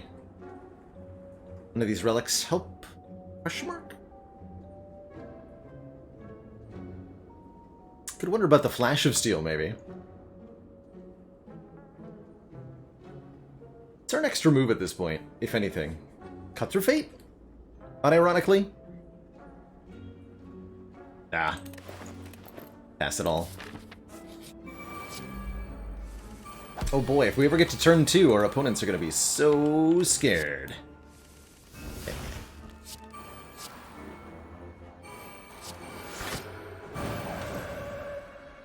All up. It's also a reasonable removal.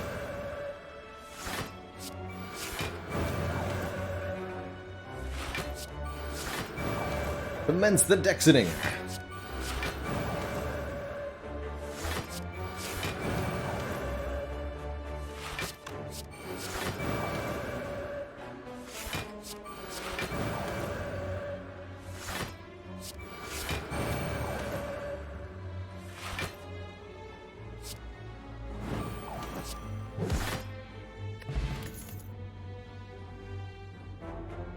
Infinite Weak.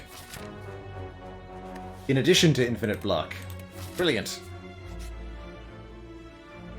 12 cards, match them to keep them.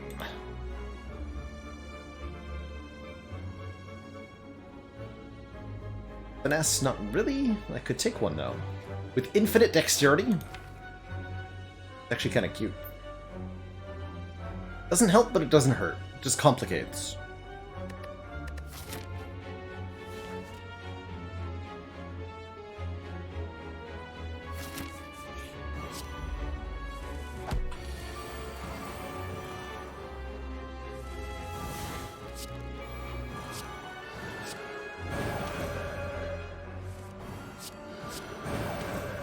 Prepare the slowing.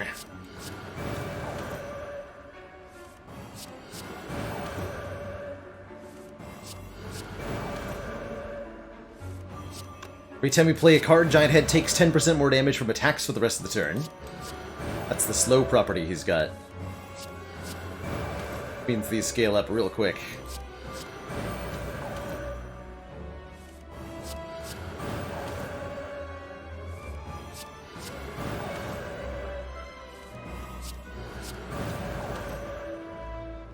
Hands full.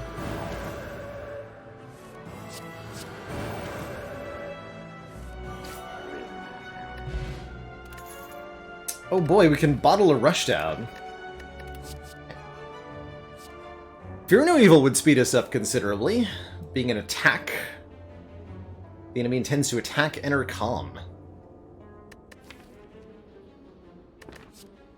Although that won't help on turn 1 against Heart, notably.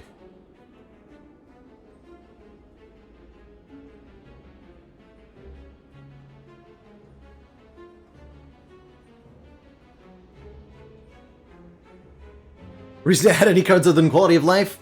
Nope. Nope, we have anything that we need to... we have everything that we need to do for the end of the run. We just want to remove stuff. Let's try to make the deck as small as possible, in fact. That's what I'm going to do. See if we can win with a 9-card deck here.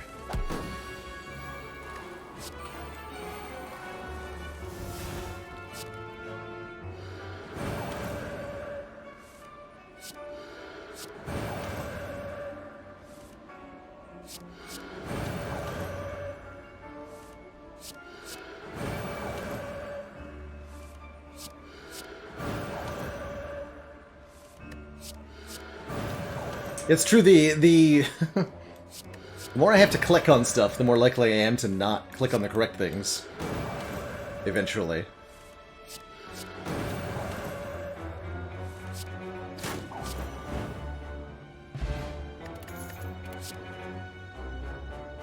Pressure points number 92.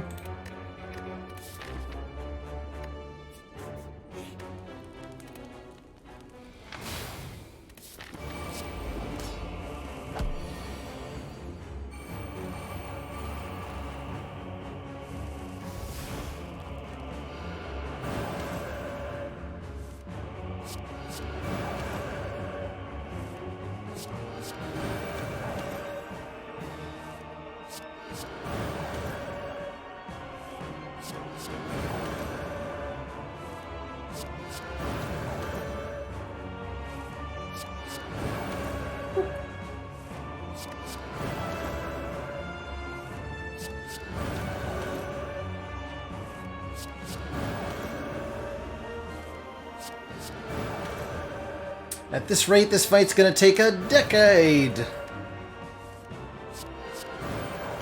finish.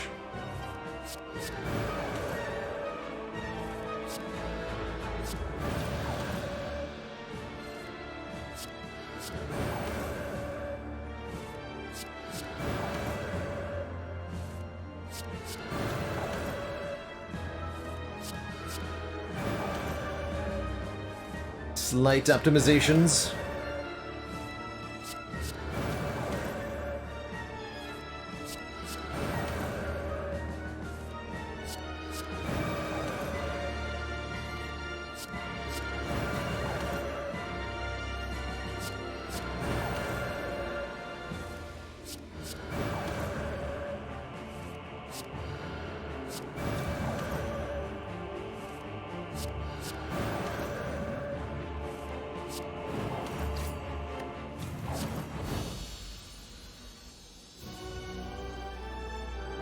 Decks. To thump, a deep pulsing dread can be felt throughout the room. Is this the heart of the Spire? The source of all this becoming angry?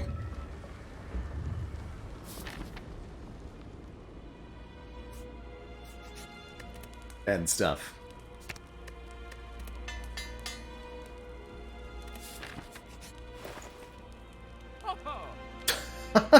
Two more copies of pressure points in the shop. Amazing. And another ambrosia. Could have had so many Flash of Steels, too. I guess I am going to remove Wallop now? Feels bad. Theoretically, Bronze Scales helps? Go double Mental Fortress, but I don't need to. I could buy a third Scrawl, but I don't need to. I don't want any more cards. I want to win this with 9. 9 cards, please. I'll take a Gambler's Brew. That'll guarantee that nothing bad happens to me. Ever.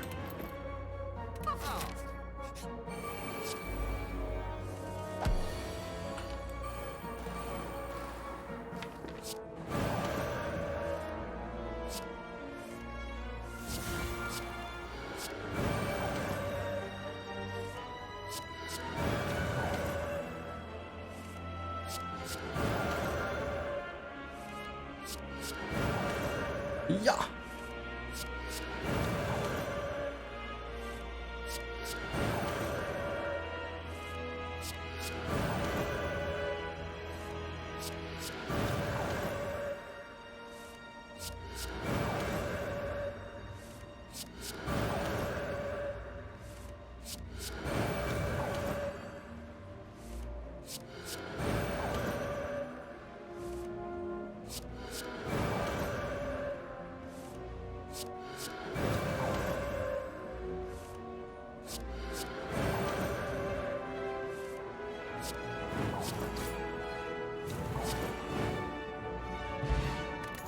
Oh, ha! Well, there's the real guarantee. 2 more cards on turn 1. Perfect. Perfect. Onward. And we got a free Mental Fortress, too. Glorious.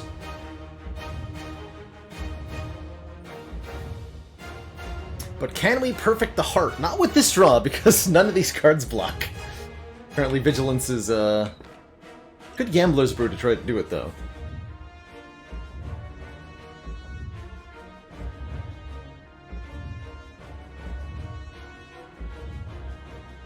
Is that gonna backfire? I don't think so.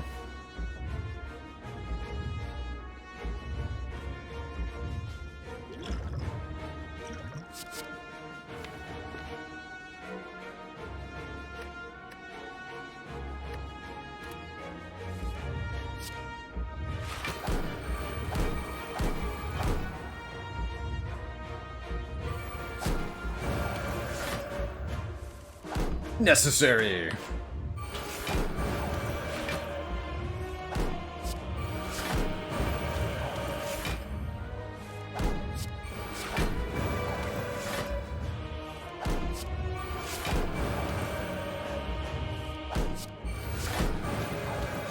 Now we just gotta make sure we do this enough on turn 1. The Calipers will do the rest for us.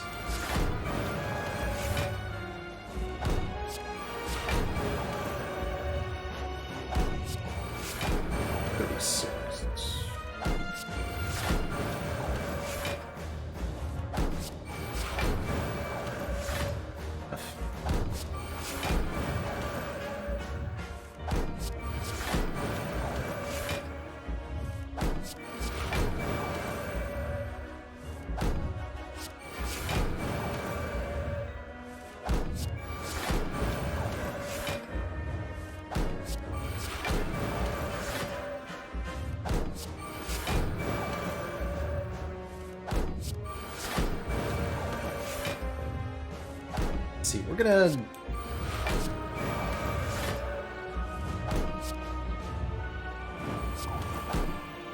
It's good though, yeah?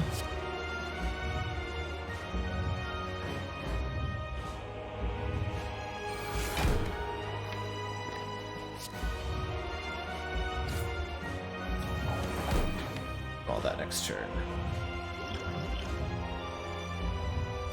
Okay.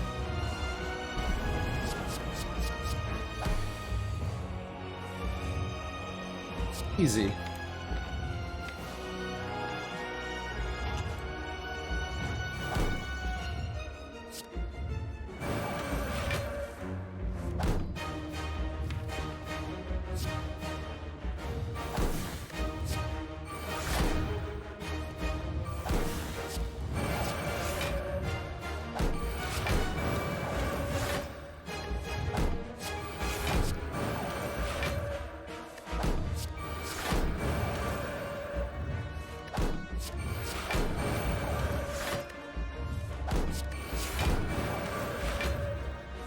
Tell those stinky statuses to suck it.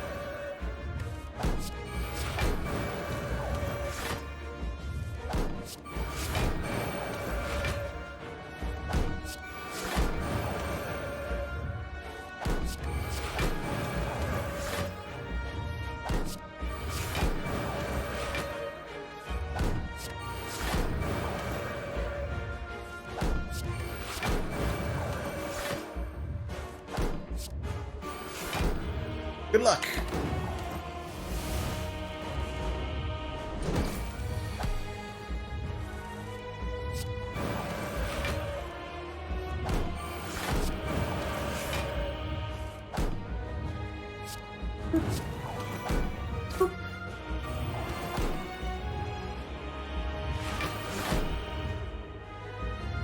Congratulations. You played yourself. GG. GG. Mr. Hart. Well, hopefully an exemplary run to start out our Rinkdome. Our Rinkdome ladder. Hopefully they'll all be exactly like this one. All 20 runs. Yep. Definitely gonna happen. Gee, under an hour for that one. So good. GG.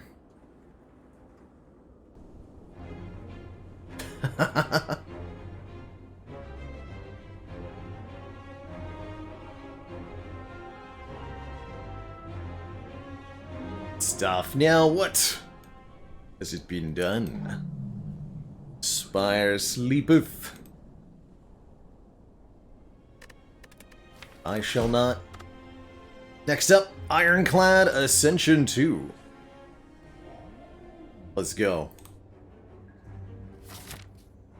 As before, no enemy intents allowed, but lots of elites allowed. Love this back half.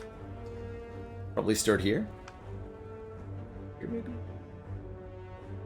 Go this way, because they don't connect. Do want access to this. So we have to start here-ish. Like so. So 4 energy per turn means Ironclad can do some serious damage. Lice are 75% chance to be attacking and 25% chance to be not attacking. So it's probable that they're both attacking us. Takes all our energy to kill one anyway. Go for the red one. Ha! Lucked out.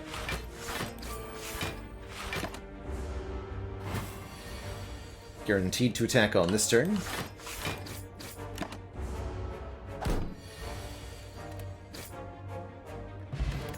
Get ourselves an early attack pot. I almost want to say Fire Breathing going into Slime Boss. First pick, Fire Breathing. Interesting. Rampage kind of cool too. Shrug is solid. Definitely an unusual set of first 3 cards here. Let's try taking Fire Breathing. This will be good against our Act Boss, potentially good against some of our elites. And there's other situations, this, you know, if we find certain other cards, it could be good as well. Approximately? Interesting. What do you mean approximately? You should be able to tell me exact numbers. Hello?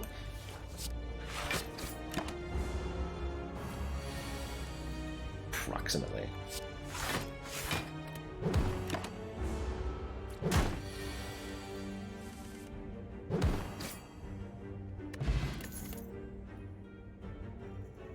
Carnage slaps. Good for some bonus damage.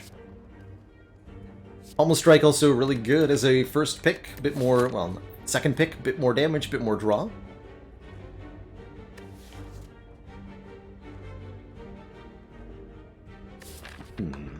Take the Carnage.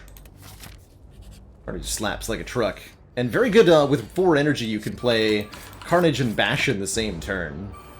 For 38 damage. Boop, boop. Like so. Clap for another Vuln Source. Forget for Exhaust and Block.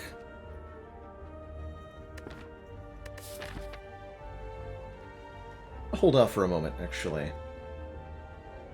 Go to this store. No.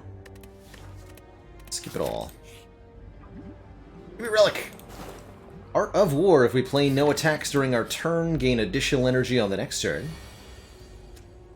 And we're fighting 5 slimes, suddenly. Guys always attack for 5, or 6 actually, we're on Ascension 2 now. 6 every turn, and then these guys might attack for more. Let's take some damage if we need to.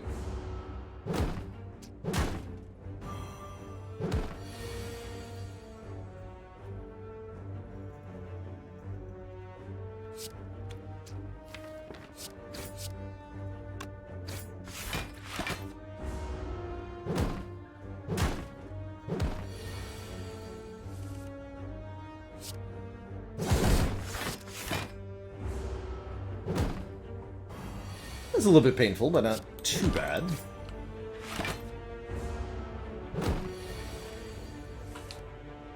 These little guys always alternate every turn between tackle and lick. Very easy enemy overall. The bit break's kind of interesting. I'm down for a cleave, add some AoE. Clothesline could be acceptable too. But I think let's just add a cleave. Damage to all. And our first elite is Lagavulin. Fortunately, I think we have to wake them up on turn 1, because if we lose this Carnage, we're not going to have a good time in this fight. Hey, Uretley. Monday is treating me just fine, thank you. Might as well use this now.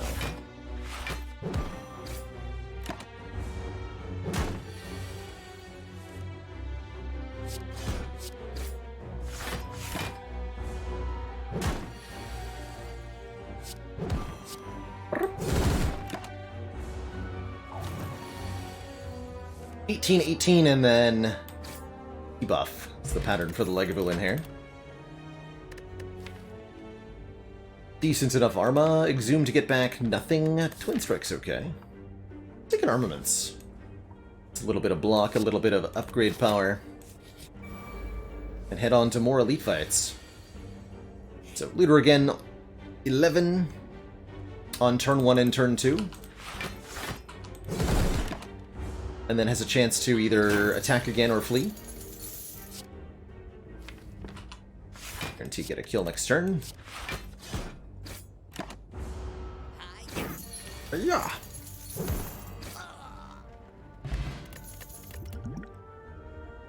Evolve to go with our fire breathing. We just need an actual status card now. I'll take it. Whenever you draw a status card, draw a card. I'm in. And Nubbert. Nub always becomes angry on turn 1, afterwards has a chance to use either Skull Bash or Rush 6 and 14, but cannot use Rush 3 times in a row. Can use Skull Bash a limited number of times in a row. Did not realize that. Attack Potion turn 1 to go with our armaments here. Take the Searing Blow.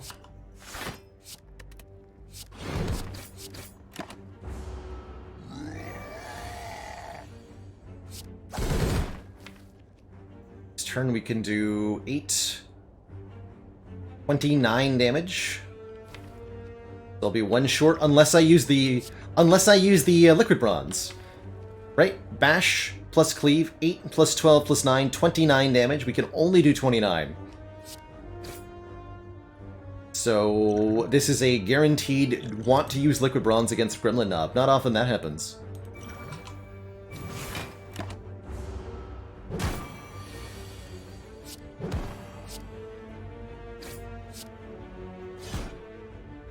Cool. Get meat on the bone when we're at or below half health. Heal 12. Wild Strike is our first way to get a wound into the deck. A status card. So I'm going to go ahead and take it. Deal 12 damage, shuffle a wound into the draw pile. It's just what we want. T-set is garbage. You heard me.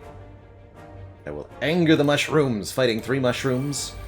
who all have a chance to bite or grow, 60% chance to attack for 6, 40% chance to increase their strength by 4. This fight's gonna be too short for the...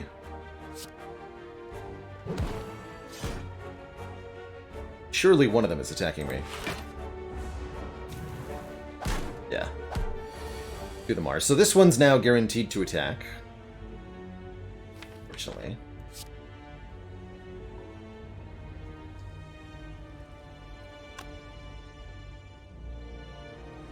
Don't want to kill that one and become vulnerable yet.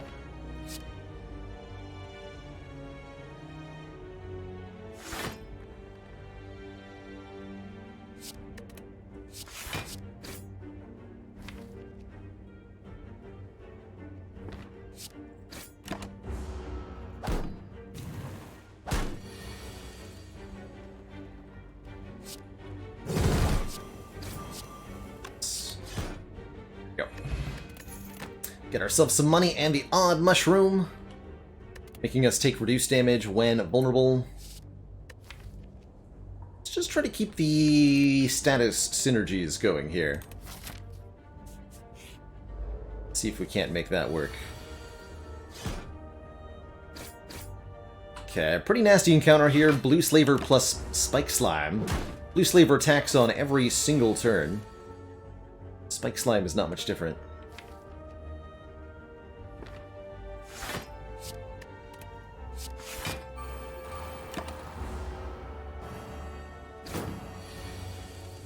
Make me vulnerable and frail, will you?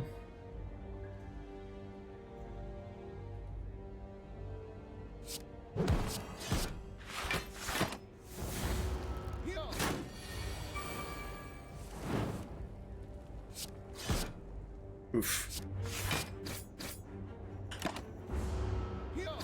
Ow. Brutal, man. Headbutt's good for getting statuses back. Ah.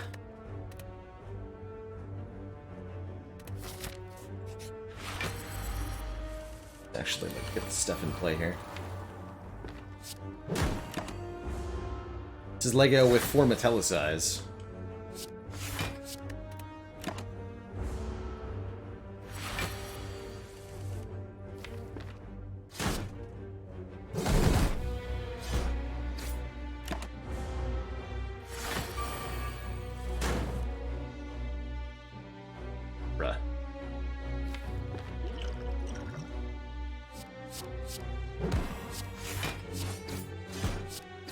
Absolutely no block on the attack turn there. Very scary. Thankfully, Meat on the Bone is totally keeping us in the game here. Get a Happy Flower energy every 3rd turn, and I love this Battle Trance for more card draw.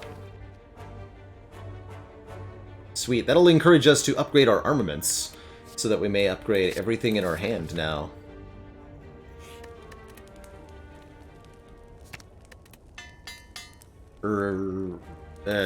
Yeah, do that next, actually.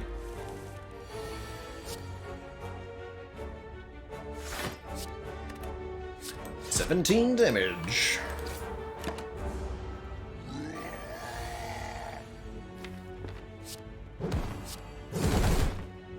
$25 is just 3 strikes. No need to play this Battle Trance.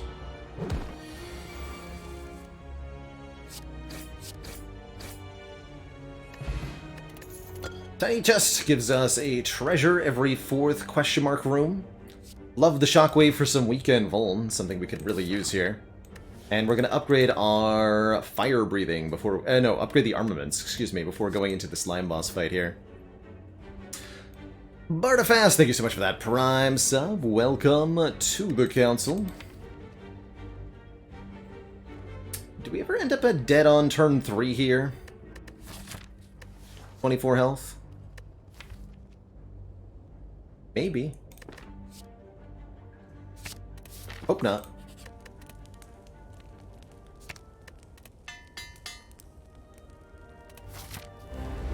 So, the slime boss.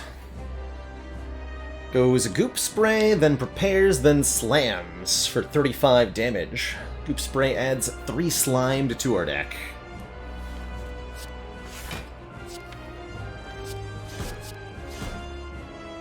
And we have to get him below half health to split him in twain.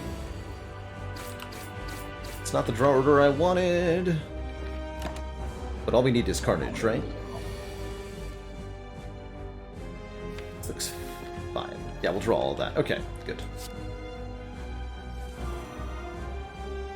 Go Fire Breathing, evolve Carnage Strike.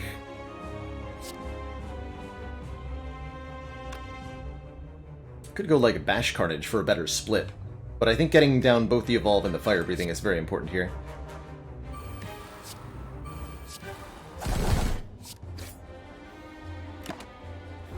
Oh. The Toastening.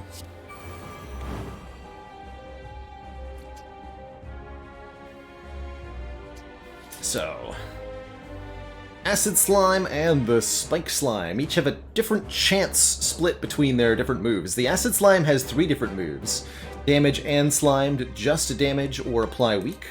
Whereas the Spike Slime only has Flame Tackle and Lick. 18 damage and Slime 2 or Frail 2. So their different move sets give them different probabilities. The Acid Slime is far more likely to attack than the Spike Slime is, but the Spike Slime has the nastier attack. 18 and Slimed versus 12 and Slimed, or just 18. That said, I believe we can negate both of their turns by simply going Leave, Wild Strike, Carnage, and then they're both interrupted no matter what they were doing. They're now ruined.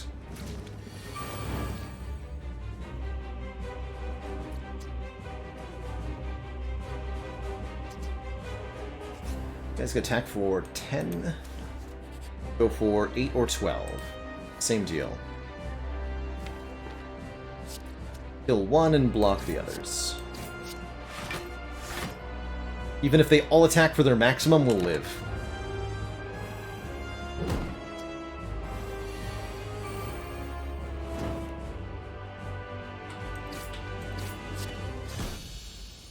GG. Okay, kind of a sketchy Act 1. This deck is struggling. Like, we have Fire Breathing Evolve, but no actual statuses yet. Immolate helps, providing both front-loaded AoE damage, which we need, and more status card generation, which we also need. There's also an Impervious and a Bludgeon for big damage or big blonk. But I think taking more statuses is very, very important right now. Give it to me.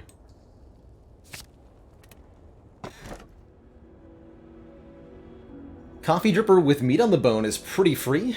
We can't rest anymore, but we do get extra energy every turn.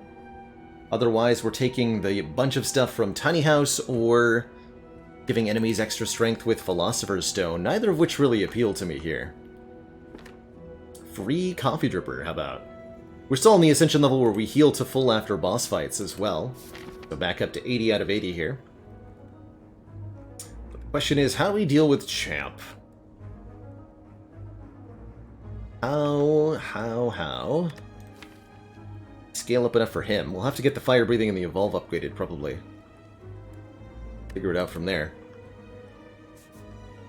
How many events do I want? Let's take 2. Get that tiny chest incremented here. Go to this store with 500 plus gold and see where that puts us.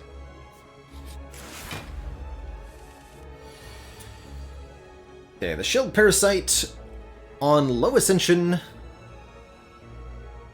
It's a 50-50 between Double Strike, Suck, and they have a 20% chance of their Fell. 21 damage plus 2 Frail. That nasty Fell move that they normally use on turn 1 on High Ascension. Double Strike and Suck can't be used 3 times in a row, and Fell can't be used twice in a row.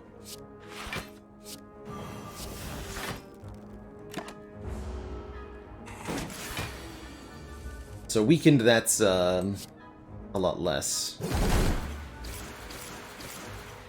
Either 5 times 2 or 9. Ow. Or 15 with the Frail move. Dang it. Ow.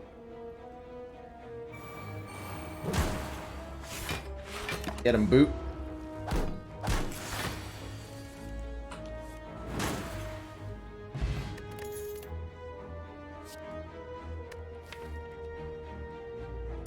It says plus on it. I'm sold. Our card is exhausted, gain 4 block. Don't have a lot of exhaust effects right now, but that's okay. Sure we'll find some. For example, from Nilri's Codex, giving us 1 of 3 random cards added to the draw pile at the end of each turn.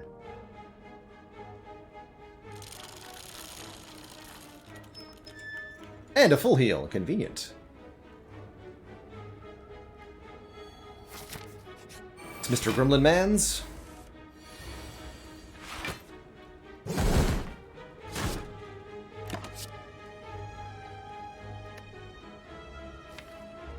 This will always work in this fight.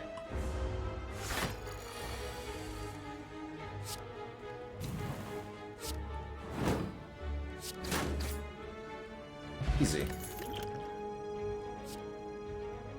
2 wounds and 20 block? It's perfect. That gives us the statuses we need for Evolve Fire Breathing, and it's just like a lot of immediate effect too. Beautiful. Power Through is absolutely one of the cards we've been looking for here.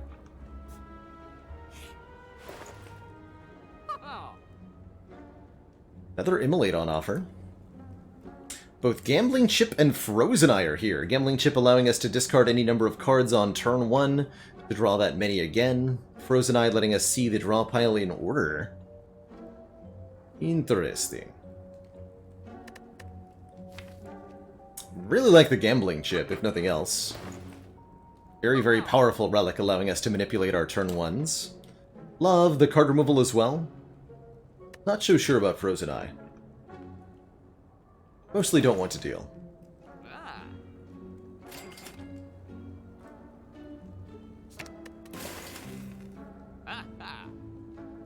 Could take a True Grit. Ooh, can't take the second Immolate anymore. Could take a potion. All of it feels a little unnecessary, though. So, we'll say no. Just employ our Gambling Chip to do good stuff.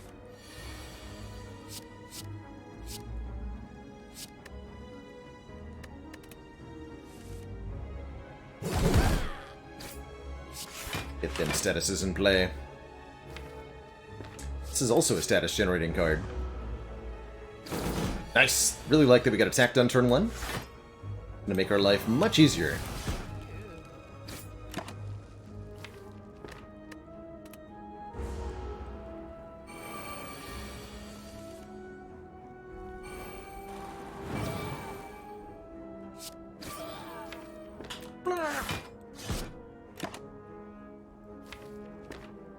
Barricade? Sure. Ow. Rude.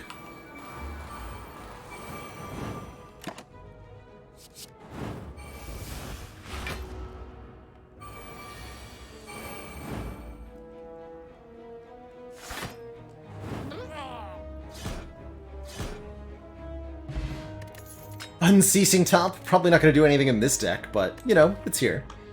To try to draw a card if we ever end with nothing in hand. We're actually quite good, as we are. No need for a Shockwave or anything. Let's get these powers upgraded. Starting with you.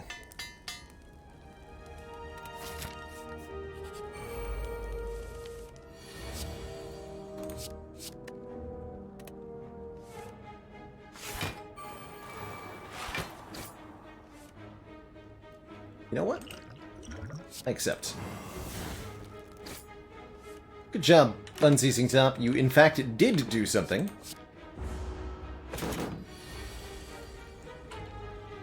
So good for you.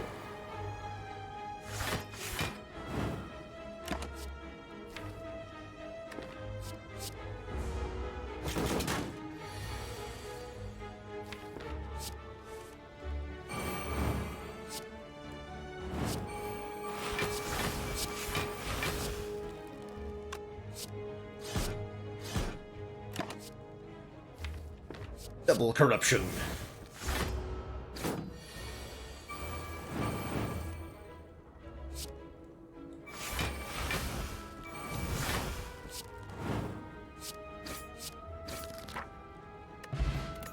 Red Skull gives us bonus strength if Mean on the Bone would also go off. Fire lets us exhaust everything in our hand. I really like that with the Evolve, Power Through, Feel No Pain. Yes. Yes, exhaust your whole hand, dealing 7 damage per each card that gets exhausted. And the Pen Nib will also double the damage of every 10th attack or so that we play.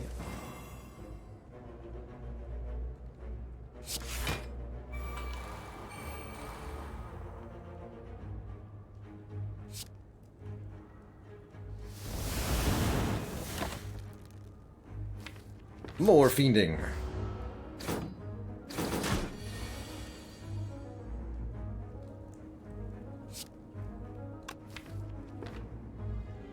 Do have Evolve in play. Okay.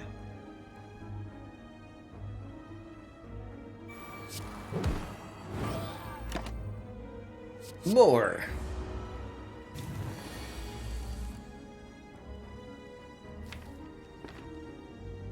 Fire into Unceasing Top. Yes.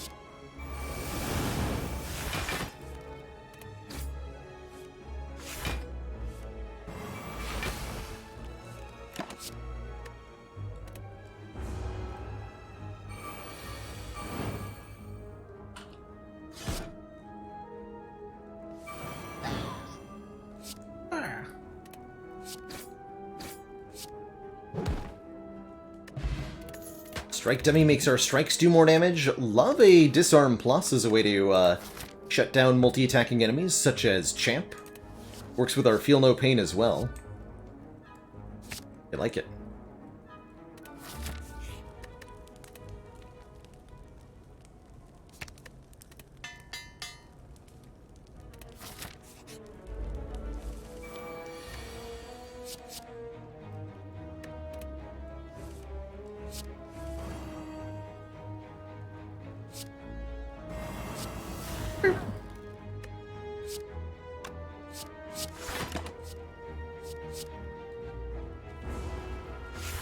A good pendant.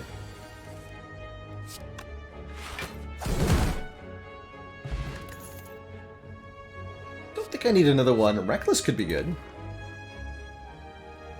Let's take the Reckless. Puts another status into the draw pile.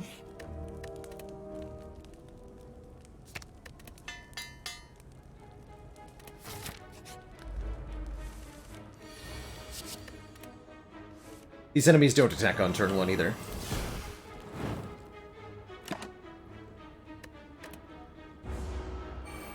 Oh. A call.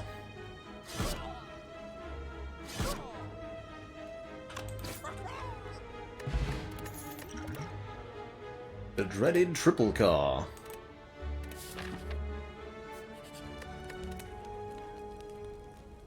And I guess we upgrade Fiendfire? This is probably our finisher against Champ.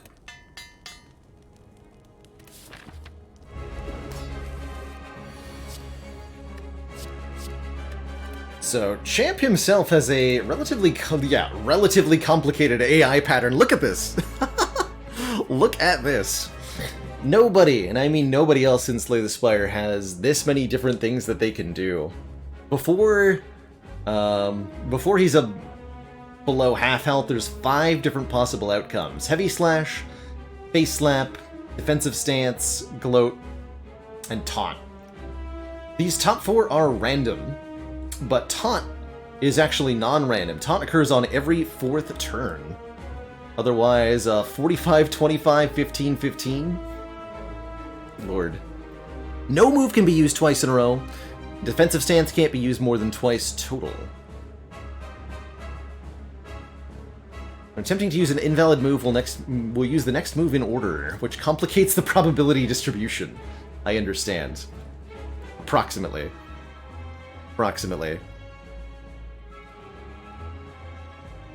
Heck yeah, Peace Man. I was an N64 kid personally. I did have a little bit of the SNES action, but I was definitely more of an N64 kid.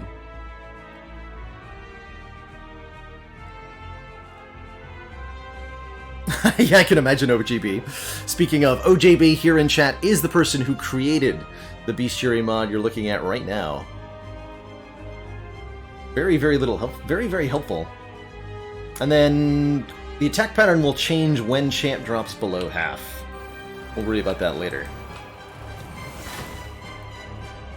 Not gonna use Fiend Fire on nothing. Burning Pact! Yes!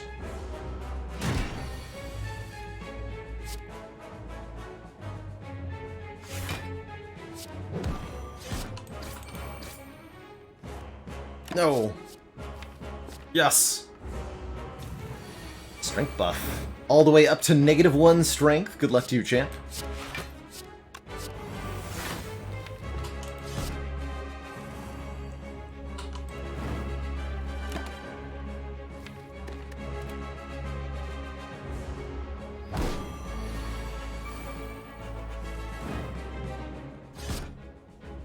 Is it already time? I think it's already time.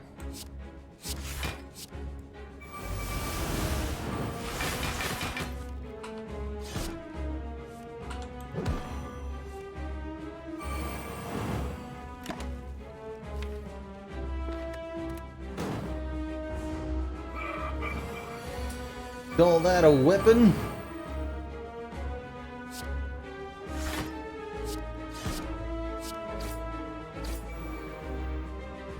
Fool.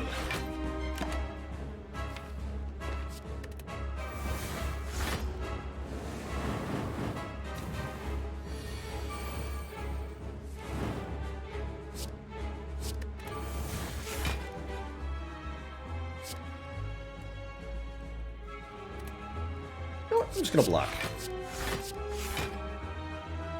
This is what, 16 times 2 base. I am vulnerable. We are healing the full, though.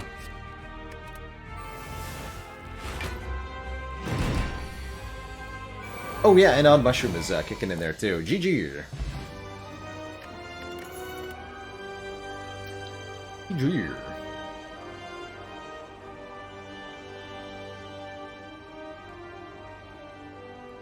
Easy peasy and all that.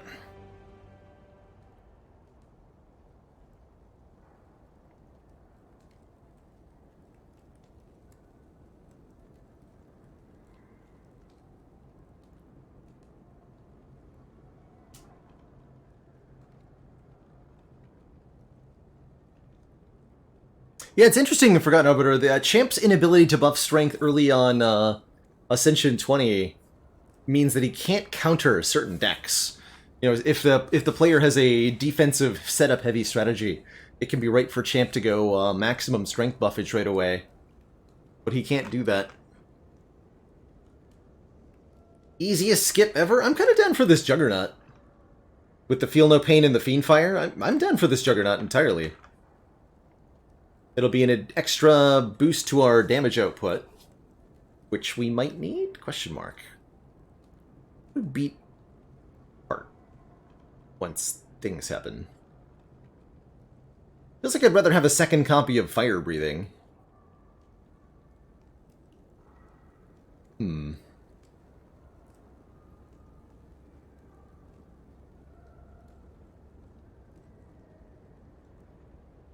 Heart is going to be pretty easy with like the disarm and the... So who am I worried about? Better question. What enemies does this struggle against? A little bit against Repto, maybe? Giant Head should be okay. Nemesis shouldn't be a problem.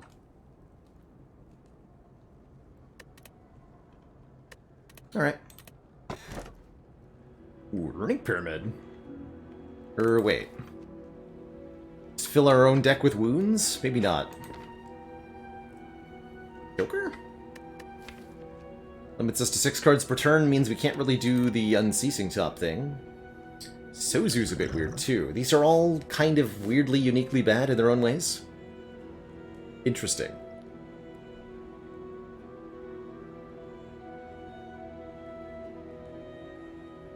Probably Sozu over Skip, surely.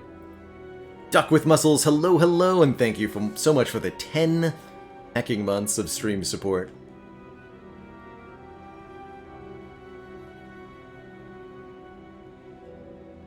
We could get really stuck with either the Choker or the Runic Pyramid.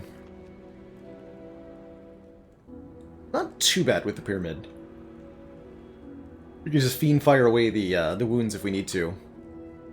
But it ultimately prevents us from drawing the statuses over and over again, which we want to do. So I am going to take Sozu. We can no longer get any more potions, but we're now up to 6 base energy per turn, which is spicy time. That is spicy time. So, shop into 3 elites, I think. Onward.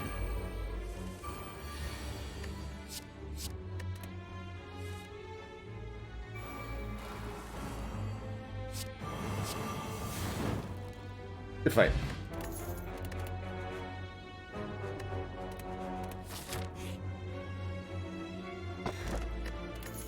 Bag of prep to go with our gambling chip. Now we draw 7 cards on turn 1, and we may discard any number of them.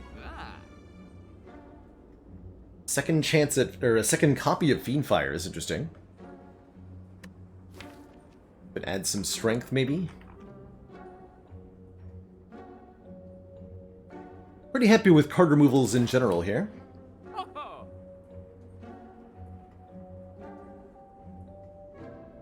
Have any X-Cost cards to go with his Chemical X? Oh, I want to shrug. Mummy Hand also kind of suboptimal with Runic Dome here. Block for it.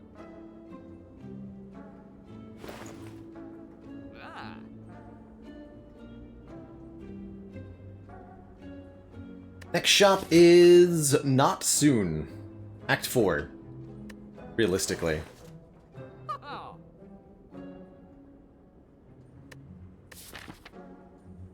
Fighting Time Eater.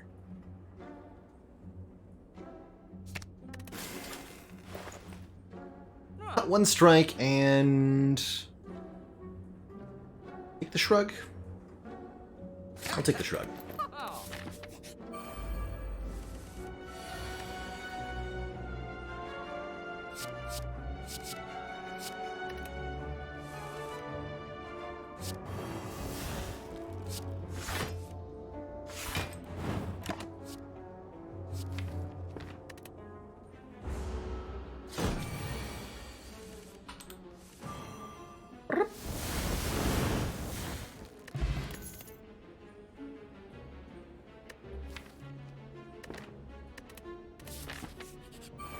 It really wants like a Dark Embrace or something.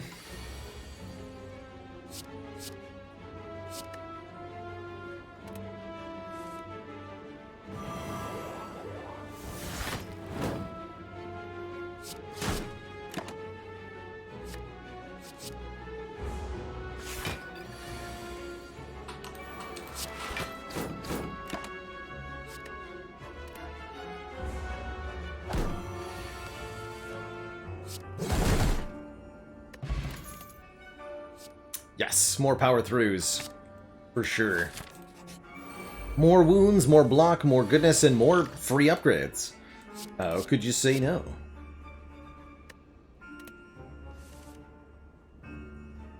Alright, so Reptomancer. Always summons a dagger on turn 1, otherwise has an equal chance of all 3 moves. Summon, attack twice for 13 times 2, or Big Bite for 30. Can't use either of the attacks twice in a row, cannot summon 3 times in a row, cannot summon with 4 daggers alive. In which case she'll prioritize Snake Strike. So she's always,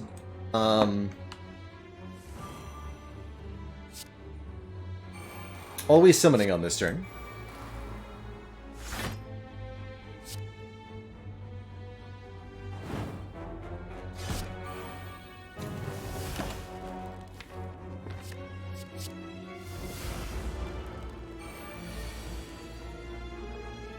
Then on this turn, she could be summoning again, or she could be attacking us. There's no way to know.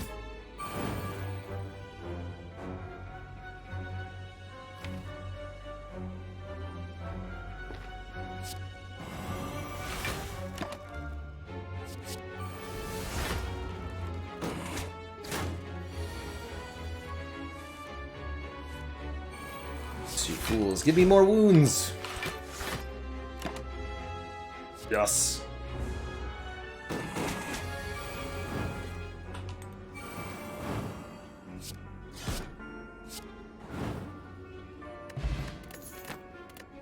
Now Chaku for a bit more energy. This Twin Strike Plus is pretty good damage because of our Strike Dummy. It does 10 damage twice.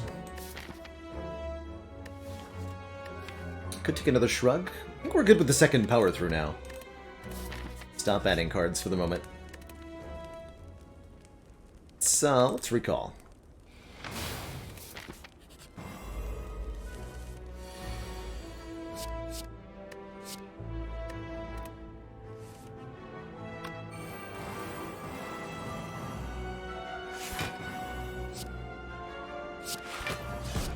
Just delete all these strikes and defends. Thank you.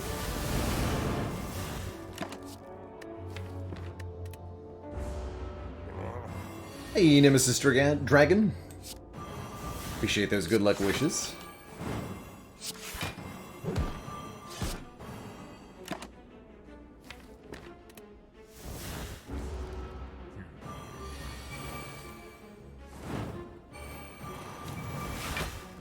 Giant Head himself is going to count down until we reach 0, at which point he'll start attacking for big number. Big number.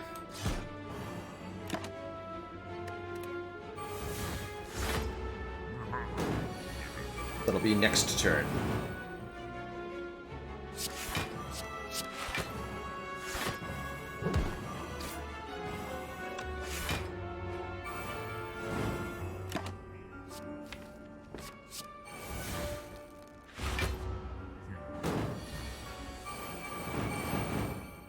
Get him.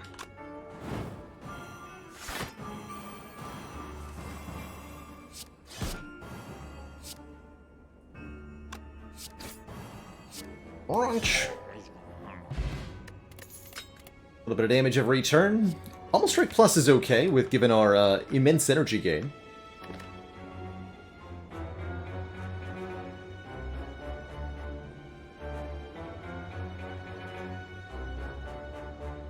Pass. More options in card rewards.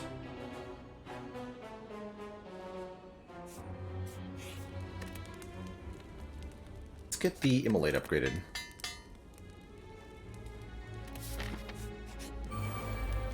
Ah, the Writhing Mass. Another fun enemy with fun intents. So, Writhing Mass has 5 different attacks they can do. 12, 16, 9 times 3, 38. And a Parasite Curse that permanently adds a Parasite to your deck. Oh, interesting. 10, 30, 20, 30, 10 split. Same move cannot be used or rerolled twice in a row. My impression was that it was equal odds for all 5 of these moves. But it seems like that's not the case. Fascinating. So all these attack pattern information mods is coming from the Bestiary mod, the Bestiary mod, made by OJB, hanging around in chat here. Got good data. I can't attack, can't parasite on turn 1. So I'm gonna leave them to it.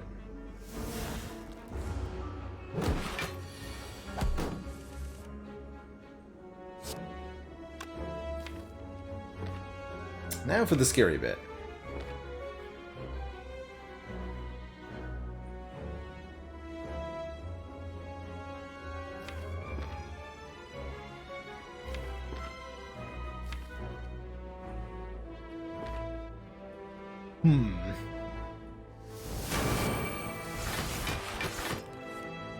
Let's find out what happens. Aw.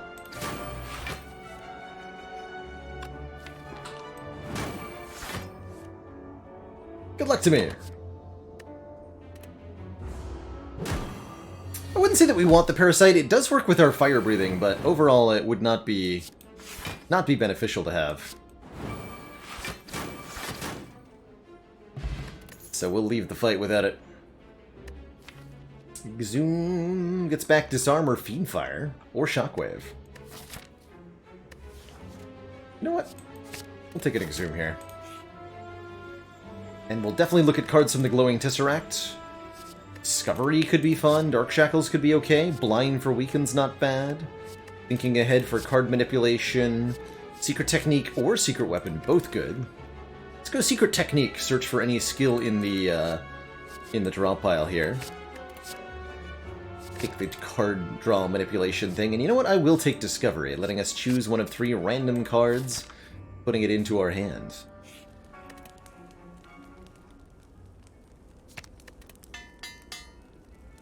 That free. But welcome back, Reptomancer. Technique does not get me Immolate, but Battle Trance might.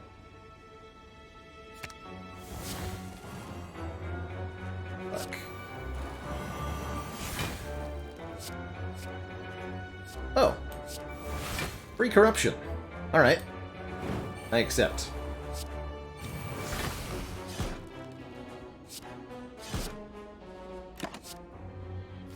I accept.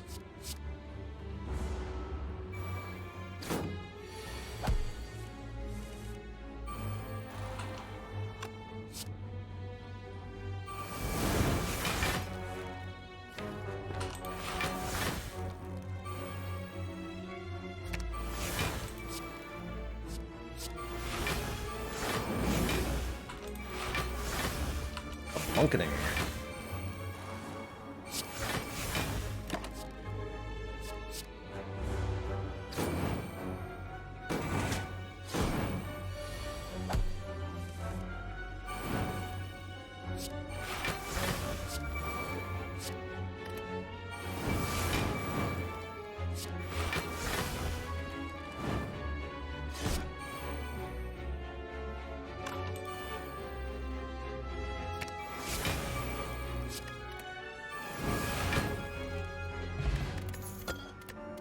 Easy. Lyca, thank you so much for the Prime sub and the 5 months. Haven't been on chat that much lately because you've been watching the amazing runs on the TV now. Well, enjoy the lurk. Thanks for the continued support. And I hope I look great on the big screen. Can't exhume exhumes, unfortunately. Is not a thing. Otherwise it would be too easy of a combo. Upgrade Shrug, I guess.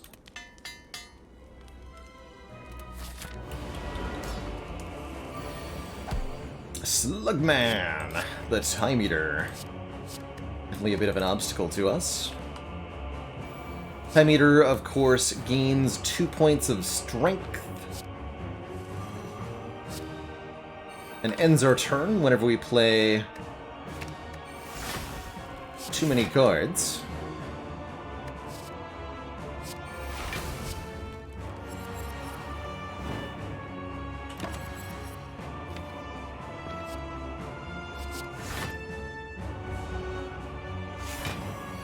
Buffed us. Nasty stuff.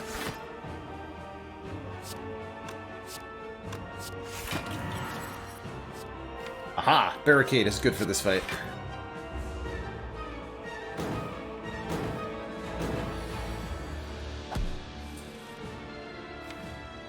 Dual wield barricade. Question mark.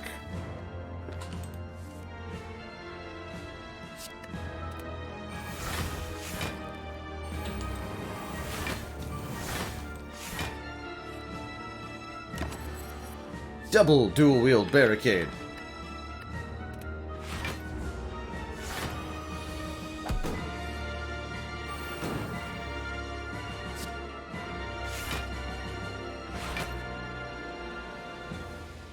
Play all of it.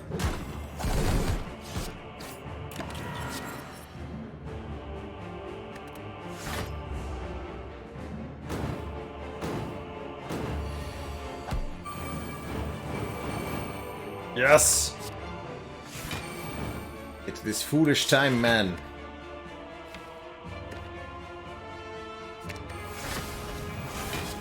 Get him.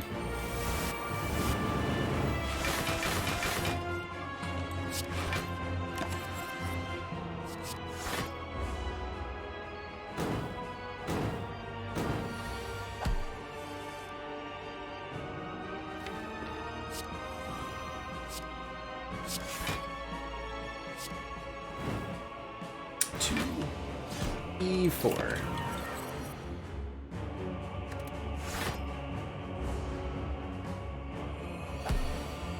Oh yeah, I meant to look at Time Eater's AI here.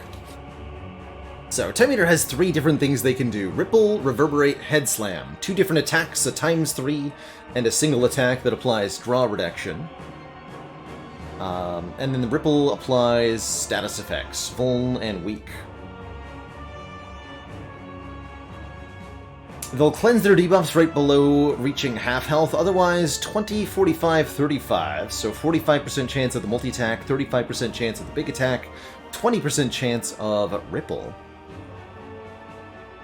The multi-attack can't be used 3 times, the other 2 can't be used 2 times in a row.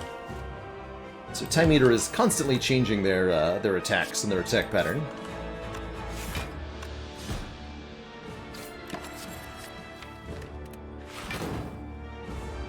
Yes, draw reduction 1, confusingly, is -2 cards drawn on 2 separate turns. Not sure why, but that's how it is.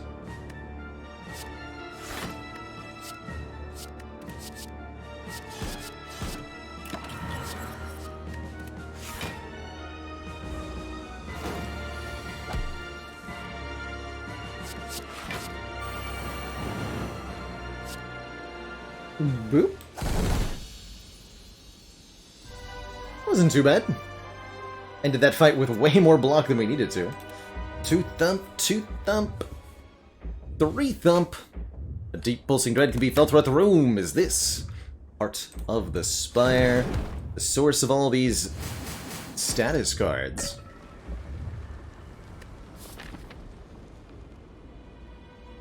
The info you're looking at when I bring up the enemy patterns is from a mod called Bestiary Binary Split. Available on the Steam Workshop for Steam PC. Upgrading Thinking Ahead and Discovery both remove their exhaust keyword, which actually makes them worse with the Feel No Pain. Same for Secret Technique. So I want all of them to exhaust. Guess I'll upgrade Bash.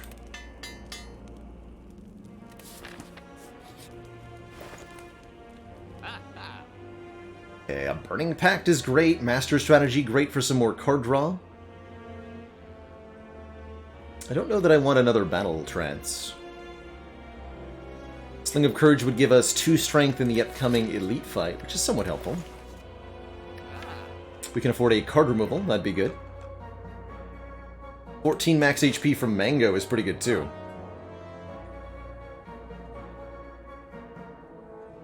I definitely want this Master Strategy.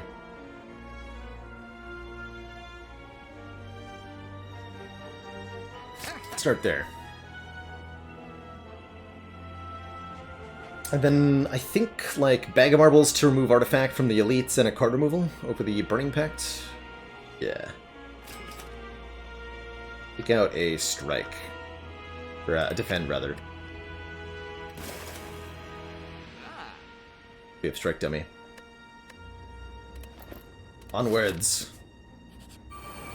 To glory. I definitely want Fire Breathing. We'll lose the Wild Strike. But Armament's Master Strategy feels great here. So, Spire Spear. Again, 3 different moves. 5 times 2 that adds 2 burns. Bonus to both enemies' strength, Spire Spear and the Spire Shield. And a 10 times 3, or on the next Ascension level, 10 times 4 Skewer. On turn 1, it always does the times 2 attack with the burns.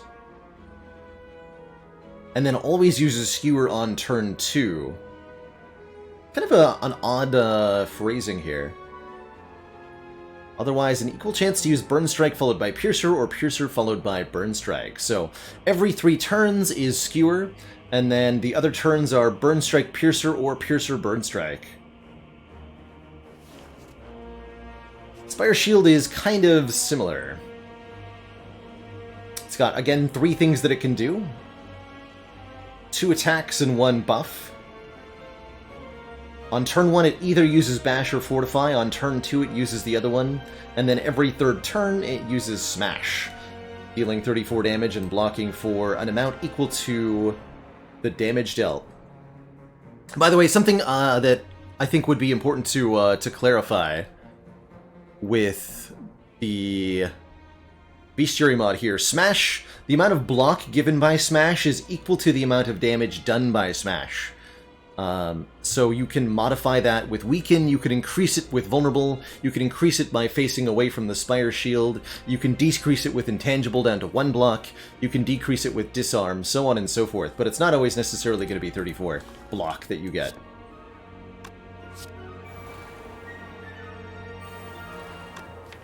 Arma Master or Master Arma? Let's go Arma Master.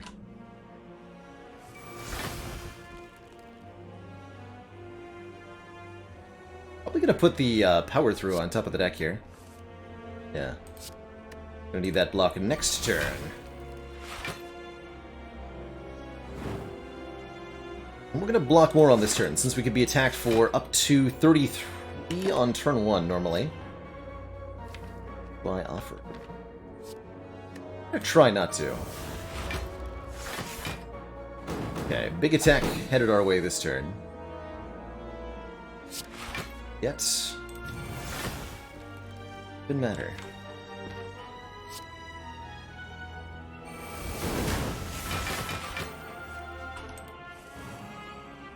Haha! Exhume the disarm. Use it again, fools. Luck.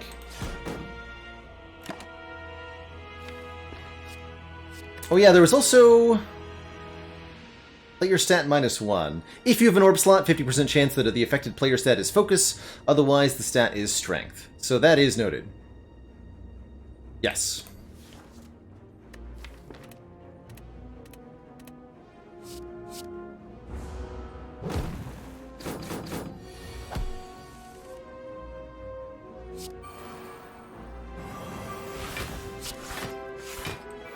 Somebody order some status cards?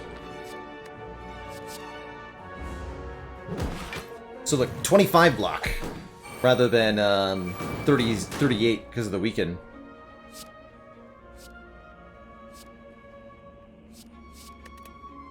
Let's see if I can do this without,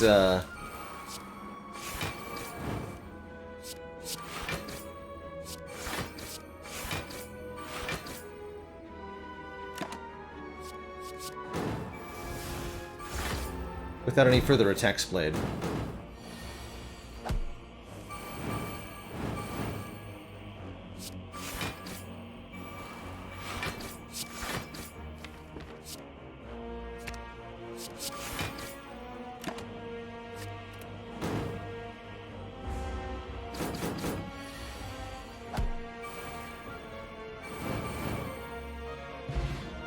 Beautiful.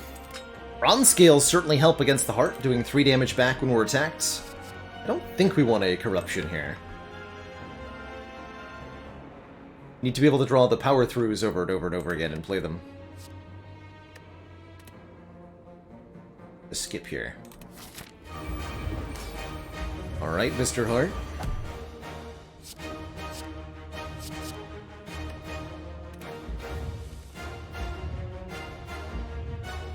Turn 1 Fiend Fire, huh? Really want to get that evolve and that fire breathing down quickly here. I'm down for a magnetism. Give me a random colorless card every turn. Yes. Big time. Hey, and there's Feel No Pain and Evolve. Good. We can actually put the wound back on top so that it's bonus draws next turn.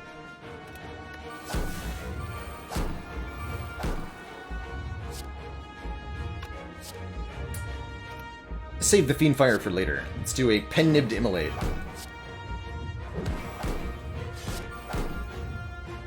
Alright, I'll call that a pretty good turn 1. No need for Limit Break. Dual Wield could be fancy. Double Fire Breathing especially. Let's take one of these.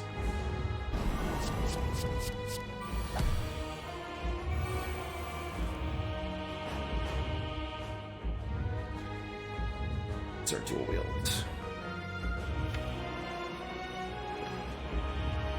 full. I'm okay with taking one beat of death here. Shut down that potential first multi-attack. Real shame about the lack of fire breathing happening.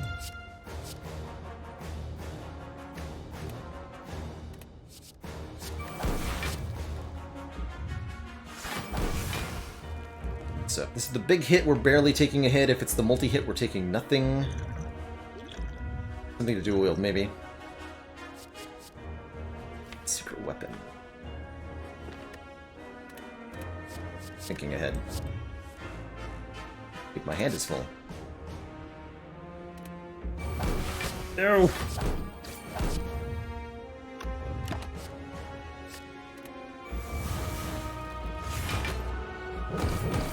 Yeah, that was unfortunately the multi-attack, so we blocked for no reason.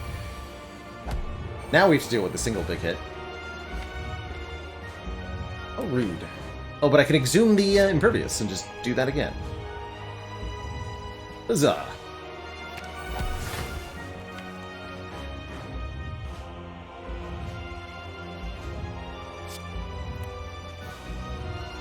We can... Hold on, we can do better than that, actually.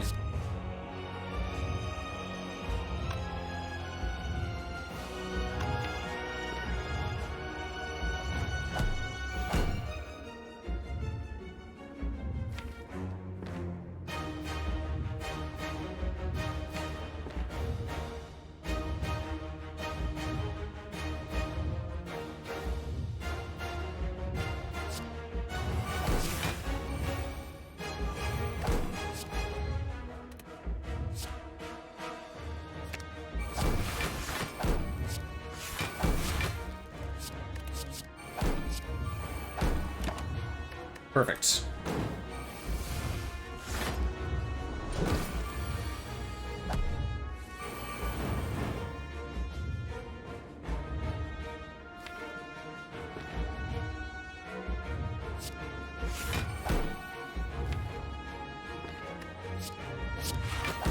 Tempted to just beam fire here. Do it. It's a waste of all the block potential, but... Oof.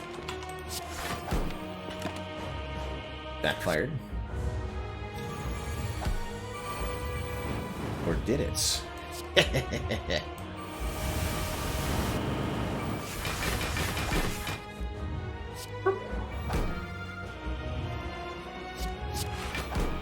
Easy. There's Barricade. Feels like it's a little too late, though.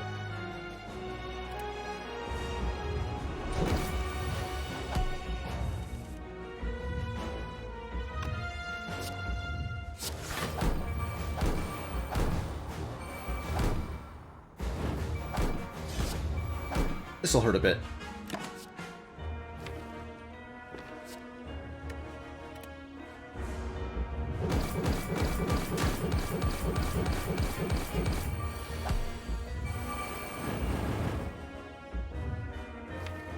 Spicy times commence.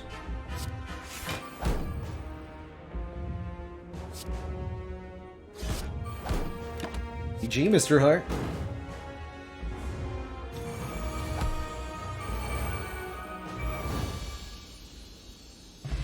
GG.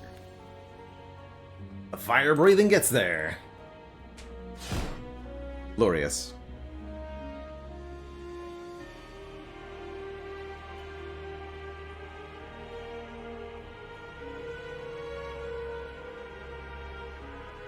GG, everyone.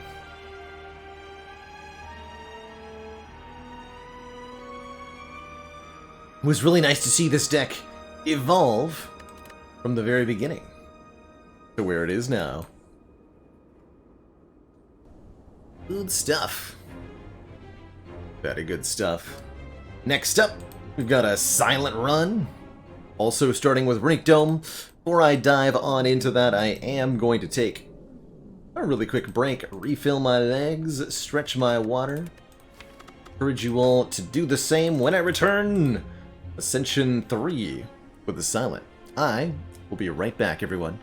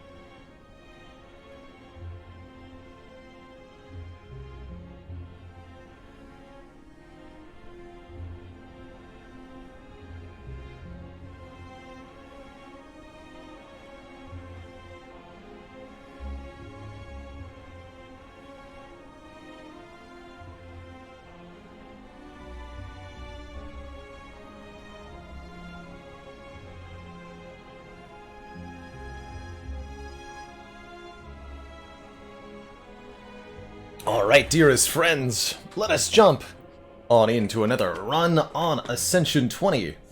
Sorry, on Ascension 3, excuse me, not on Ascension 20.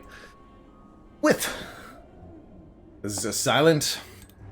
And as we begin this silent run, I think it's the perfect opportunity to take a moment to focus on the positives in life and spread some warmth and love around. So, dearest chat members, if you've got a moment or story from your recent day or week, a time when you felt excited, happy, glad, a piece of news that you want to share, or something good that happened to somebody else in your life, then please type that on into the chat room and let us all know what's good in the world today.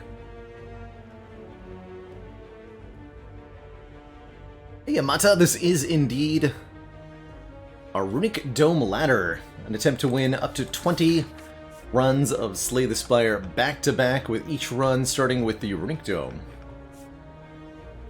Time Frisbee went hiking with their girlfriend last weekend. Super pretty out. That's awesome. I got to do some hiking on the weekend myself. It's finally warm enough out here that outdoor activities are starting to feel reasonable rather than horrifying. So I was very glad for the time. Oh, JB thrilled that I'm finally using the bestiary mod. Happy to show it off. These kind of intent previews. Super helpful for the thing. Kamal Piece's girlfriend got a haircut and looks amazing. So glad to hear. Vocad finally found a decent job. Congrats. Huge congrats there. Storm says they're only 12 days in, but you've held to your no cheat meal April, where you stick to your specific calorie diet every day with no Saturday cheat days. Been a mental test, but I think you could hang on in there for 1 month. Totally doable. Good luck. Gamage says their Fantasy Series 1 was delivered to your place on Saturday, so you're now the proud owner of about 200 miniatures. Time to learn how to paint them. Heck yeah.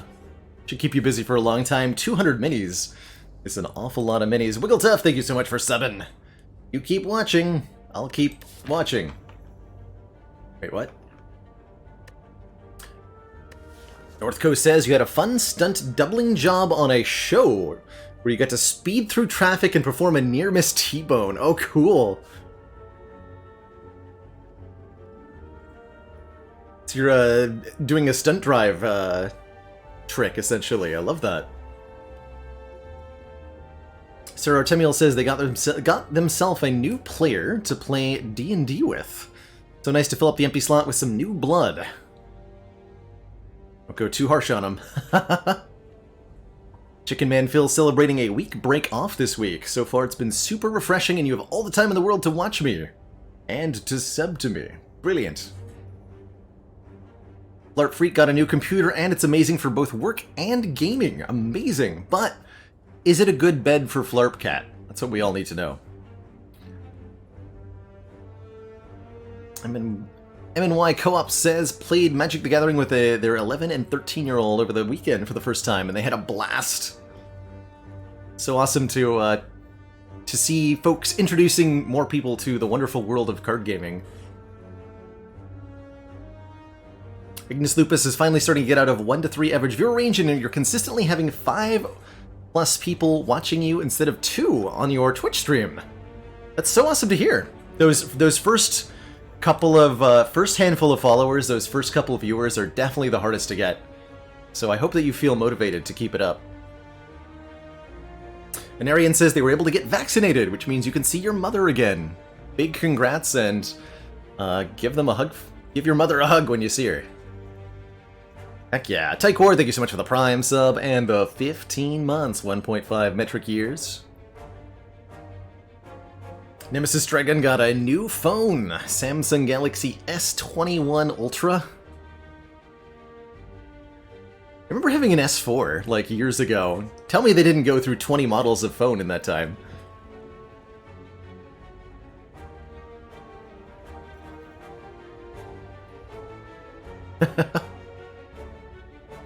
Today's Grey Cloud says, ran their first homebrewed mini-campaign today, where you designed all the challenges and everyone had a great time.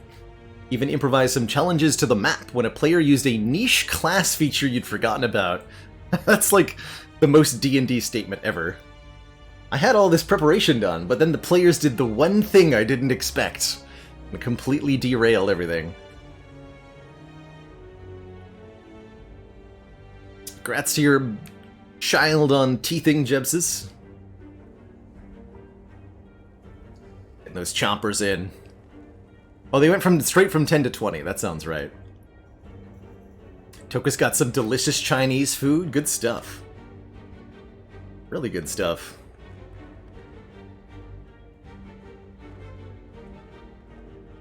Peaceman says they've had a friend for 5 years. He doesn't work and lives in the attic of a big house. He's got the greatest physique that you know of. He can ride a bike for 8 hours straight, no problem. Loves boats, tents, and being in nature.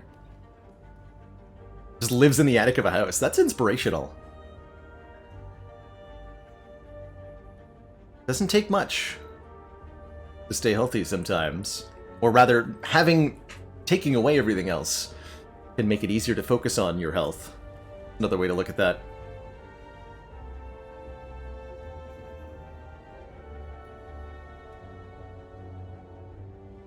So glad that your first completely home-prepared D&D session went great, Ekates.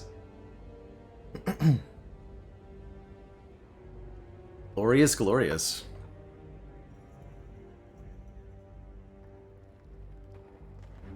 Jackalow says, you heard back from your counselor for vocational rehab. Now that they have proof of your disability, and work towards getting back to work.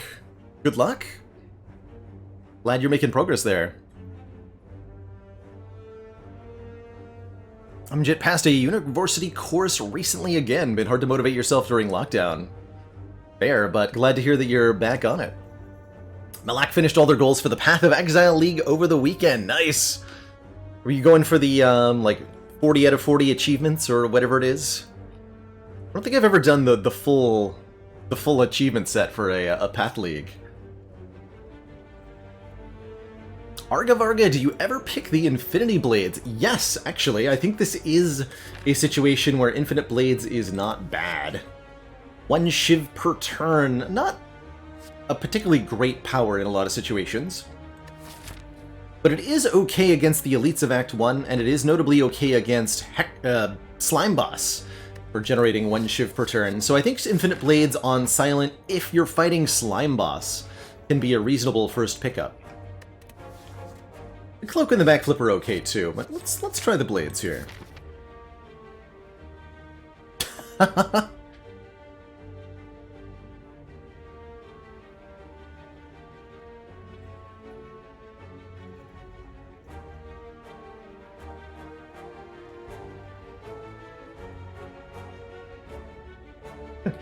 Steven saying, solved world hunger and learned to juggle. Incredible.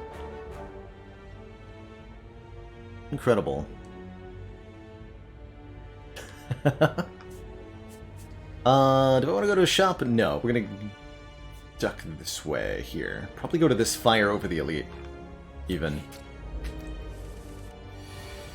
Oh yeah, I can't see what the enemies are doing. You attack for up to 12, so I'm gonna assume you're attacking for... What's the probability of that? 40%. I'm actually gonna assume you're only attacking for 8. No! My hit points. Still might save health by accelerating the fight, though.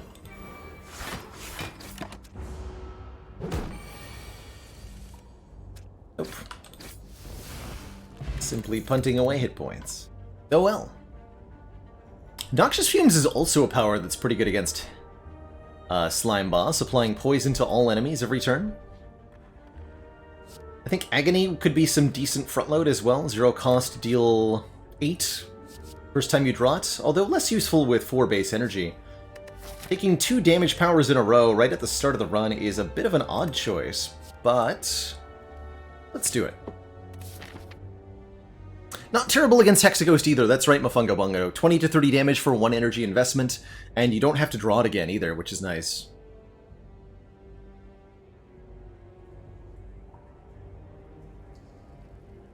Elected 37 out of 40 challenges for the past league, although you have done 40 out of 40 in the past. A couple pretty brutal grinds that you intentionally passed on, that's reasonable. Those Path of Exile achievements are tough. Hell yeah, early Golden Idol? We'll lose the 5 max health rather than take 17 here. Go down to 65 and get 10%, sorry, 25% more gold for the entire rest of the run, which is grand.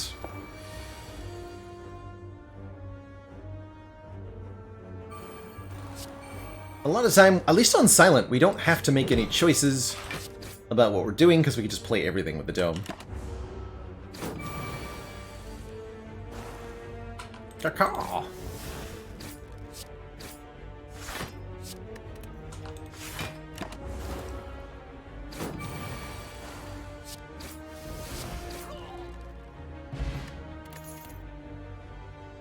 I think some AoE would be good, especially going into Slime Boss. I mean, we have the Fumes, but Fumes is not going to kill 4 gremlins for us, right?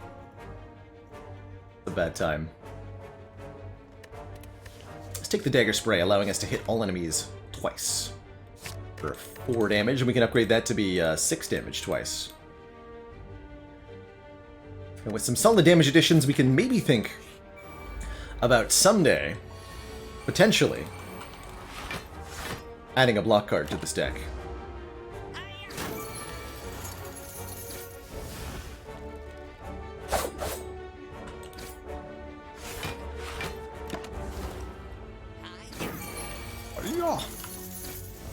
Okay, they might be attacking this turn, doesn't matter, because again, well, they're dead, and I have no choices to make in the cards I play.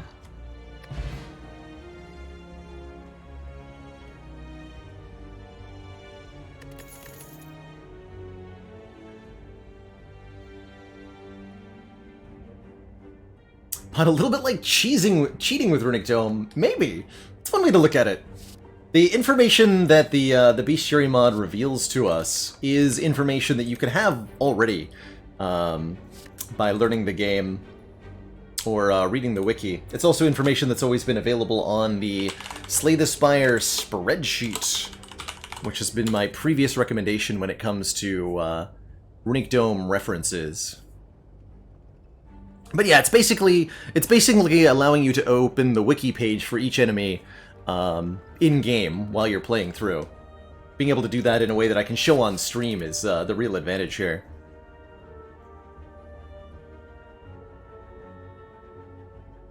But having all the information available to you is super useful in Spire in general. What do we think? Do we go for a 3rd elite or an extra upgrade? I'll get some more relics. Let's risk it. We're at full health, I've got a decent potion, I don't want any of these cards.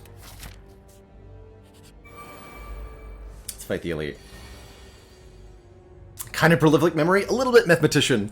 I have a weird memory. I can remember the rules to a game I haven't played in 10 years, but I cannot remember the name of a person that I met yesterday. Don't know why. Can't remember the name of a person I met 5 minutes ago, more accurately. I'm gonna power potion in this fight. There's quite a few good hits. After Image, 1000 Cuts, Fumes #2. Actually, Welly plans to retain this Survivor next turn is great, too. That.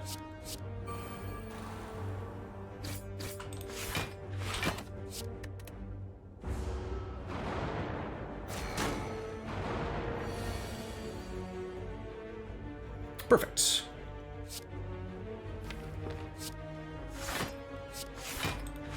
So they're attacking for 10 on this turn.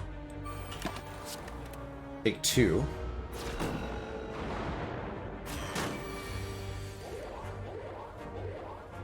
Put that blades down. Take 2 more on this turn as well.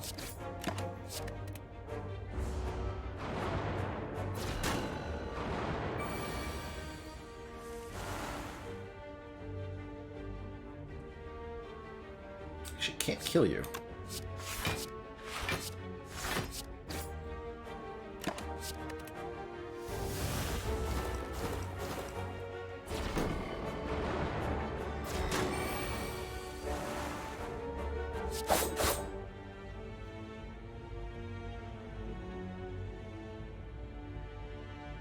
You're attacking now? 14, not a kill. Okay.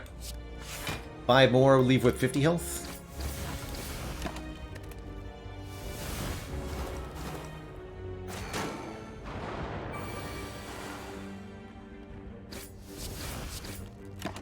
Here.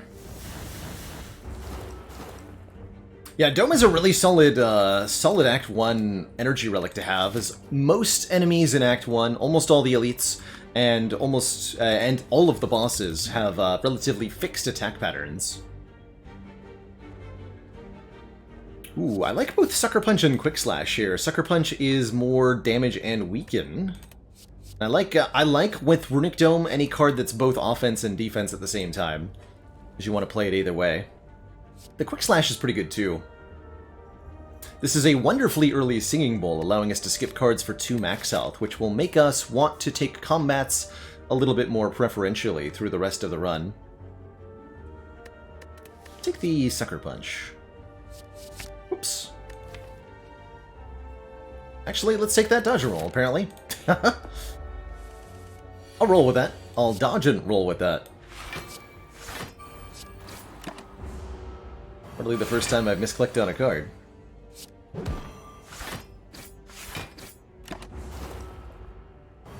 Okay, guaranteed attacking us on this turn. 47, you split at 35. Currently, yeah, this will split, right? Yeah.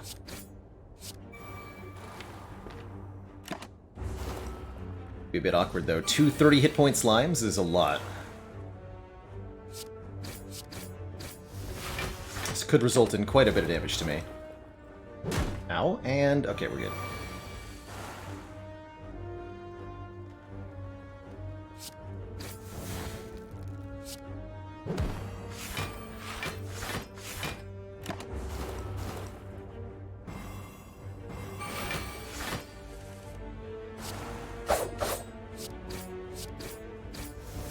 Not bad. Get a deck spot for blunking harder. Another dodge roll? Dang it. Now we'll start taking max health here. 2 max HP! It's also 2 current HP. I think the most important upgrade first here is Fumes, making that 3 poison per turn rather than 2. I also really like the upgrade on the Dagger Spray to be 4 more damage to all enemies every time we see it. Oh. Well. It was nice upgrading stuff. Guess we're not doing that anymore.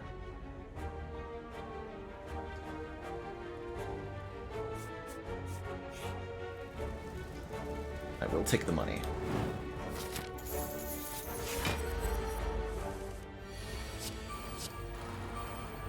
This is a great fight for our deck spot.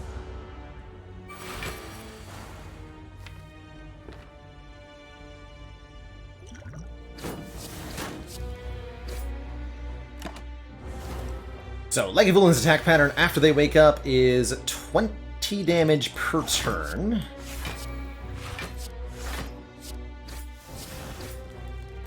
And then every 3rd turn is a debuff turn.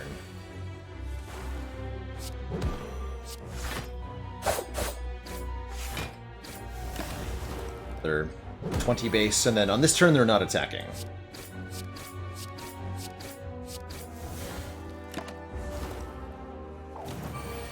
Good. Excellent.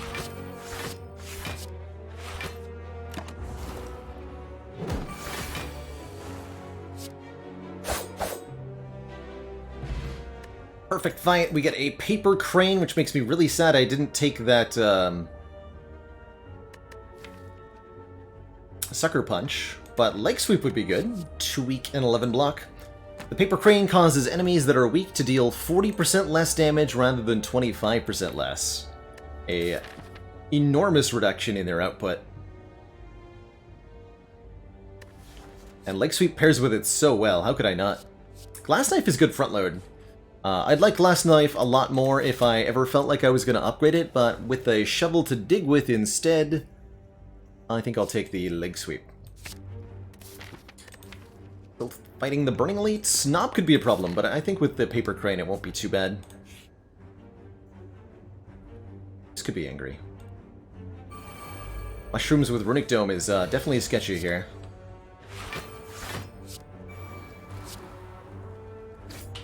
Really would have appreciated an upgraded upgrade on the Dagger Spray. Okay, these two are both attacking for a minimum of 10.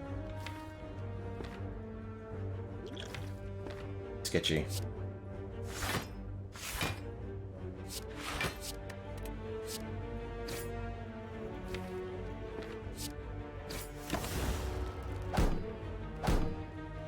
Okay, this one's guaranteed to buff on this turn. Get fumes down, huh? So these will go down to 6.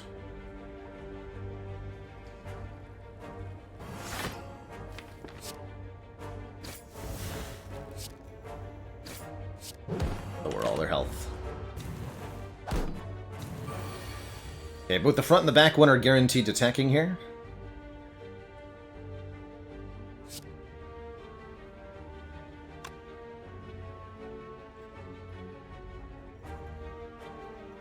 Not sure about the middle one here. I've forgotten.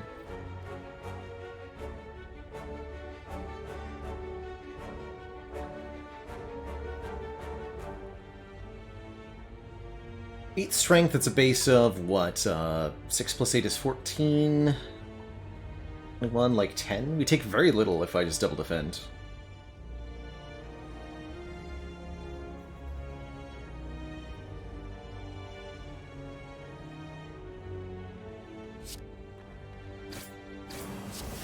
Do it this way.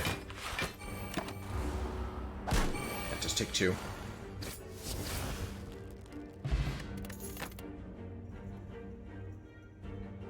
Another Dagger Spray. Actually think would be nice to have a little bit more AoE here. Helps against Nob. Although Quick Slash would be better against Nob. Dagger Spray will be better against Sentries. And against this upcoming Slime Boss. And against Act 2. Probably the last card I'll add for this act.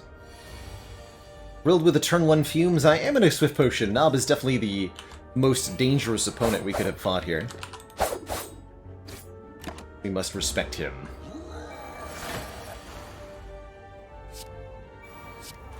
We gotta be very careful about how much additional damage we give to the Nob, too. Since this fight is gonna last a while, I don't think I'm gonna play Dodge and Roll.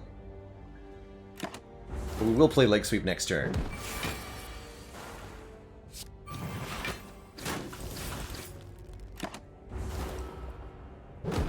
Okay, we got 2 big attacks in a row. This means it's the small attack this turn. Hopefully we can kill next turn.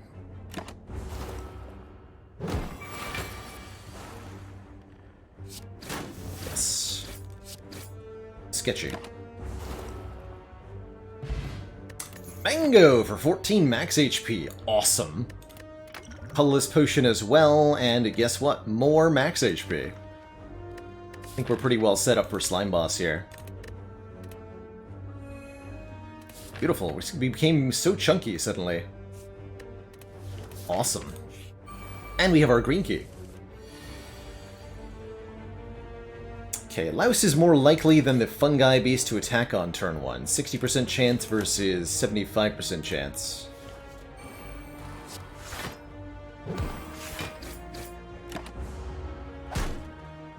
We're both doing it.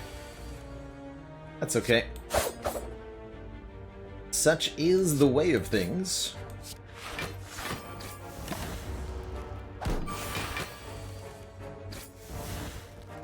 The Infinite Blades haven't been bad. Do I take a choke to go with our Infinite Blades? No, I think we start taking max HP, and we'll look for upgraded cards next act. Dig up a tiny chest, which is unfortunately useless in this slime boss fight. It's okay.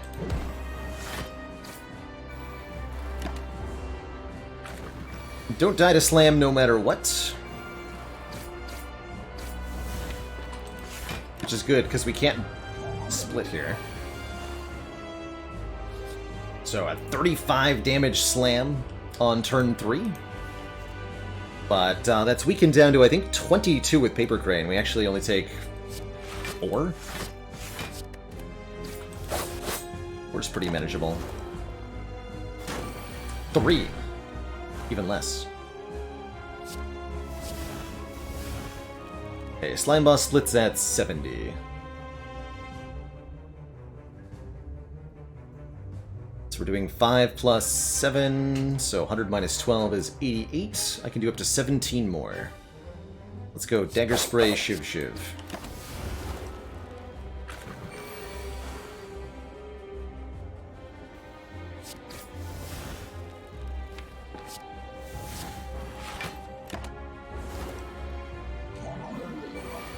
Slime Crush.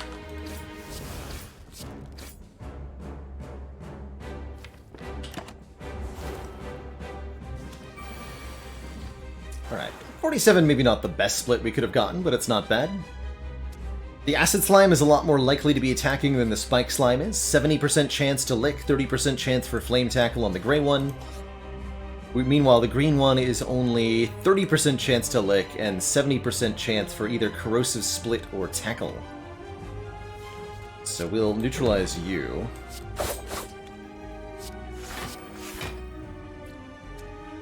Let's see, we can do another 10, bringing you down to 23, which actually would split. I don't want to do that.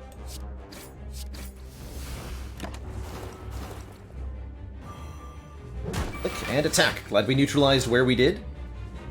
Now you're splitting from poison. You split at 23. So you need just one strike to split. I think I would rather go like this.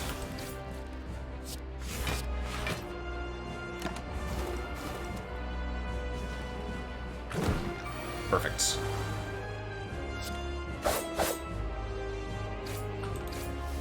GG.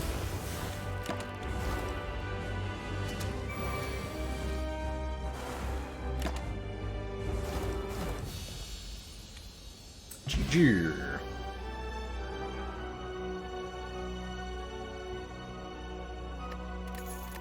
Tons of cash. Ooh. Adrenaline versus Corpse Explosion. It's never bullet time here. But Adrenaline would be immediate energy gain, draw more cards. Whereas Corpse Explosion is more poison to stack with our fumes and helps us end fights by killing all enemies whenever the targeted enemy dies. Although we do a lot of AoE, right? We have 2 dagger sprays and a fumes.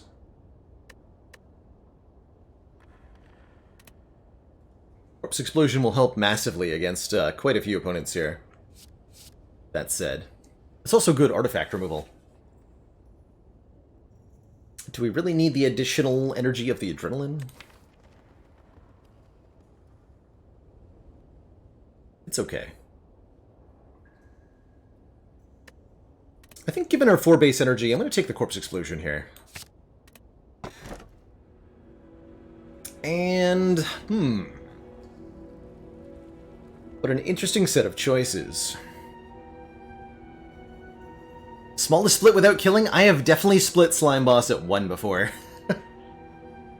I'm quite sure that's happened. So, this is a weird one. Velvet Choker gives us energy every turn, but limits us to 6 cards. Actually not that bad, even with an Infinite Blades. But a little bit awkward. Curse Key is energy every turn, but we get a curse whenever we open a non-boss chest. There are currently 2 guaranteed non-boss chests ahead of us, as well as potentially more from Tiny Chest, which definitely makes the Curse Key a bit awkward. Or we can take Tiny House. We get a potion, 63 gold, because the bonus from Golden Idol applies. Nice Golden Idol, by the way. 5 max health, 1 card, and 1 random upgrade. Not often that I want Tiny House going into Act 2, but these myriad of small benefits are probably better than taking a serious penalty, the curses or the card limit of the Choker or the Cursed Key. I think I'm going to take this Tiny House. On purpose.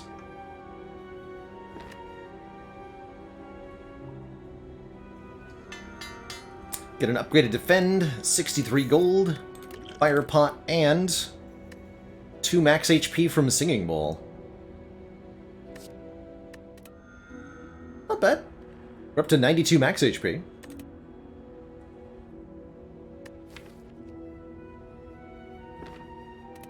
Not the boss relic I wanted, but it might do.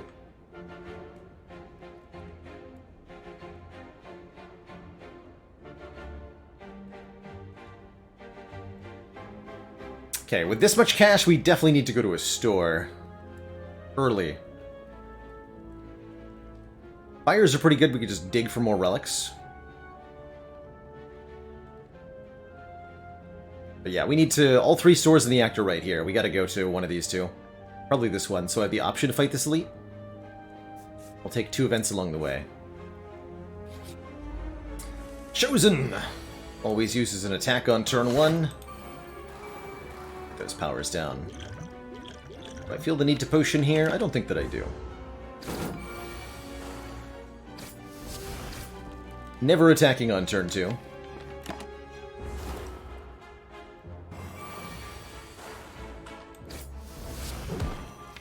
And every time we... play a non-attack card, we get a Dazed into the draw pile.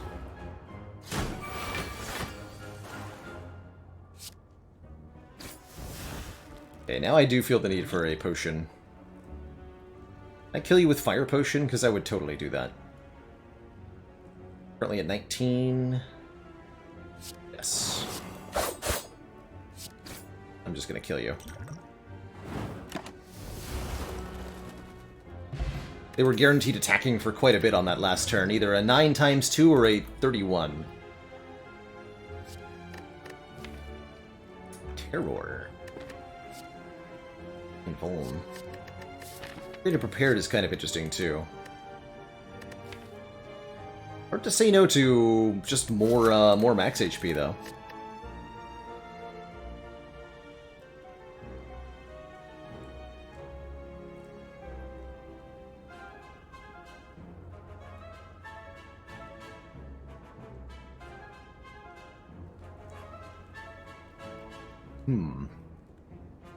Yeah, Tiny House is great because it's not a skip, exactly.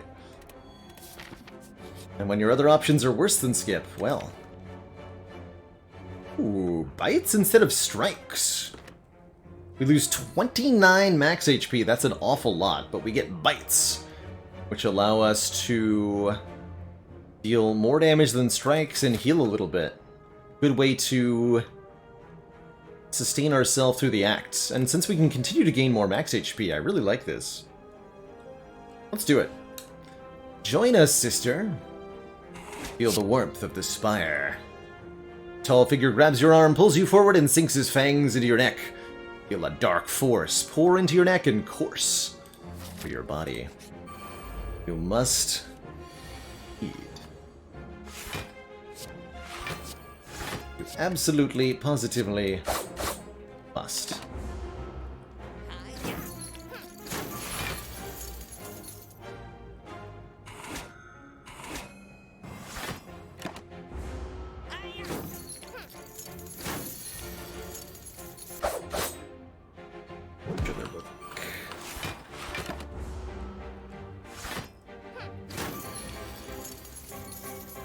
Oh, no, you don't.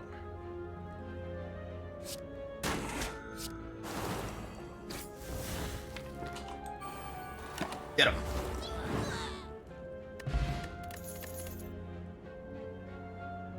Unupgraded cards? No.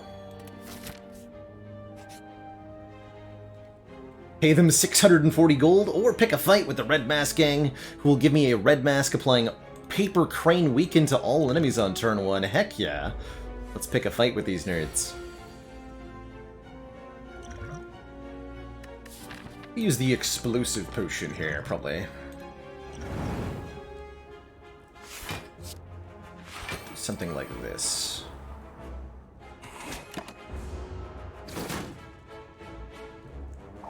Grab 'em, bear.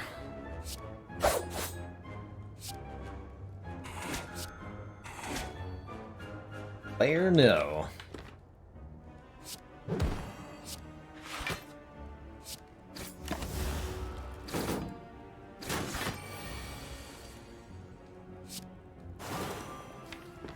Good luck, Mr. Bear.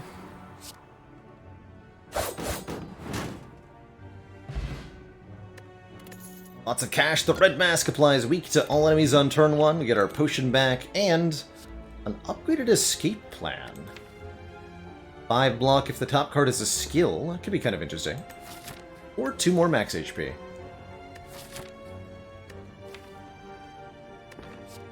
Let's take the upgraded escape plan. That could be decent sometimes. Oh boy. And now I'm starting to like what I see. Boat thingy for Blanc on turn 1 is great. Definitely want to remove a card. Might actually be a regular defend that I choose to remove over a bite here. I could pick up Bomb. Could take the Twisted Funnel, applying 4 poison to each enemy on turn 1 for a little bit of front load. Just a little bit, though. We do have Champ coming up. And we're already stacking poison, too, so the funnel also helps with that. Yeah, let's take Anchor and Funnel. And a defend remove.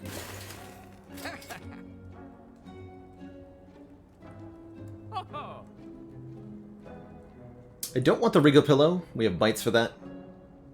I could take Sucker Punch for the weaken. Feels like I don't want to, though.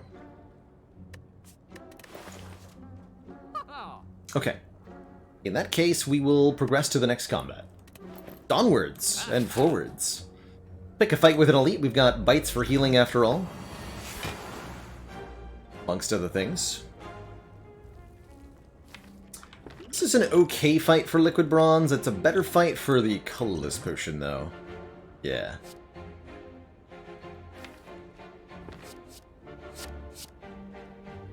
Yeah.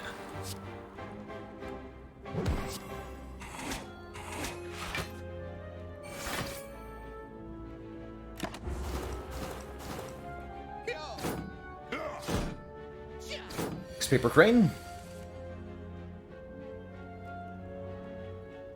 Oof, though, on this one. We do not play 5 cards, we only do 8 plus. We're literally 1 damage short of a kill. Okay, we'll use the Blessing of the Forge to get there. Easy.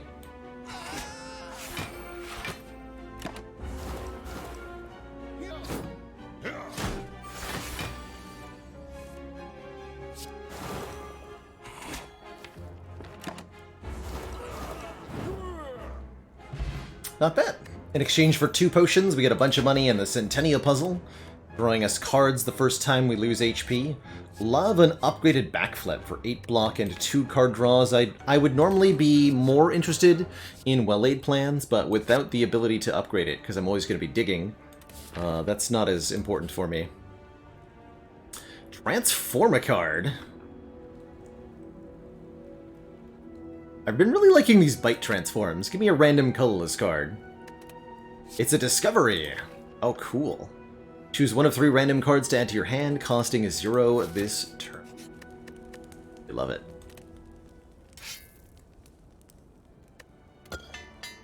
And we got Corpse Explosion upgraded for free. Amazing. Good dig.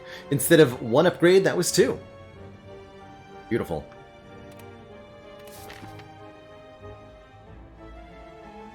If bite gave you 1, if you got 1 bite instead of, you know, per strike that you had, I think that'd be pretty cool. Be good exchange ratio. Vajra, point of strength. Perfect, okay. And you know what? Let's take another chest here. Another relic from Tiny Chest. The Ancient Tea Set giving us 2 energy on turn 1. So we got 1, 2, 3, 4 relics in a row without any fight. Pretty neat.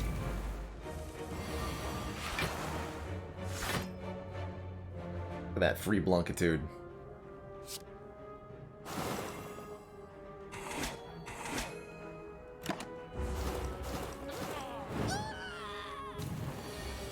Not done yet. Aren't you, though? You sure seem like you're done. Just gonna hope he's not attacking me. Ow. Ow!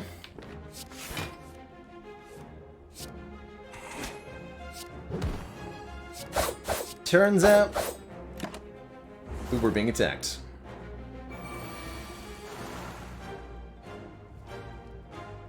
Let's see, 16 plus 16, 32, not quite a kill.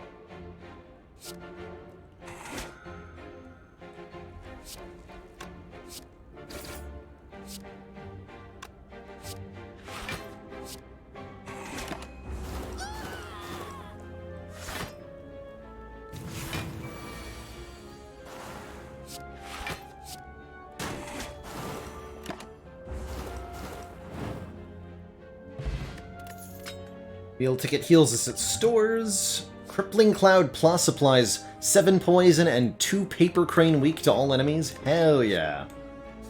Take that. There we go. And a random shop with a heal. And an Apotheosis. Upgrade all your cards for the rest of combat. You know, in a world where we're digging instead of upgrading, an Apotheosis seems pretty okay. Footwork seems pretty okay too. Yeah.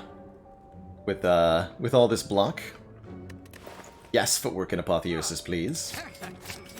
And I can still afford a removal? Amazing. Let us lose. I almost want to say the Infinite Blades now. I think that's unfortunately where we've ended up at. They were pretty good in Act 1, but they are no longer helping us. We're doing poison stuff now. Okay. Smell you later, Infinite Blades. Nice knowing you.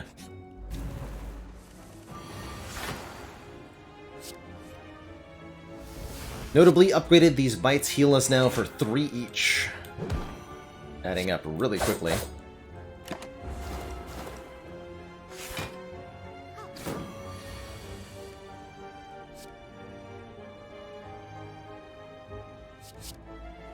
There. What a nightmare, anything there.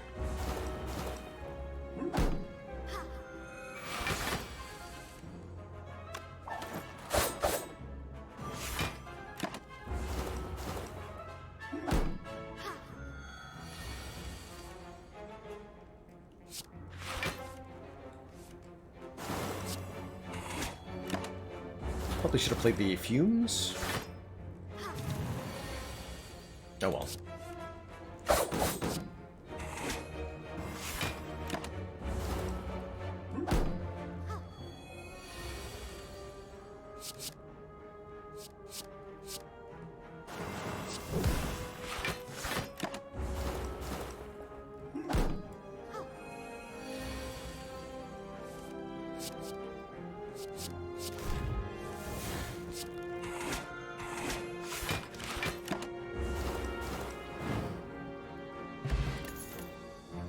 Aha! Upgraded well-laid plans. Perfect. Dig! We have an Ornamental Fan. Play 3 attacks in 1 turn to gain 4 Blancitude.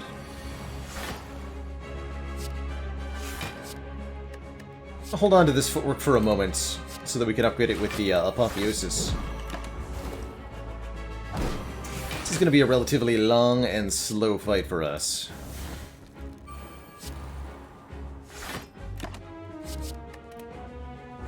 Remembering that on every 4th turn, Champ does not attack. And there's no need to block.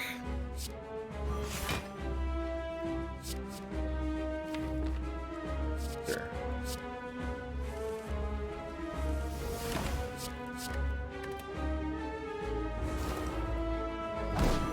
So on this turn, Champ is guaranteed to use Taunt, because it's every 4th turn, and this is turn 4. So 0% chance to attack here. 0.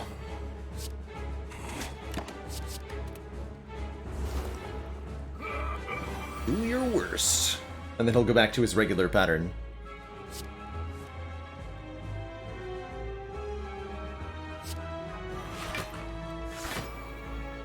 You're playing Discovery and... oh, yeah, skilling that way.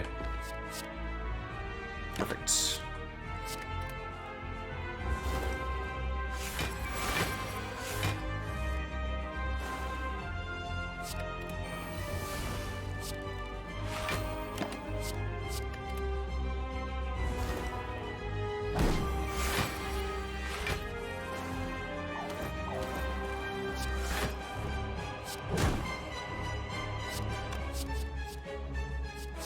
Our plans.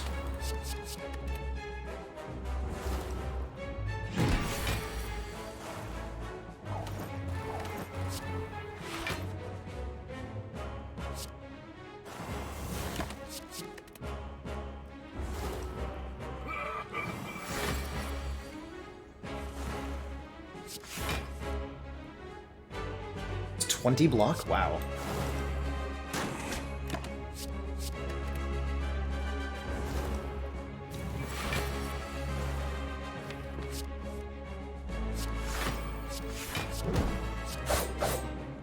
Don't be silly, Borophil. We have Dilry's Codex at home.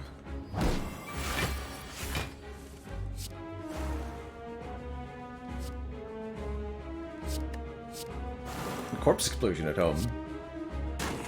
Okay, next turn is Execute. We'll just hold on to Leg Sweep. Or no. This next turn is Execute. Excuse me. Can't math, apparently.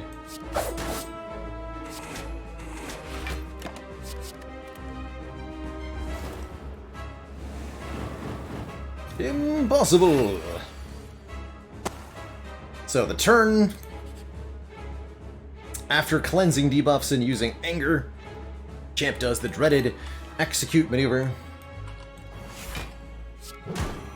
Very nasty, very mean, very ineffective. Boop.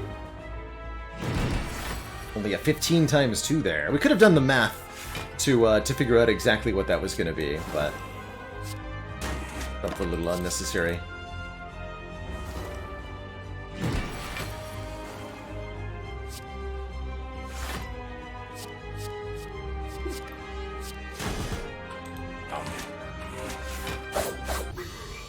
GG. Got a ton of cash there. We're offered Malaise with Paper Crane. Very, very good X-cost strength reduction card. 1,000 cuts to do damage whenever we play a card, or Phantasmal Killer, letting us duplicate the damage of our cards on the next turn. I really like a Malaise here. Yet another defensive strength sapping card.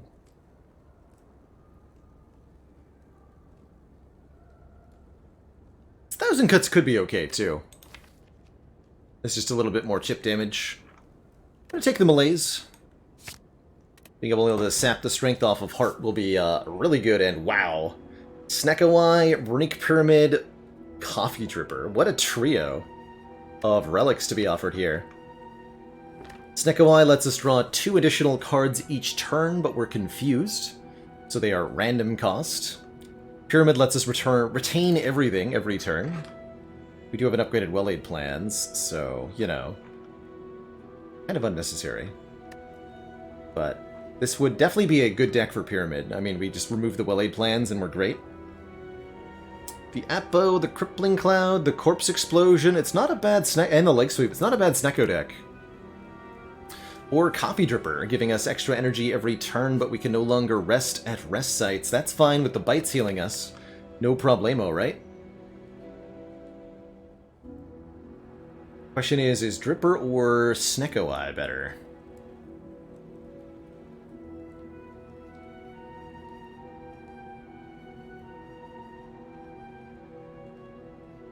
Why rest when you can dig?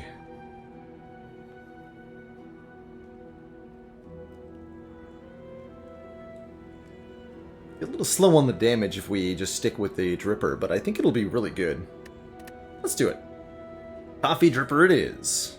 Going up to 5 base energy, but no longer able to rest.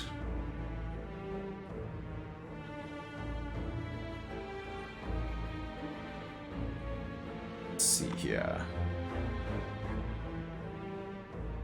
I like to go 3 elites, ideally digging and collect 1, 2, 3, 4, 5 relics in a row here. We go this way.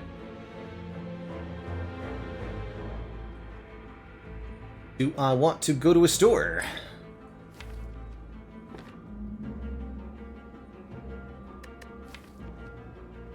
Maybe.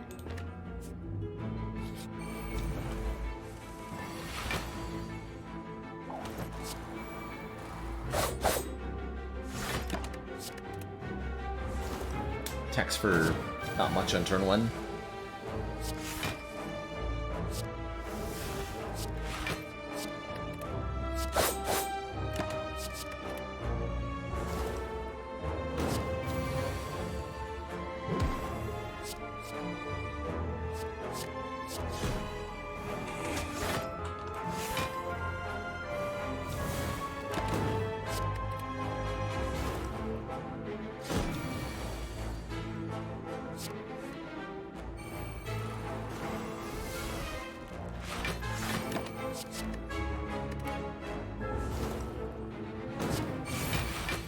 Easy.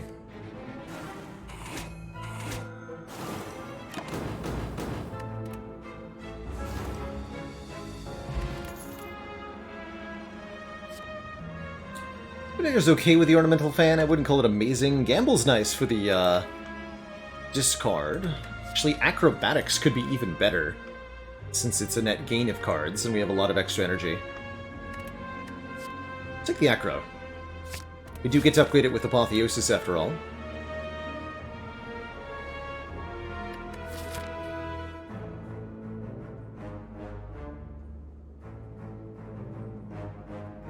Man, I wish I'd gone this way. We could have taken 999 gold here. Still can. Definitely still can. Or we could fight a boss for a rare relic and some decent cash. Tough choice. Didn't take that Darkstone Puriapt that we saw earlier. That was our blue key.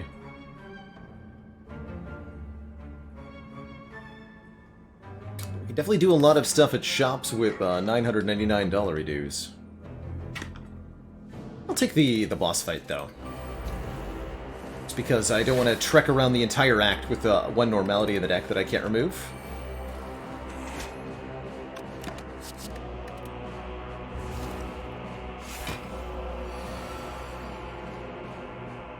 No need for that.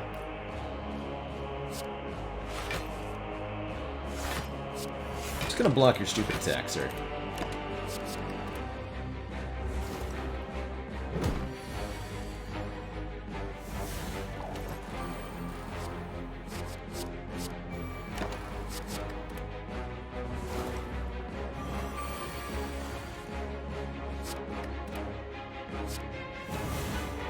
Cool.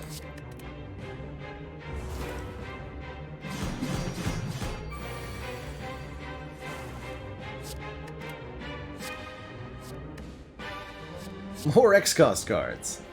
Now let's get the poison going.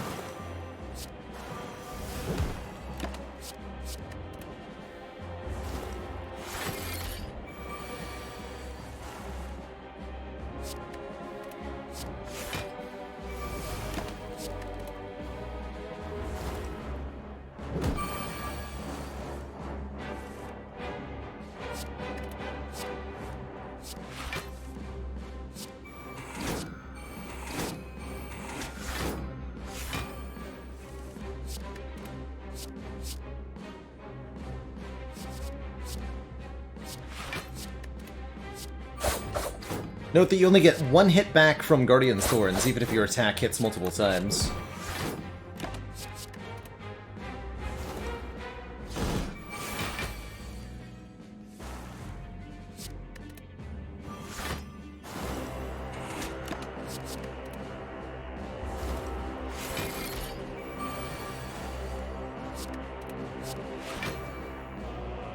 You're dead.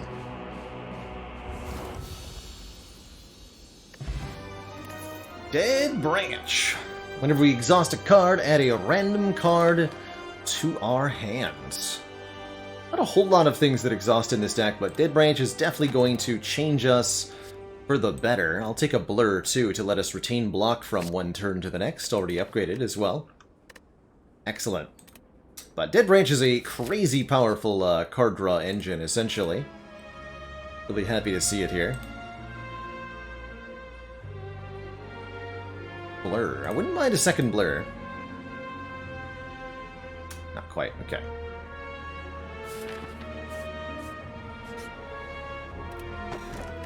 Mummified Hand lets us make stuff in hand cheap when we play powers. You love to see it. I will go to the shop so that I can buy Clockwork Souvenir. Starting us out with an artifact in each combat sounds good to me. Could take a second discovery, could take a card removal. I just want to buy lots and lots of relics. So let's take that. Sadistic Nature wasn't bad there either, actually. Dig. Eternal Feather heals us at rest sites. And Elite number 1, the Nemesis. Bring it on, you big stinky Nemesis.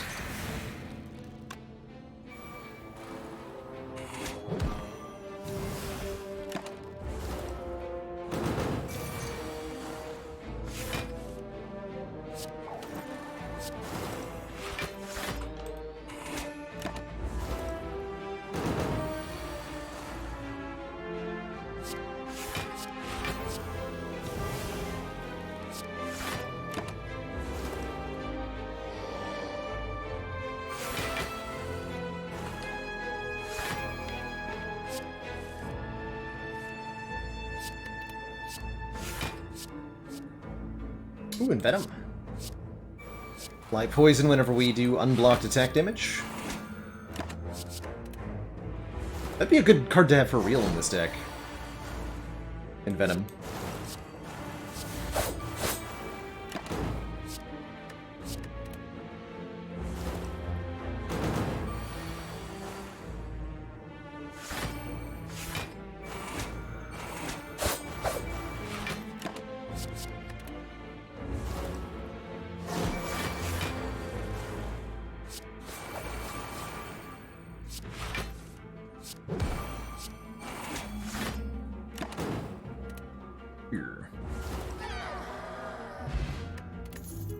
Whetstone doesn't do much since we've got an Apotheosis. It's finally time we take 2 more max HP over this stinky Quick Slash. Double Dagger Spray upgrade? I like that. Cool. Very cool.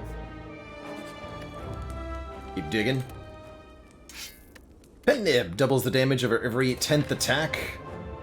But wait, there's more. Boot! Whenever we would deal 4 or less unblocked attack damage, up it to 5. Had a giant hit.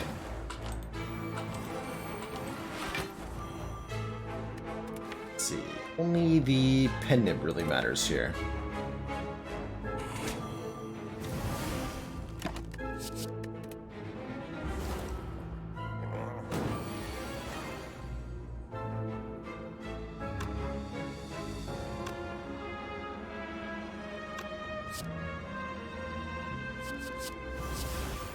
Drops makes Crippling Cloud free, meaning I can go Cloud, Corpse Explode, Survivor, Dagger Spray.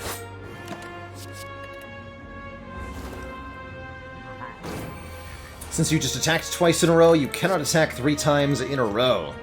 For the first 4 turns is a 50-50 split between Count and Glare, but cannot use either move 3 times in a row. Afterwards, it is time.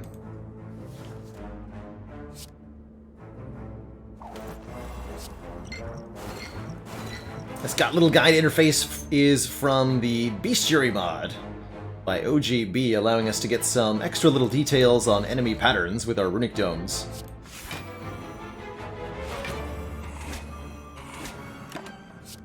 It's good stuff.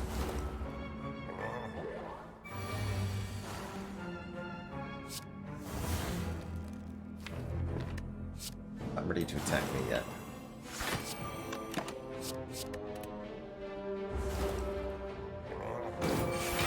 Now it is time.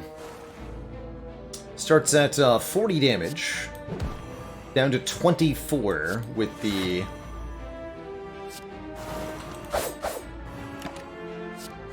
paper crane, so this should be exact block. Or 20. Oh yeah, -5 strength. Excuse me. Yep. Forgot about my own malaise.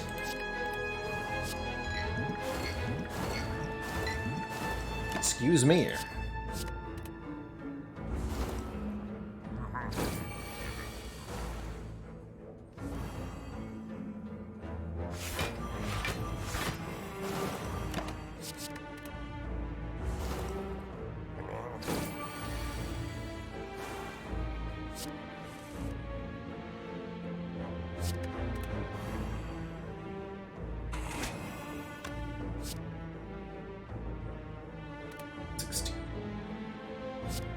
Is this lethal?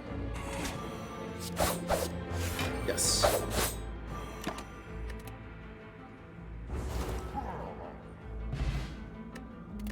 Toxic Egg, definitely a little bit late. Upgrades any skills we would get from here on out. How about a Nightmare? Nightmare lets us make duplicate copies of anything, including powers or single-use cards. Very good with our Mummified hands. And great with our Dead Branch. Sure. Nightmare is a wonderful win condition. Other footwork could be good too, of course. But we can just use the Nightmare to make more footworks. You know?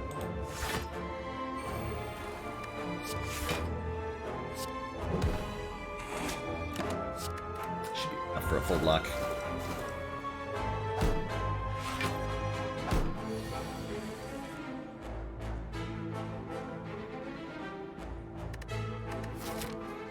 This turn could hurt a lot.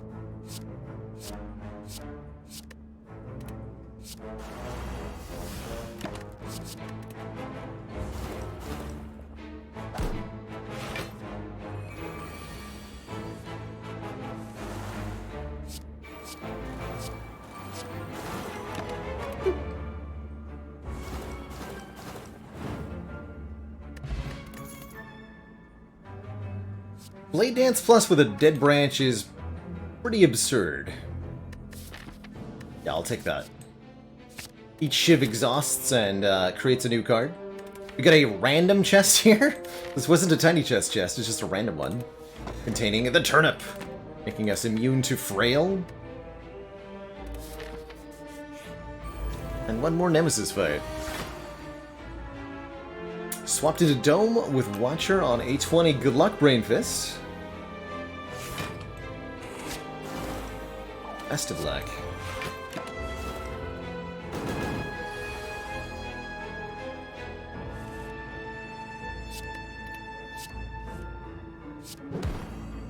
We have Boot. Get him, Boot.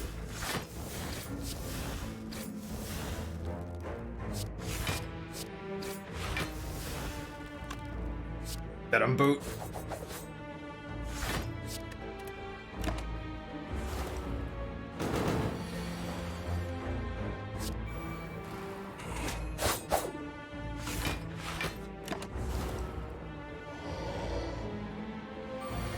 Lucked out a little bit there.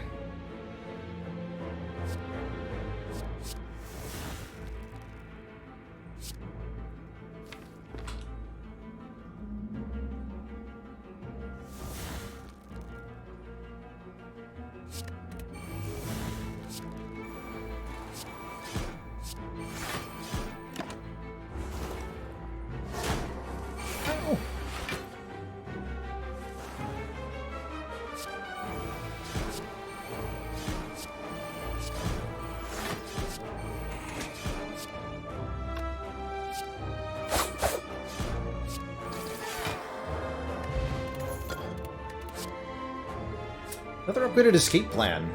I'm in for that, actually. And let's go double Swift Pot for Liquid Bronze. Would like to bring the Liquid Bronze to the Heart Fight for a bit more damage. The Runic Dome. Oh, good catch, Zip. They fixed that.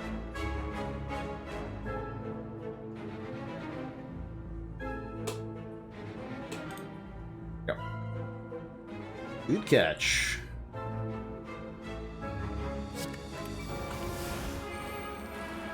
Wait, what?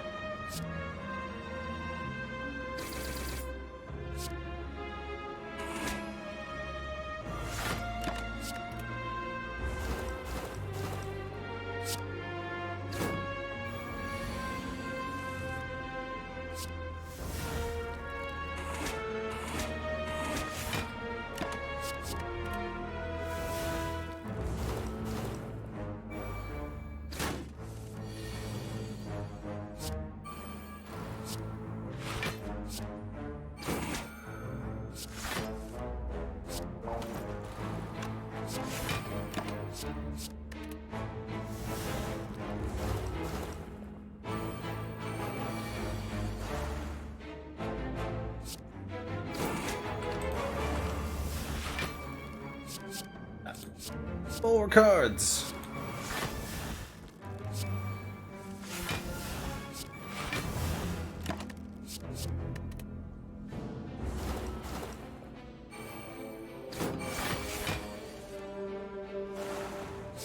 You could say that we gave our starting relic the boot.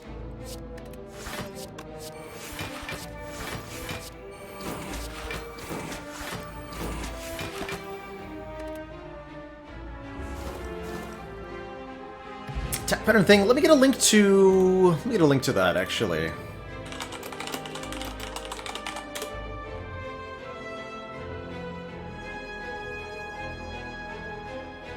Here.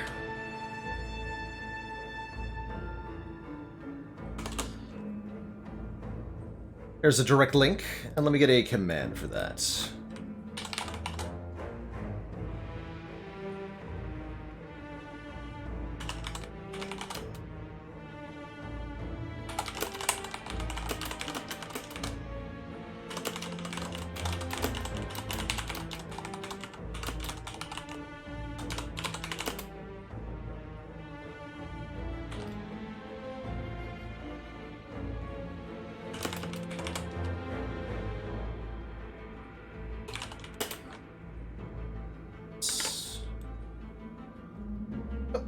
Already got it chillin'.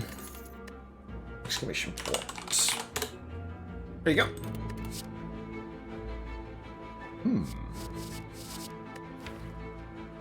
Are those any good?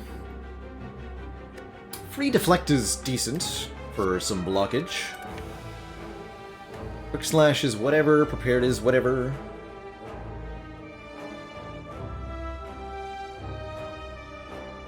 I think this is 2 HP. And no potion. Got a recall here before the Donut and Bronut bosses.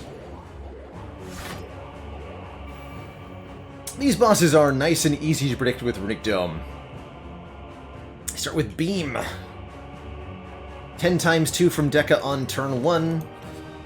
Donu has the exact same attack and they just alternate every turn, so it starts with 10 times 2 from Deca, and then Donu buffs the strength, giving them 3 points of strength. So 10 times 2, then 13 times 2, 13 times 2, 16 times 2, 16 times 2, 19, 19, so on, and so forth. Till the end of time. Or something. Okay, we're already full blocking, so let's get the weak down on Donu here. We could pen him. And he's you.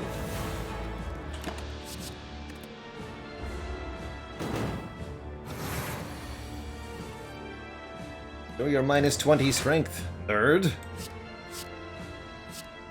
What do we got? Concentrate. That's... oh boy. And bullet time. Okay, okay.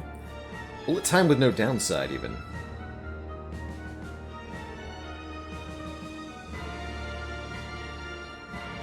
Okay.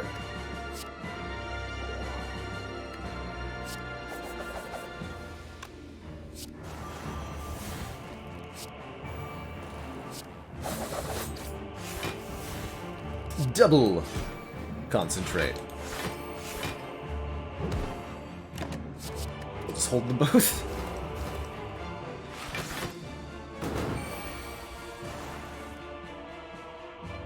Corpse explosion means that when Donu dies, so too does Dekka.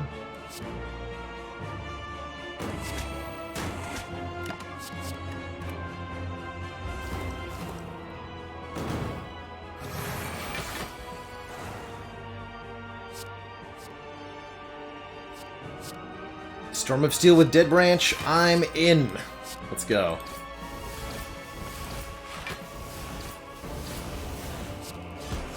And again!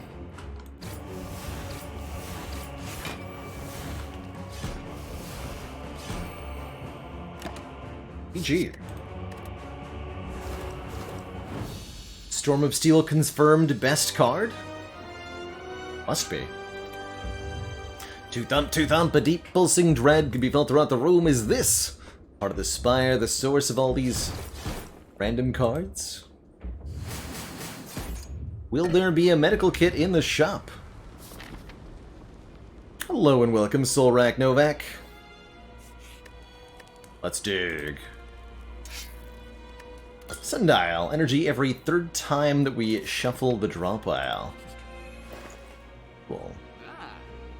Oh man, lots of fun stuff here. Dolly's Mirror lets us duplicate any card in the deck, and there's quite a few good targets for that. Even get another Nightmare. My favorite defect card.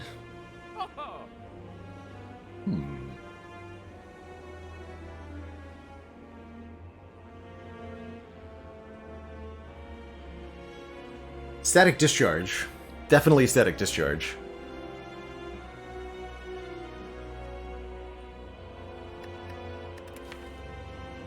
There's the full relic bar for you, B-Bron. Seek is pretty dang good, too. With Heart coming up, I really like Bronze Scales for some Thorns damage. We could also take a Caltrops for even more Thorns damage.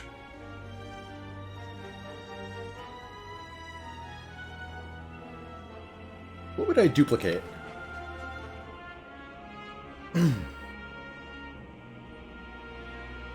Allure is a pretty good dupe. Fumes is okay, too. Although I think I'd rather buy the Caltrops than dupe Fumes.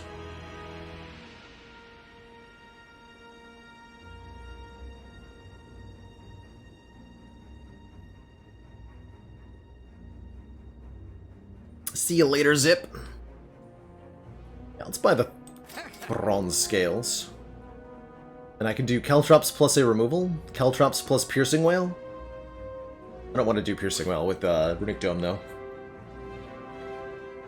Caltrops plus more Caltrops.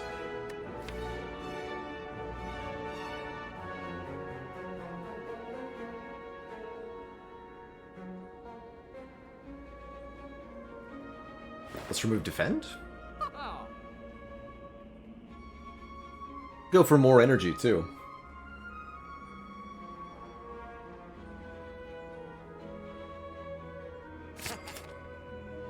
The Caltrops, and I'll remove one of these bites. Onwards!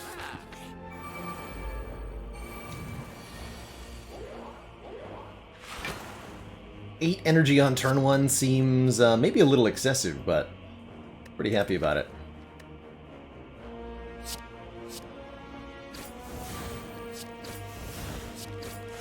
It's more than that, actually. Oh man, I could have the biggest malaise in the world. Good.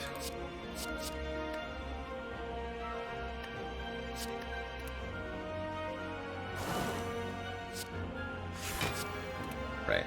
See your strength later.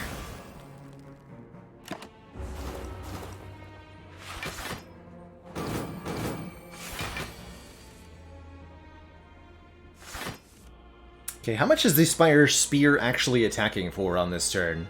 Normally a 10 times 4. With -6 strength, that becomes a 4 times 4. And with Paper Crane, that goes down to 2 times 4. Sad.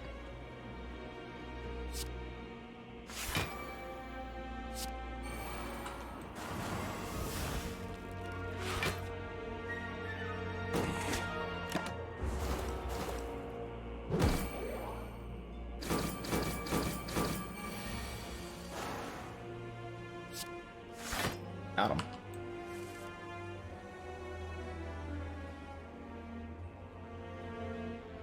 Okay, I'd like to turn around with the neutralize. They'll lose the dagger spray then. More powers. Infinite powers.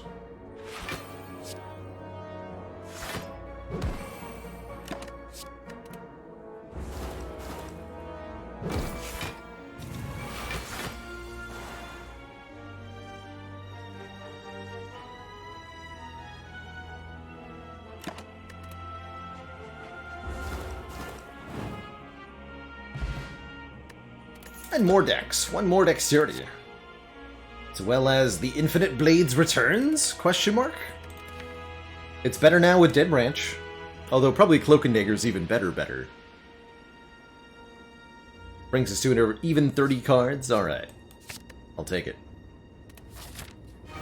Onwards. To the hearts. Well-laid plans on turn 1. This is excellent news. Also got 6 thorns. Good. Did get Envenom. Amazing. Every time we deal unblocked attack damage, we now also apply 1 poison. It's great. Block the vulnerable, immune to the frail. And with Paper Crane, that means the Heart's attacks are doing almost nothing here.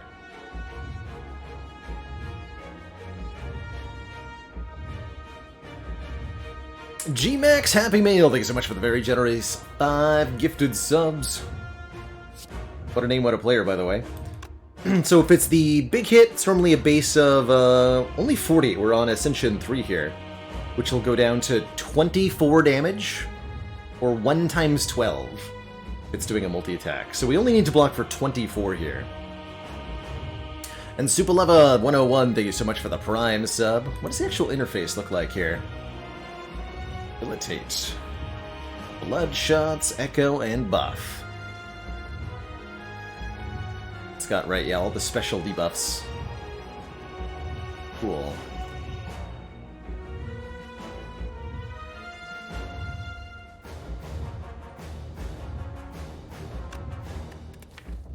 Don't have... Oh, I do have Puzzle, actually. But I want to perfect the fight.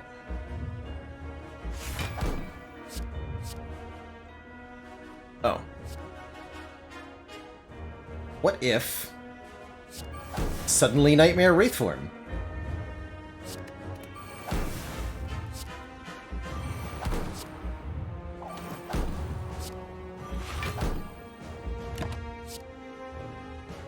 What if?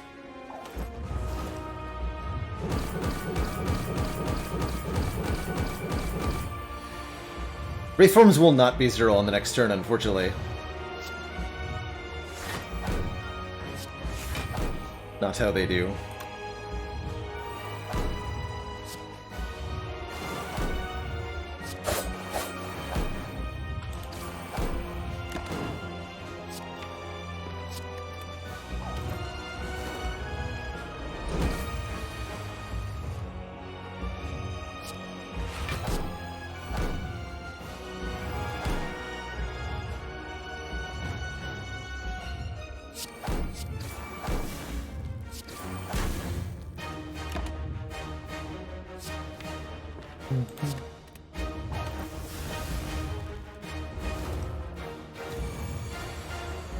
This might not actually be perfect.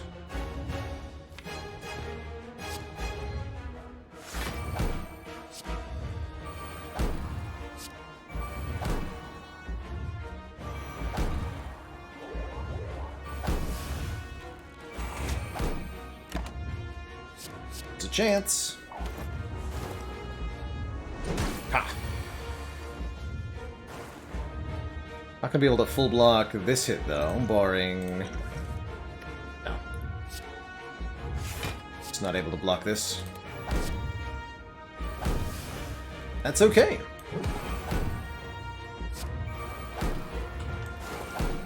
Turns out the real intangible was the friends we made along the way. Something.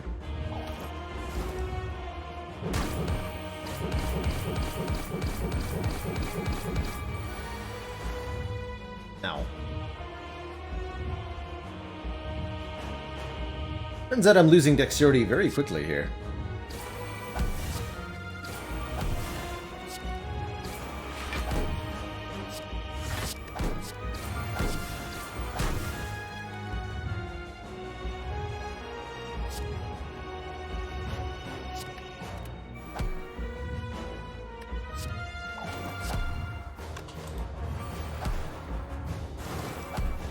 Ow.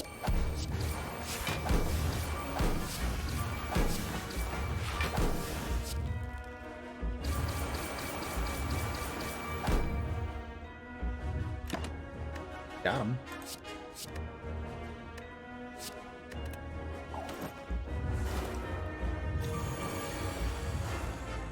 GG.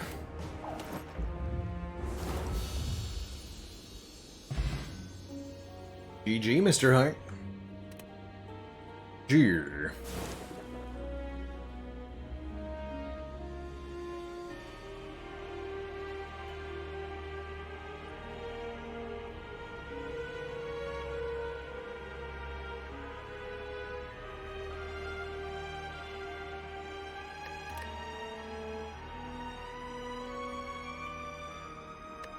Not too shabby.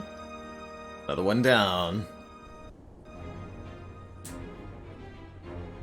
GG Katamari, Supaleva, Mofongo Bongo, Pen Pen, Omni, Virtual 256. Spire sleeps in Social Eye. You know what? Let's do one more. Wait, we're on Defect. I almost went to Watcher there. No, Silent and then Defect. Yeah, Defects. Ascension 4. Let's go. Let's go. One more. One more. With a Rake Dome. You know, enemies are allowed to have intents normally. Let's learn this. One spicy elite. I'd like to take down 2. Go for this guy. A lot of great paths through the act here. I think we're going to go for the Burning Elite. Starting here? Yes. Okay.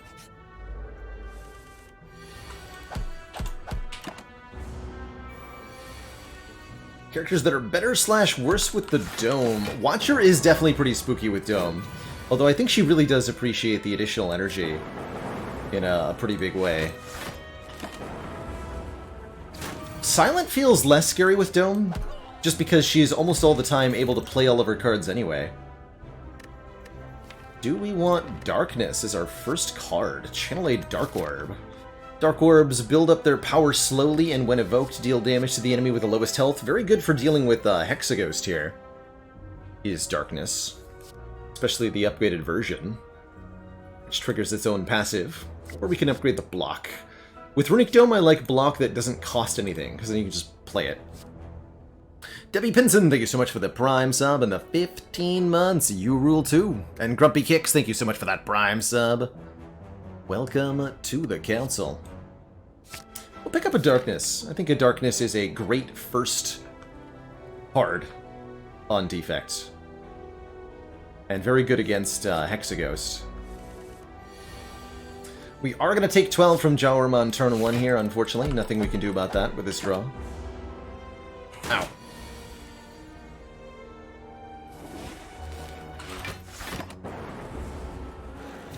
Probably going to upgrade the Darkness preferentially. Good job. Ball Lightning versus FTL. Ball Lightning is another great early damage card. 7 damage and a Lightning Orb, or FTL for like free TM damage. Draw cost, deal 5, draw a card. I think with the extra energy from the Dome, I'd prefer the Ball Lightning. We also want more orb generation so that we can manipulate where the Darkness Orb is. And I'll definitely grab a free upgrade on the Darkness. Now, when we play Darkness, the initial orb is 12 damage, rather than 6.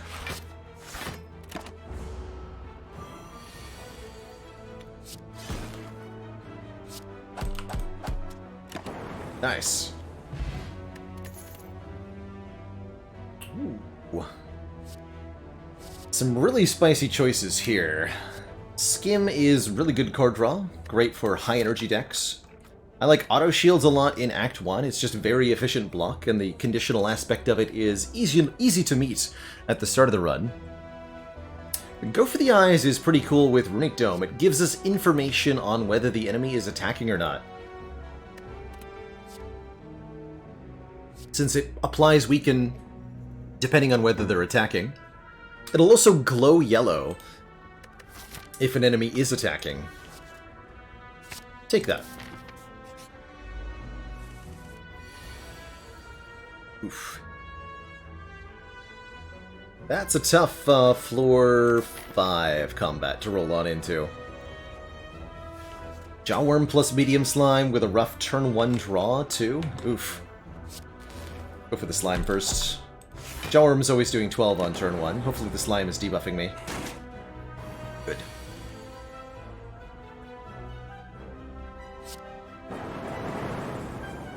So, Go for the Eyes is glowing. That means we know somebody is attacking.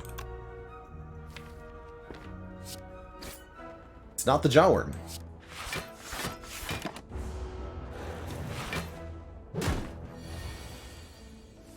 Was in fact not the Jawworm.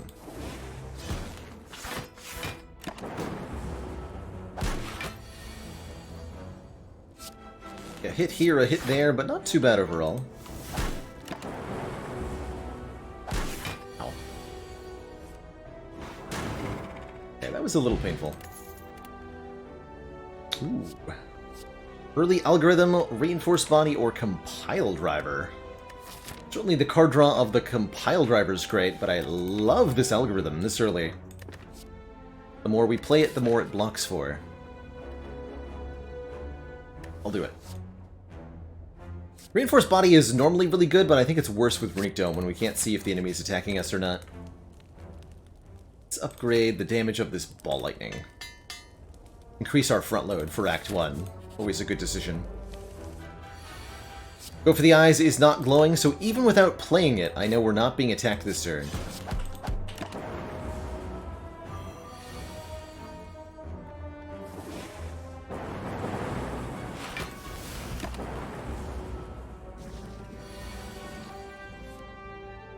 And likewise, not glowing, so no one's attacking me.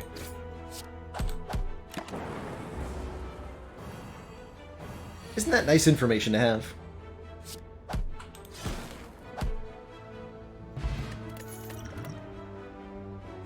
Could even take a second copy. Honestly, I kind of really dig that. And then we just always know.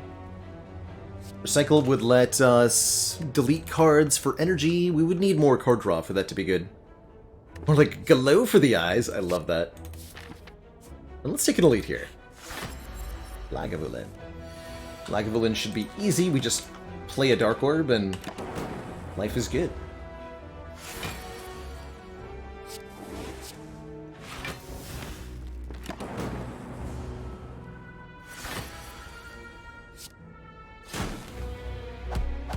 Wakey wakey. Neck, thank you so much for the Prime sub and the 8 months of long-standing support. Let's see, this will be ×2. That should be enough. Take 5 here. Didn't get the dual cast I was looking for.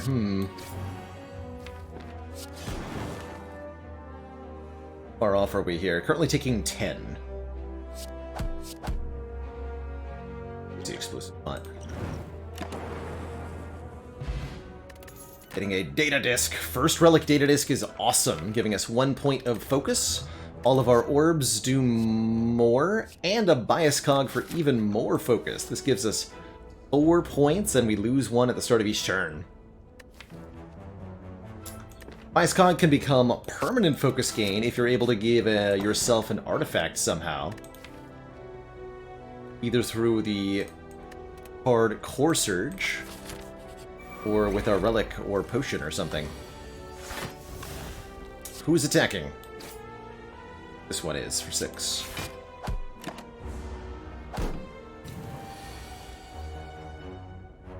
Now you're guaranteed attacking.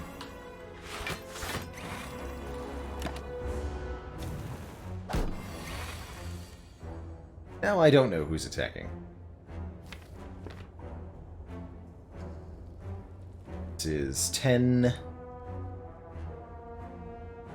22. This could hurt a lot. I'm gonna go ahead and attack potion. I can't kill them both reliably.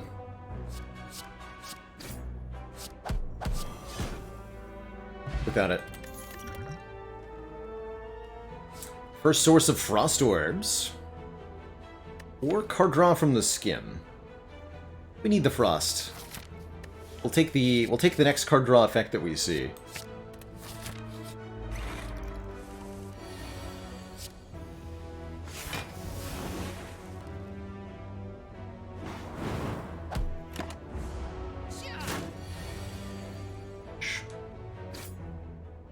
Guess she's entangling me.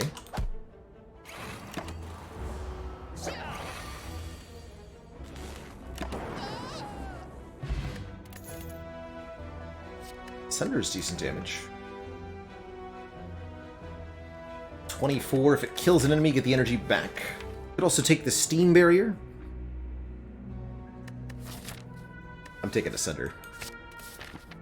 Heal 24 if it kills the enemy, gain re-energy back and upgraded. It's 32 damage. Go for this Burning Elite. 1 blue slaver instead of 1 red. Sure.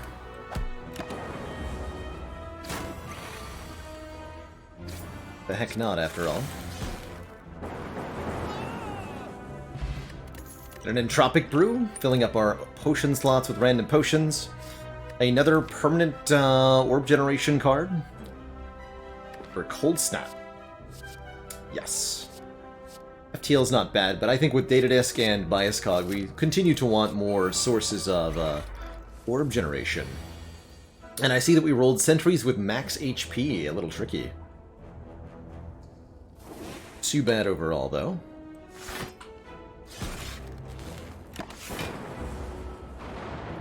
Take 2.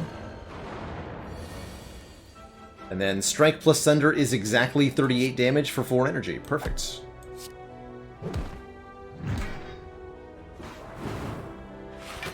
Glorious.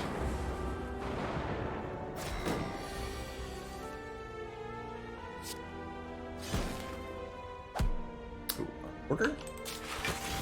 Yeah, I wanted another Frost Orb. Oh well. Doesn't matter.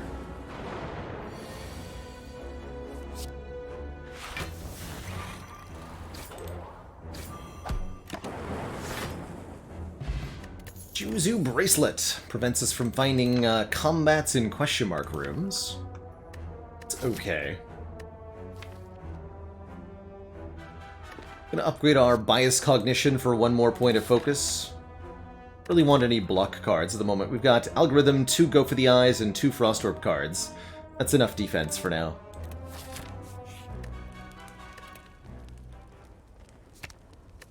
Love that we're at 2 out of 3 keys already.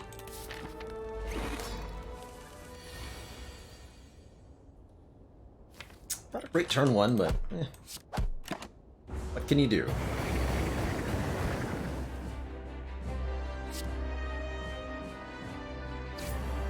Not feeling the need for additional energy in the form of something like Turbo. I don't think we often have turns that allow us to spend 6 energy with 4 cards. Although this is one of them.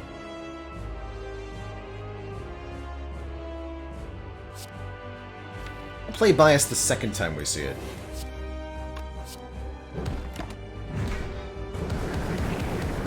Don't bother with that defend either.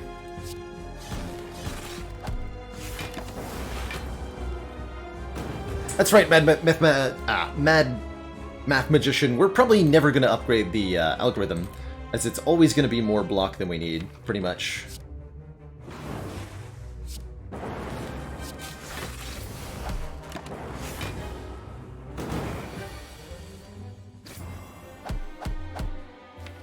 Want to dual cast this Dark Orb. Said... to dual cast this Dark Orb.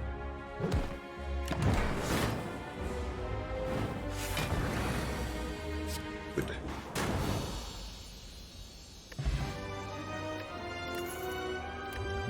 GG Hexa Toast.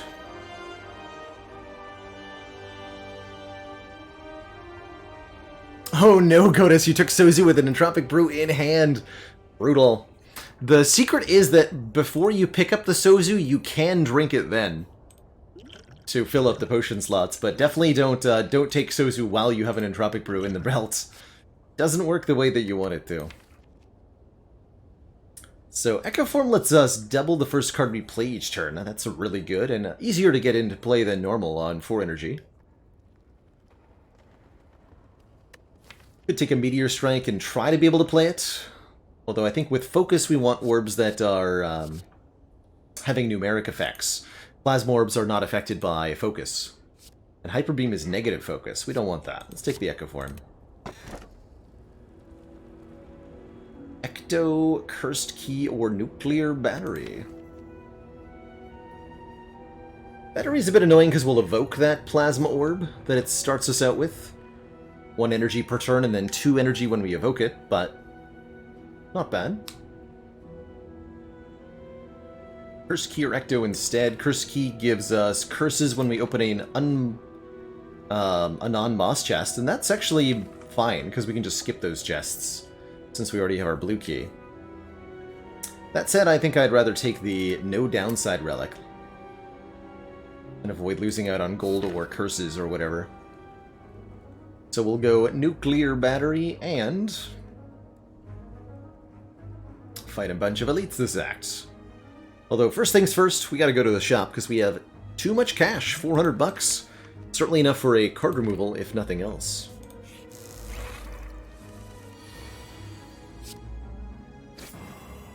Alright. Great turn 1. You know what? I'll stick a whale here. Draw 5 and randomize the cost of everything in my hand. Don't mind if I do.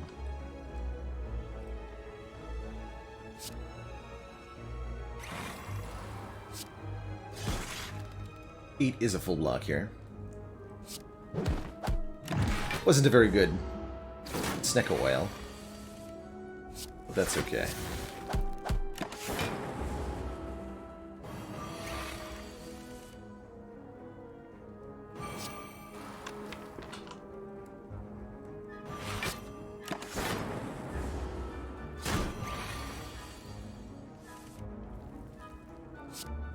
Not a kill, huh? Unfortunate. Alright.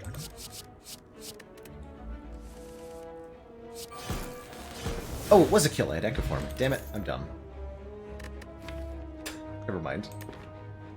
Heat Sinks Plus, whenever we play a power, draw 2. I actually like that. We have a couple powers already, and this will incentivize us to take quite a few more. And we have lots of energy generation, so that's good. No, Joni, Dark Orbs can't lose damage. Good question, even if you have sufficiently negative focus. You won't lose damage there. Pivot to Shuriken. Not bad with the go for the eyes. Another Apotheosis here if we want to get everything upgraded. It's not a bad Apotheosis. I'm gonna striker move. I think I like the puzzle, drawing 3 if we lose health. Which happens a lot with Dome. I want a potion. Might go to the shop. Potentially. Excuse me. Sleepy. Sleepy Baylor.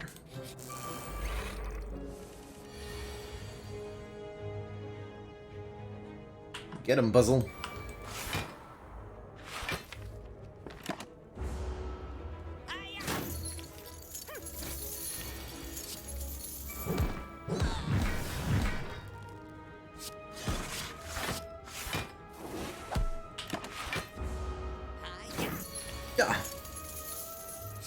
Play this twice means it permanently boosts its block twice.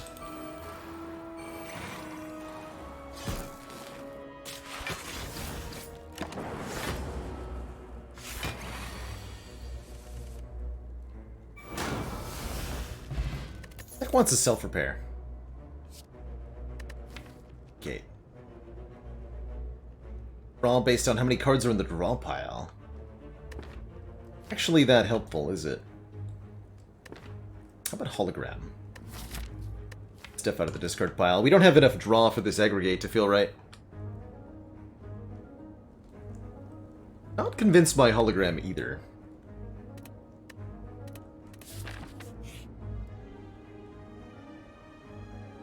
Give me a relic. Mummified hand. Nice. We have mummy hand and heat sinks. Oh boy. We can take this in a good direction now.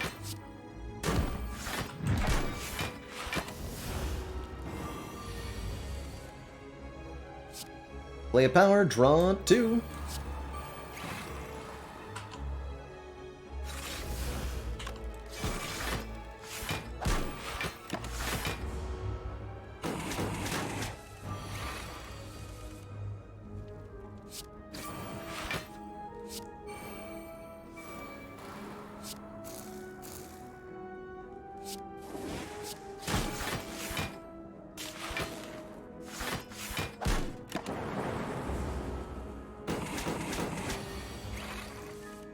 Now we really want to self-repair.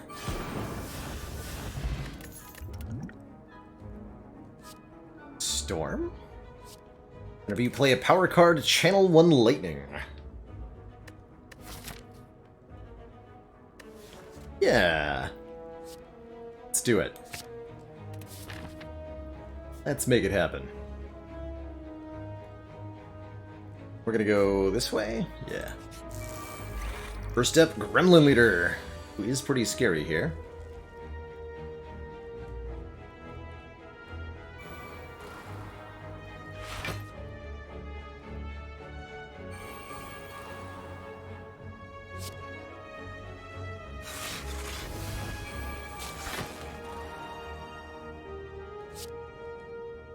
Who's attacking me? Actually, are you attacking me is the really important question. No. We'll be attacked by leader next turn if we don't kill... yeah. Guaranteed attack from leader this turn. Or 10 times 4. 10 times 3, excuse me.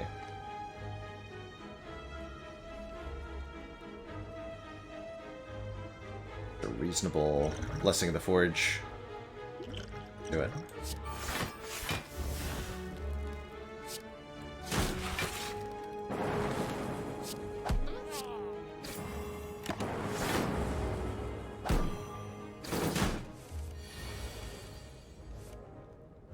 Fools.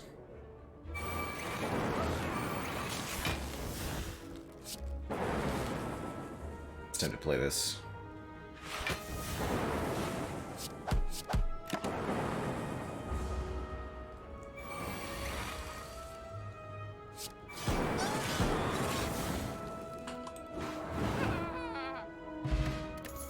Gold-plated cables cause our rightmost orb to trigger its passive one more time. That actually means we're getting 6 energy on turn 1 now, with the nuclear battery.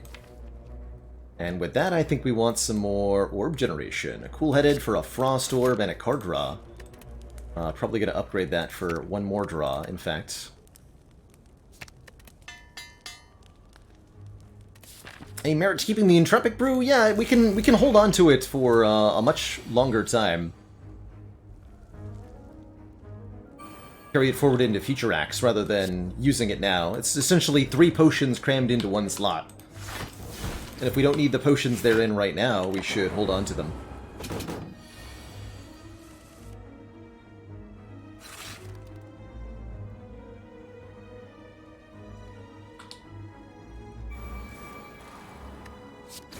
Okay, 5 times 3.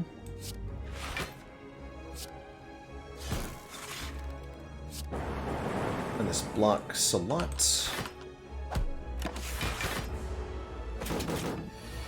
And 24 on this turn. Double Storm.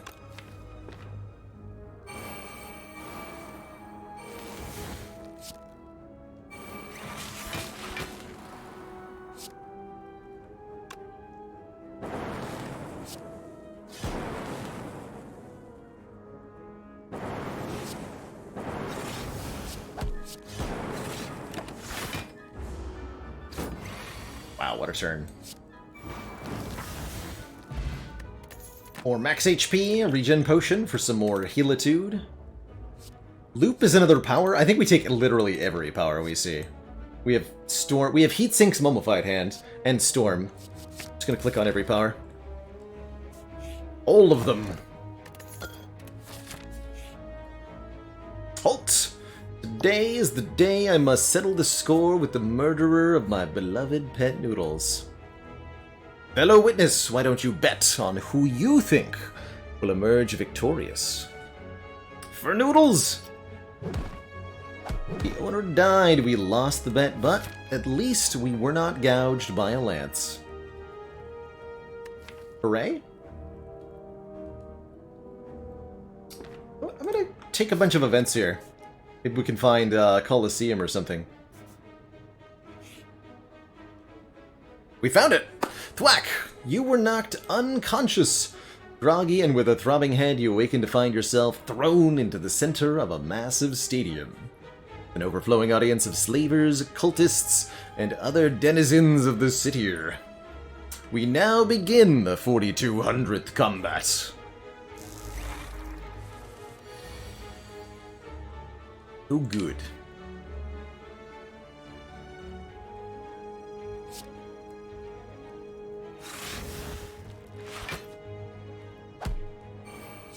Bonk.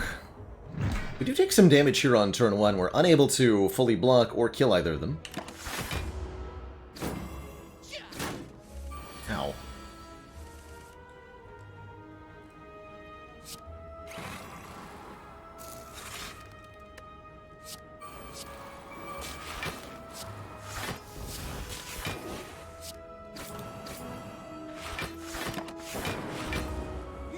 .73 block on that turn. Like you do.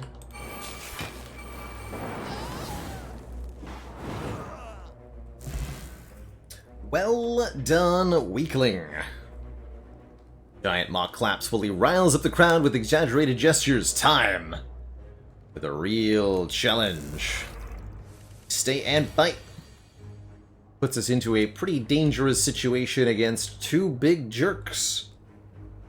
That's okay. Be a Taskmaster and a Gremlin Knob. Go biased first.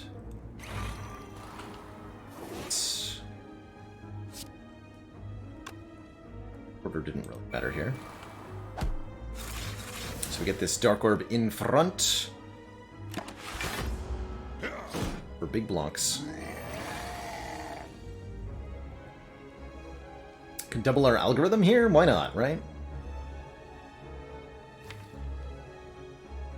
It's the worst that could happen.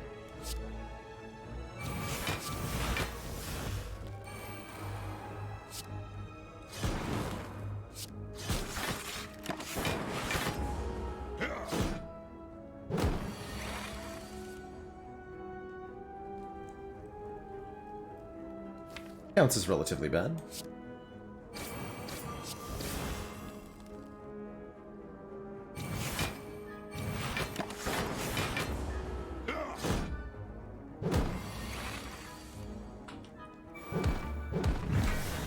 Bonk. Easy. And what a great set of relics we get. The Eternal Feather will heal us at rest sites based on the number of cards in deck. Get 100 gold and a gambling chip, allowing us to discard any number of cards on turn 1 and draw that many. And an upgraded Storm. Yet another power. Perfect. Very perfect. Start taking combats again. I want to cards reward, please.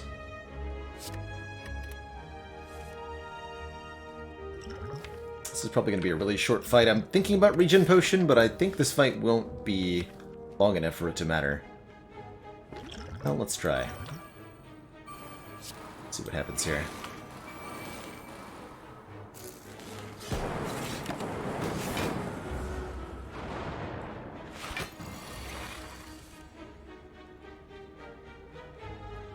Okay, I could just kill them both right now, but I won't.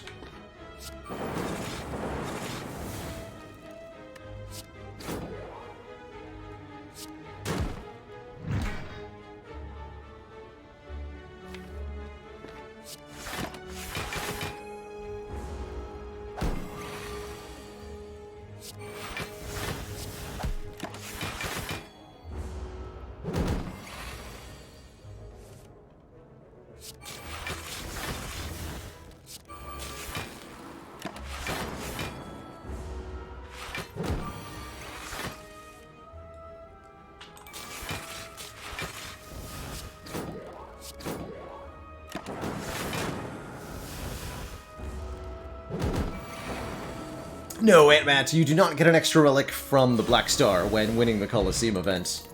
Unfortunately. Much as I'd like for that to work.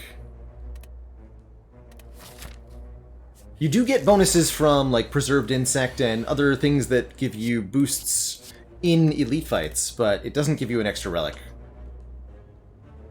Kinda weird like that.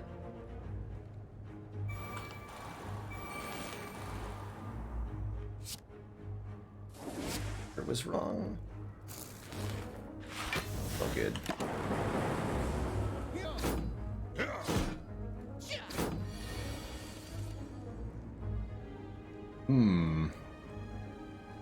Well, okay, that's Entropic Brew time. That is not the hand I needed on turn 2 here. Not help. Although Essence of Darkness would actually... Yeah, that would help, actually, right?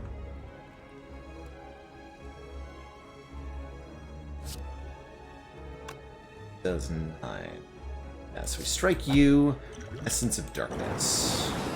Easy.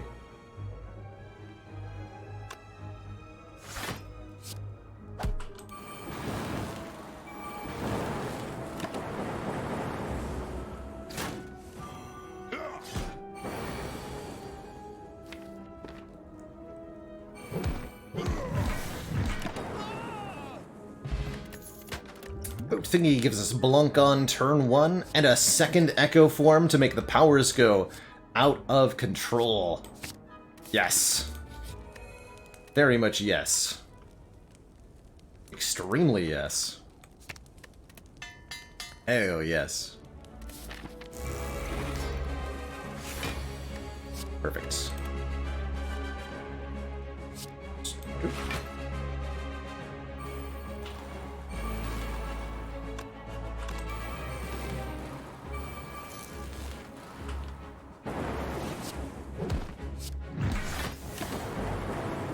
For Fish, thank you so much for the Prime sub and the 7 heckin' months.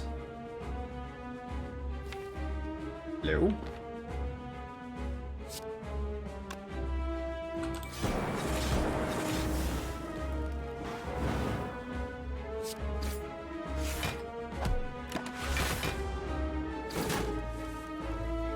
No!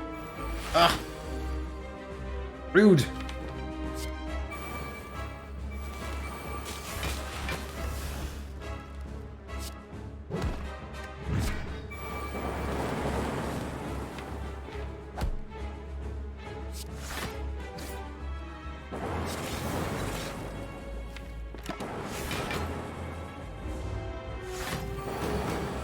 Now our first 2 cards each turn get doubled.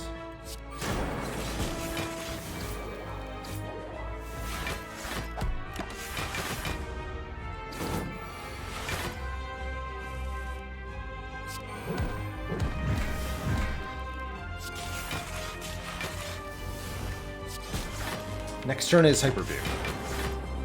But if I draw the Bias Cog, yeah, we're good.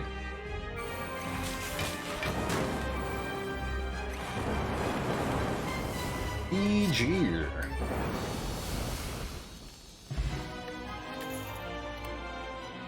Triple Echo Form. Yes! More powers. Infinity powers. Unlimited powers. More Orb Slot sounds pretty good with Inserter. It's not like we need more energy, right? All of our cards make everything in the deck free. This is so many powers. I mean, we could reasonably take the Coffee Dripper. But I don't think we need it. Let us instead take Inserter. Every 2 turns, gain 1 Orb Slot. Counting on Mummy Hand, do the work for us.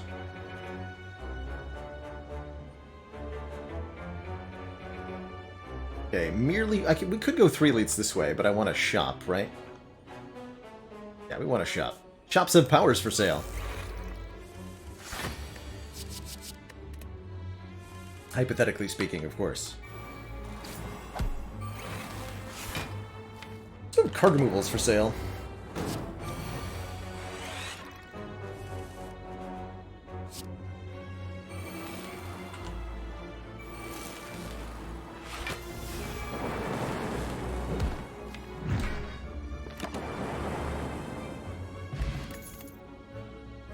Hologram lets us pull something from the discard pile into our hand. I think that is reasonably good here. Our Fighting Woke Bloke. On sale Defragment, I'm in. Clockwork Souvenir to block the debuff from our Bias Cognition, I'm also in. And we could take a Panacea if we think that that's not enough. We'll take a card removal also. Full. So, do I want Panacea? Probably, right? Yeah, let's go yes. That'll let me block the debuff from Heart, too.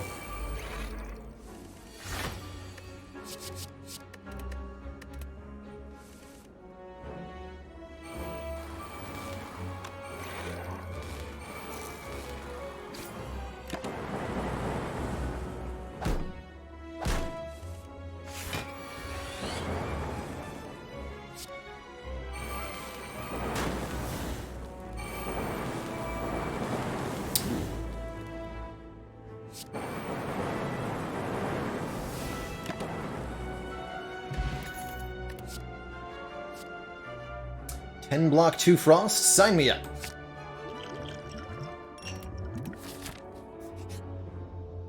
Heck yeah, I'll fight these nerds for a rare relic. They're very dangerous, but so am I.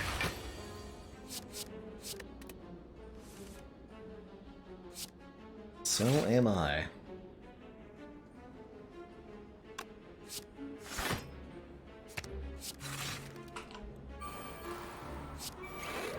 Oh, what?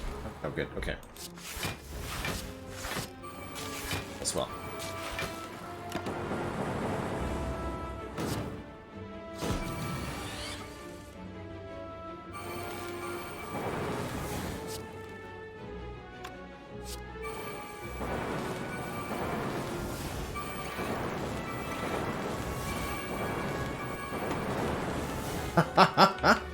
Get them! Glorious. Pocket Watch draws us 3 additional cards whenever we play 3 or fewer cards on our previous turn. Could take a Turbo Plus here.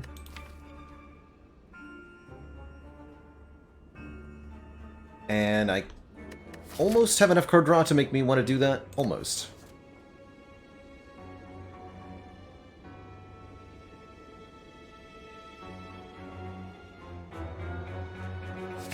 I'll take it, though.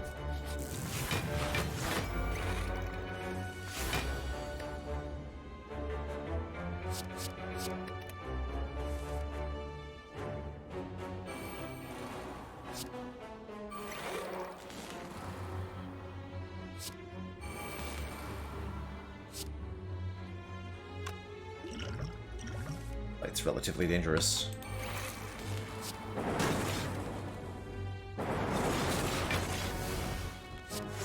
Nothing more. 100 block on turn 1. They weren't even attacking me.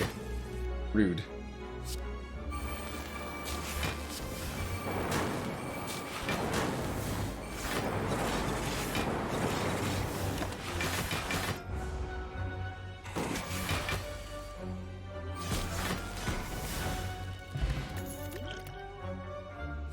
This is a power.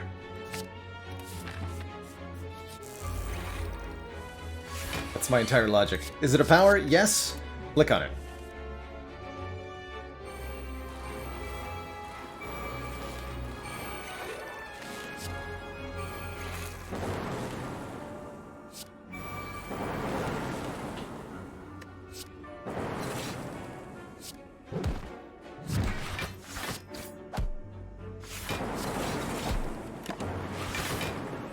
Casual 15 card turn 1.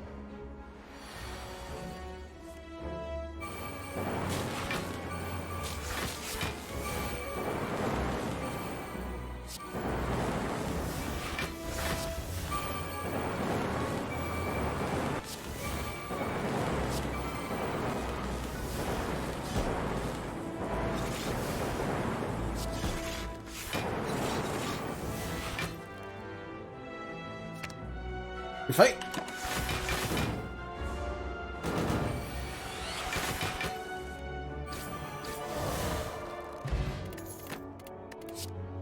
There's that self-repair I wanted. Recycle Plus is also, like, crazy good.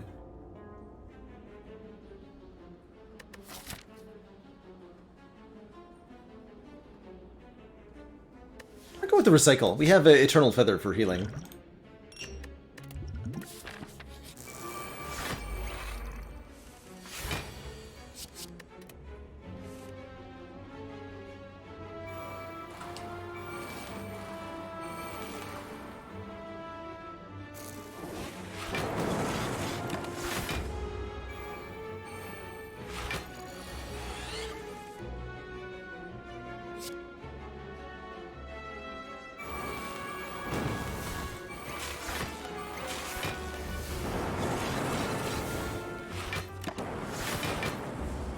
Bippity zappity.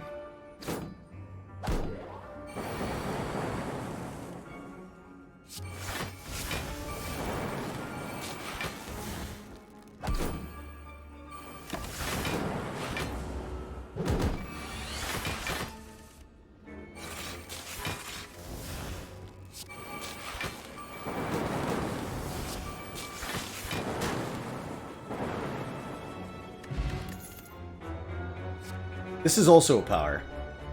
Click.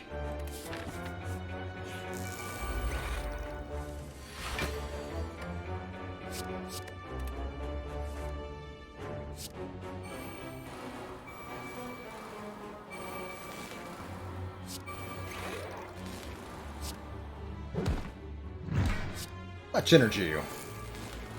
Ow.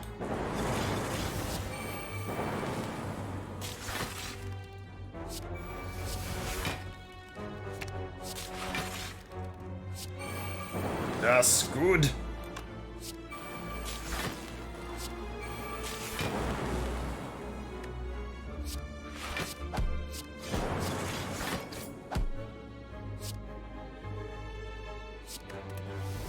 Can't play the second form, that's alright.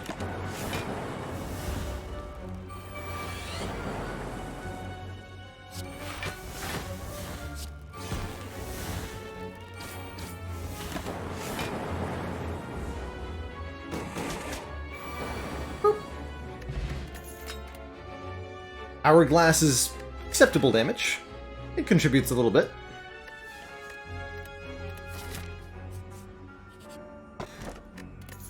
Blood Vial heals 2.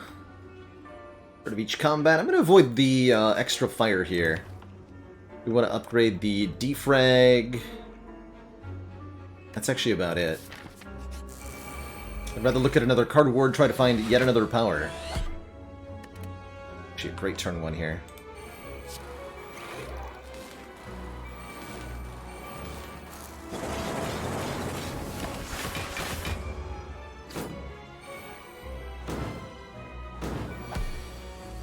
Easy full block every time.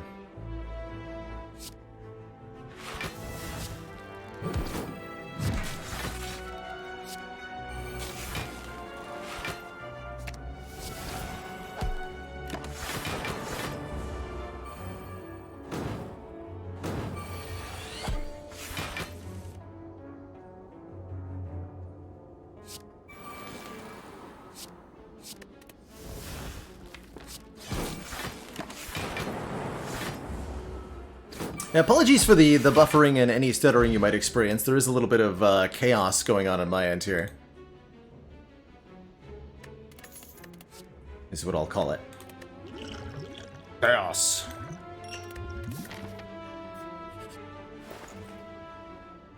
Third storm. Alright. Another card removal? I'll save that for the next shop. We can buy a strike removal then if we want to. Don't have to if we don't want to, though. Take consume for more focus. Doesn't feel necessary.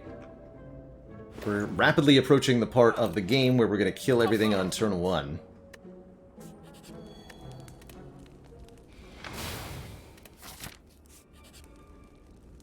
Duplicate a card in our deck.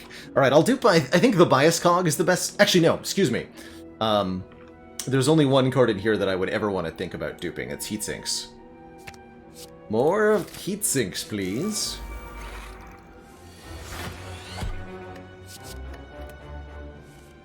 For the massive card draw. When the stuff happen.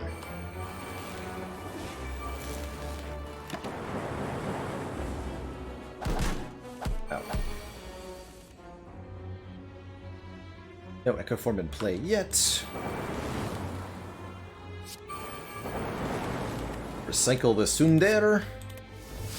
Behold the cards draw.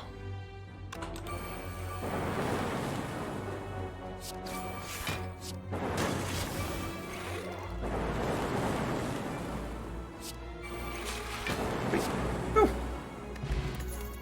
Fine. Not that kind of card draw.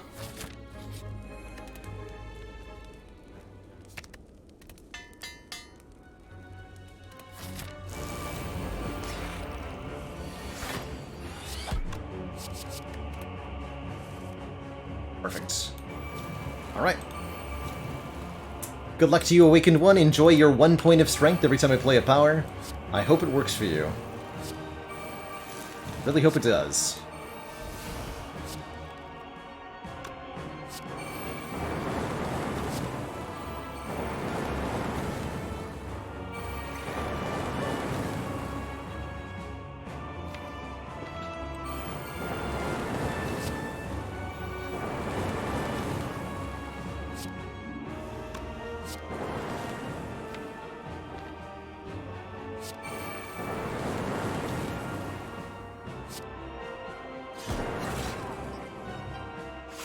Okay, we might have given the Awakened One 13 points of strength, but what's a little strength between friends, right?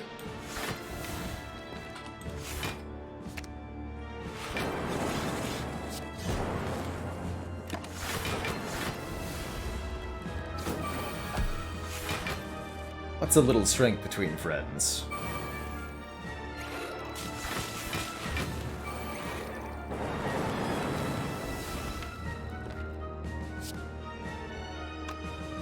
If you Echo Form Recycle, you get to recycle 2 cards. Someone was wondering about that.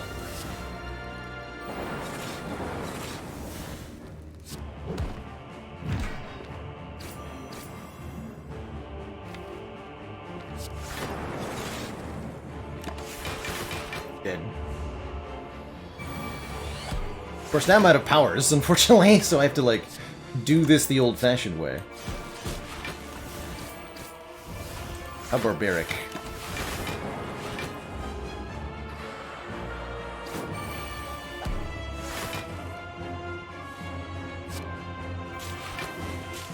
Here, let's make some really big Dark Orbs.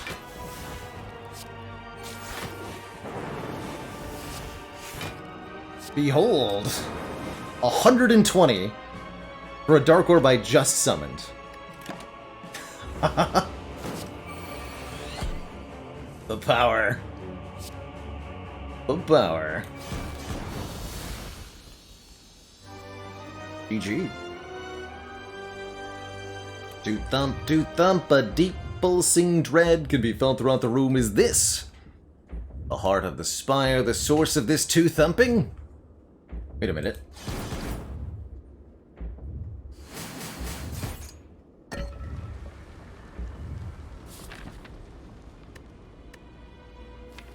Well, that was fun. Let's see if we can get another copy of Heatsinks or something. Upgrade you. So that I can get more bias cogs or whatever. There's electrodynamics.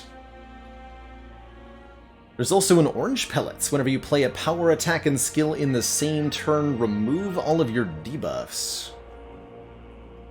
Interesting one.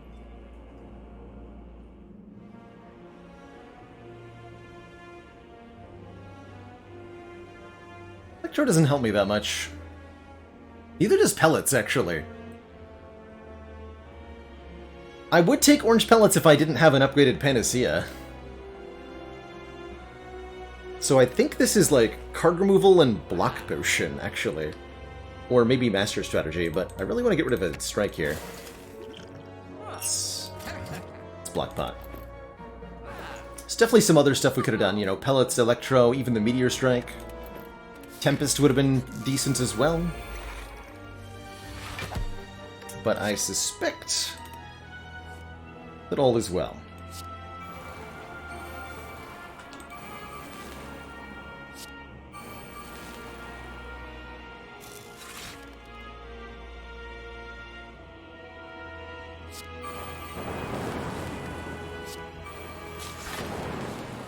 Am I recycling this echo form? Maybe.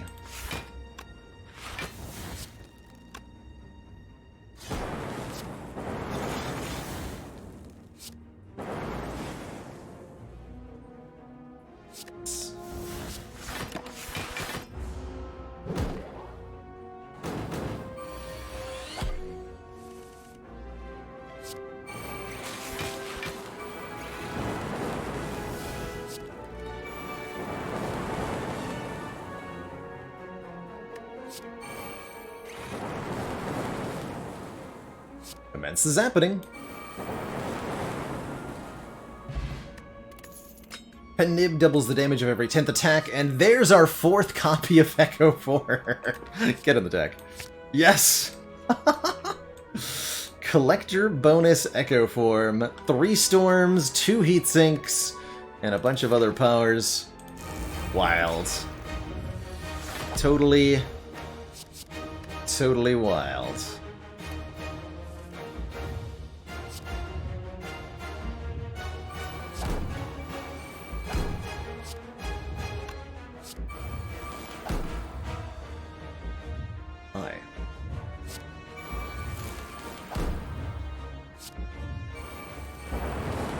There they are. Oh dear.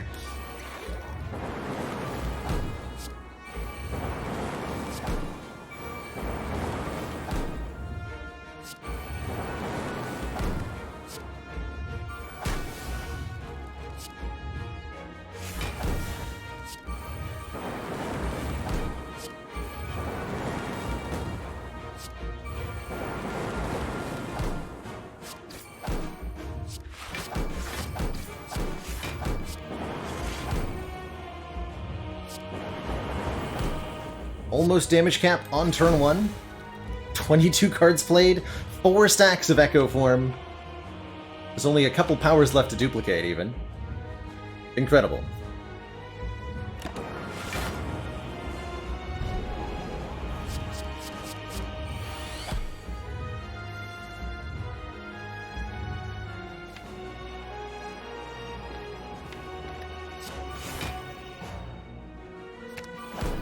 Cycle still in the draw pile. Okay, let's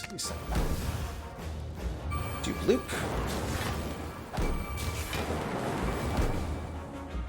Oh, interesting.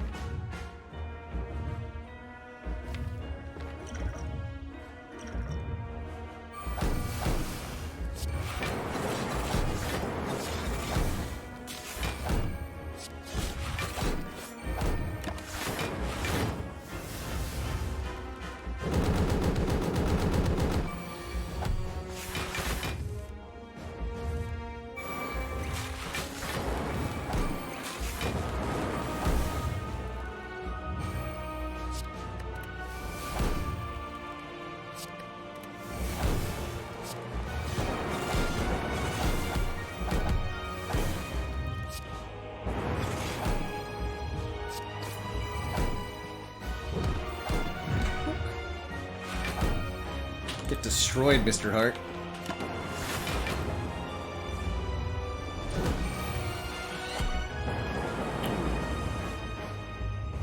Bad time here.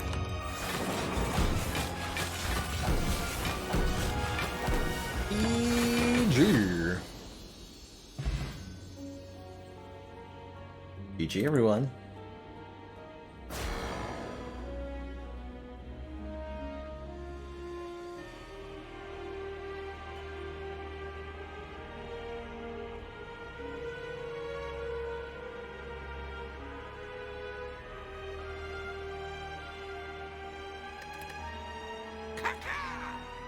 Sim, thank you so much for those 100 bits of stream support.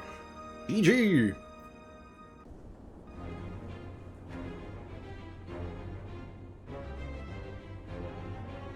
GG, G-Max, Happy Meal. Kijo Dio, That Guy, Jeffrem. Amatrini, Anonymati. Pill Splitter. Virtual 256. Omni, and everyone. The Spire sleeps. So shall I. That is gonna be it for me tonight. A really incredible and awesome day of ladder challenge runs, even though we did lose our Slaver's Collar ladder, for those who are interested in that one. Our defect unfortunately died on floor 6. Before we could find any relics.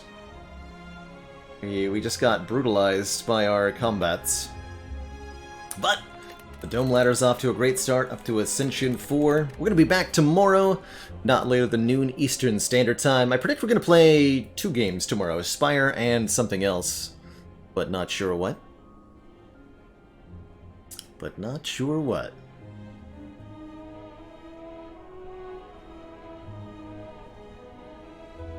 Either way, it's been an absolute pleasure. Thanks for joining us. Don't forget you can be notified when we're live by joining the Discord. And don't forget we've got a game vote. Thank you for that shout out, Lemony. We're going to be playing whatever game wins that poll by the end of the week. Sometime on stream this month.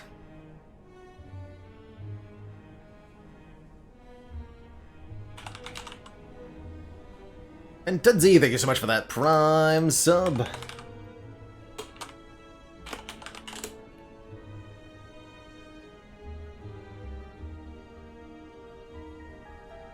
Alright everybody, thank you so much for watching. Ta-ta for now. And I'll see y'all next time. Toodaloo for now.